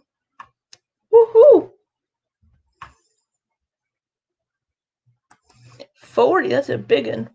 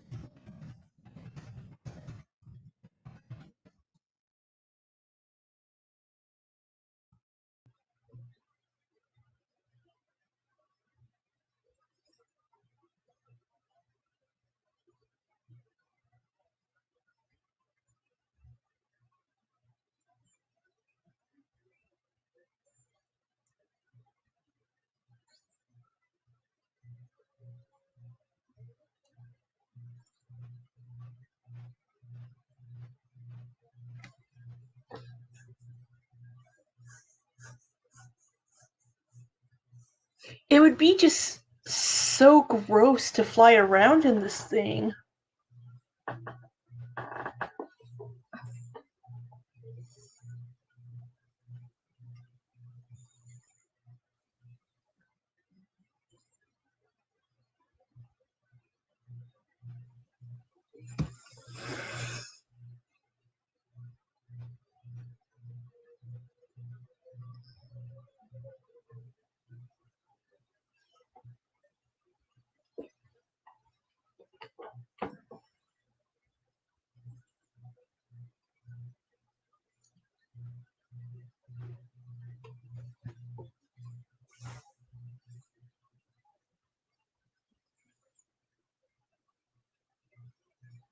Those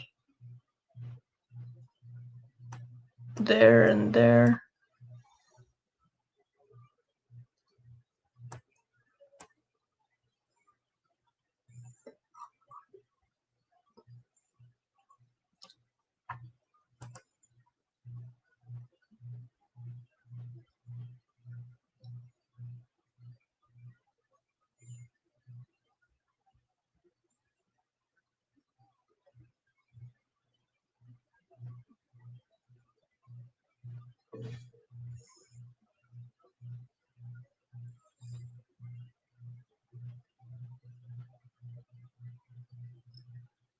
Do we want to go through there?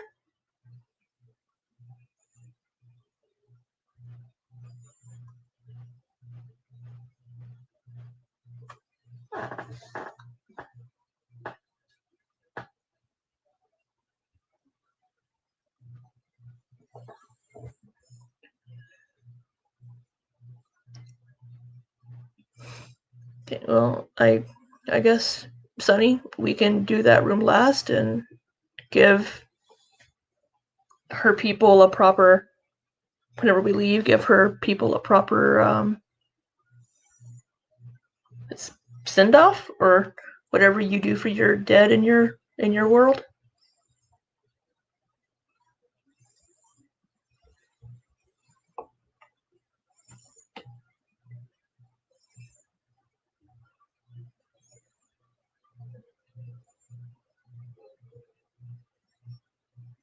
Yeah, whatever that means. Okay.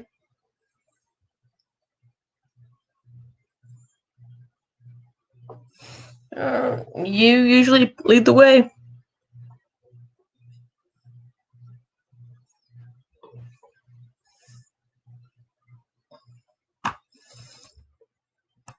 Well, you're the one that's figured out how to open the doors.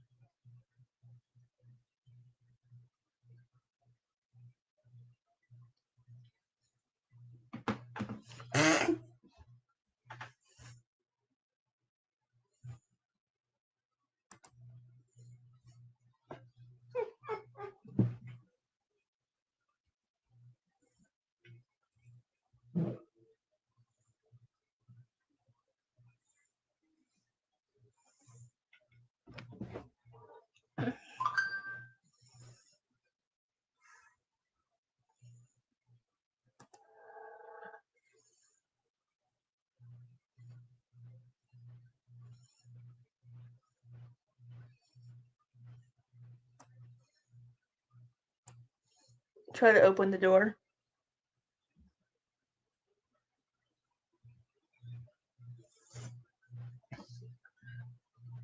What do I do? Strength check?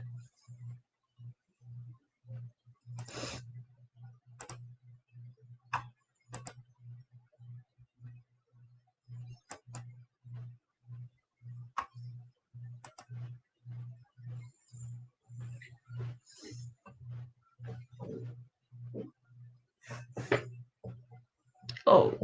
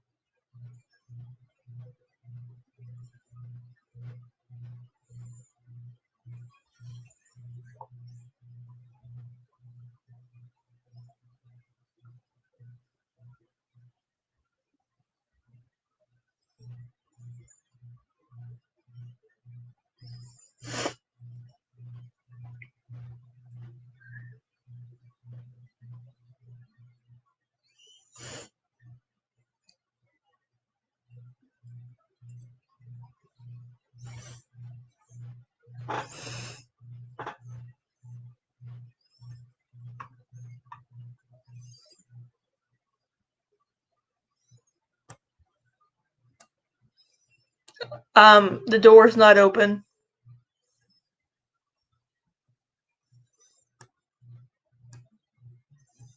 Boop, boop.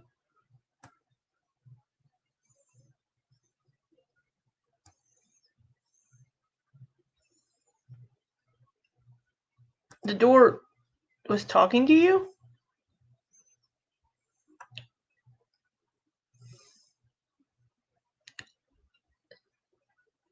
I look at the door and walk over here. I'm like, fascinating. I wonder how. And I kind of start like poking at it.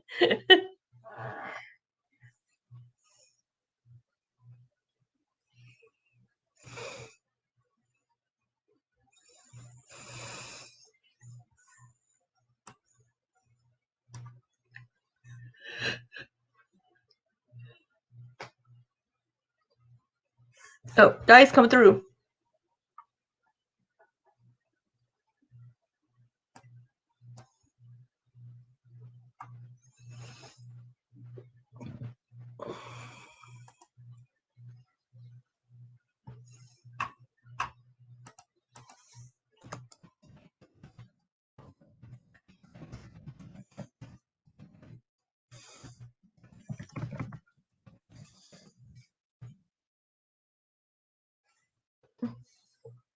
Ooh.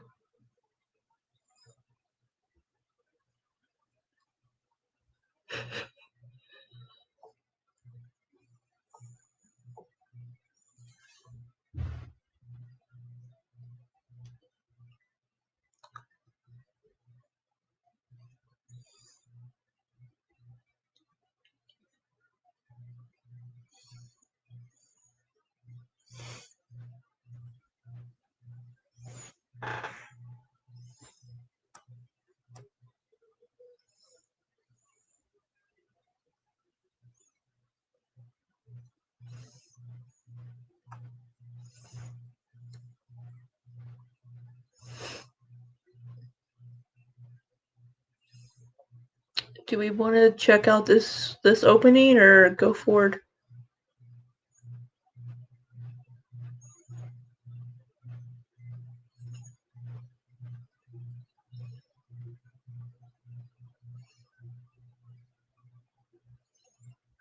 Did it tell you that?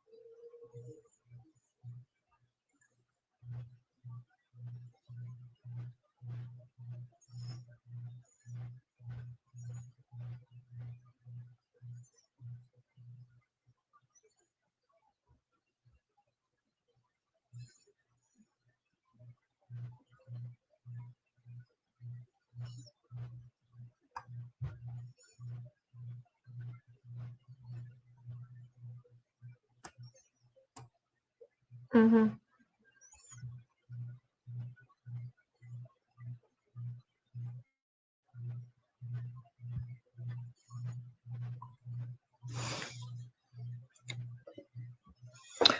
I could do some psychometry and pick up anything from the last time people were here.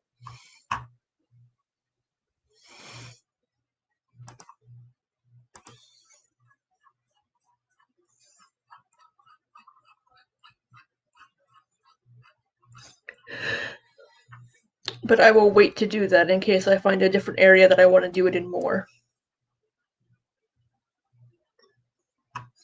I can always check the controls more on the way out.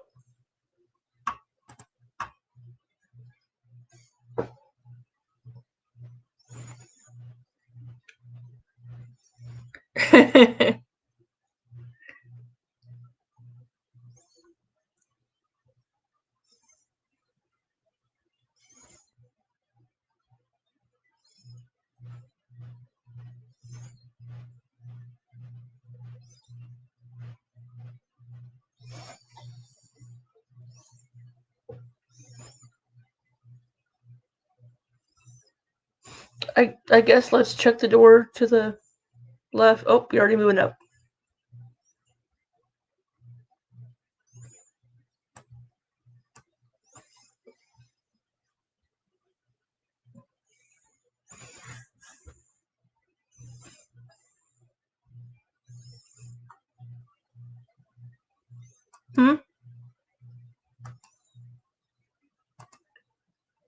I'll wait for him to get up here. Shrink Chuck? Mm.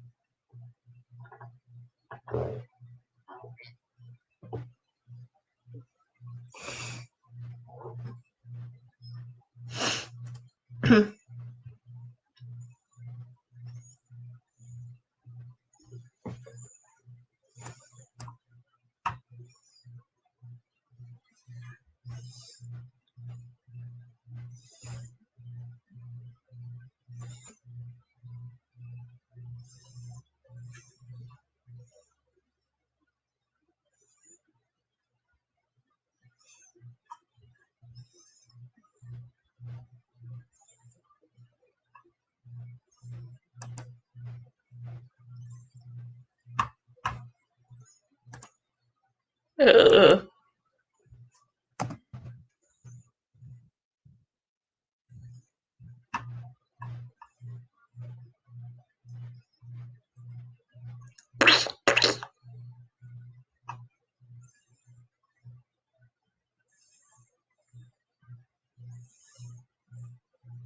That's fascinating that it talks to you, Sonny.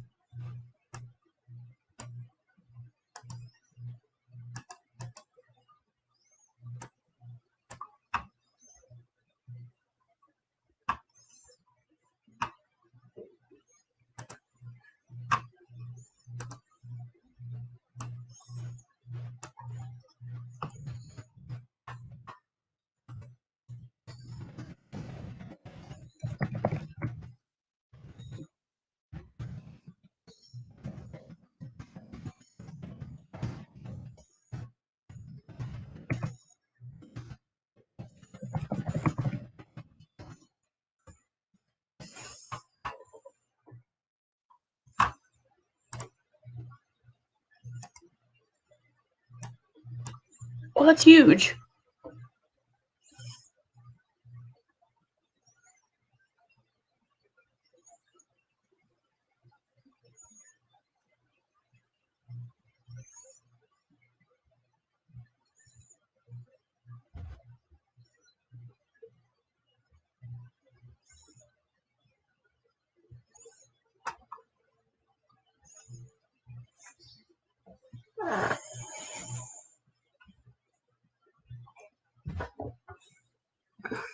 It's a ship, mind you.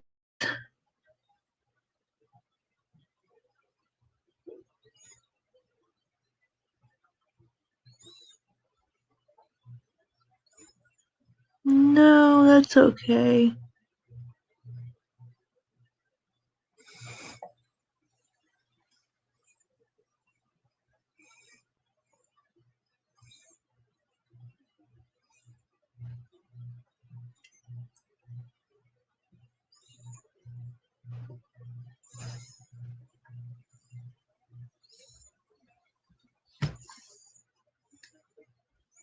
Mm-hmm.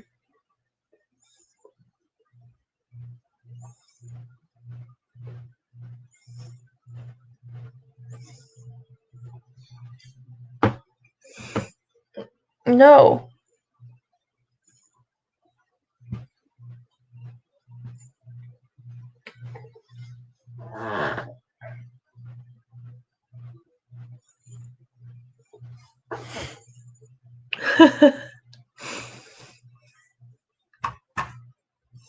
Sunny's fine. She's hitting more and she's doing more damage.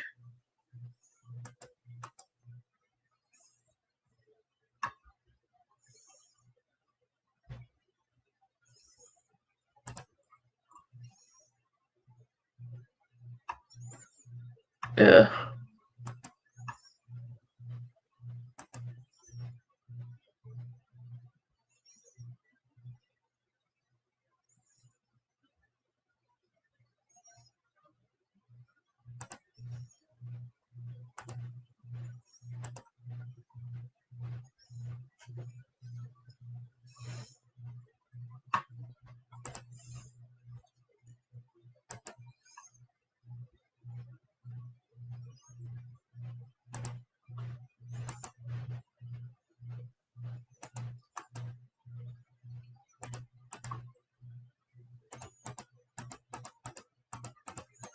Well, we still need to go back to the fungal cave and make sure we get everything.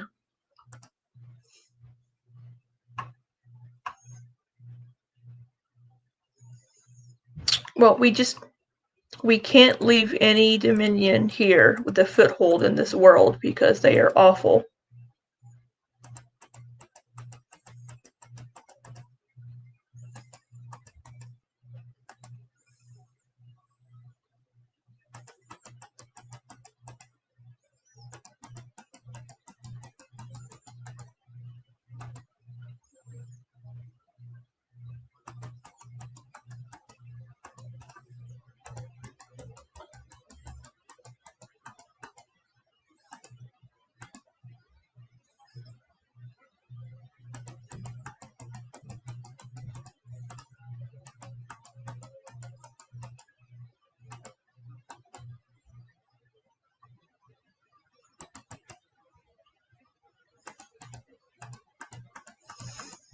Good night.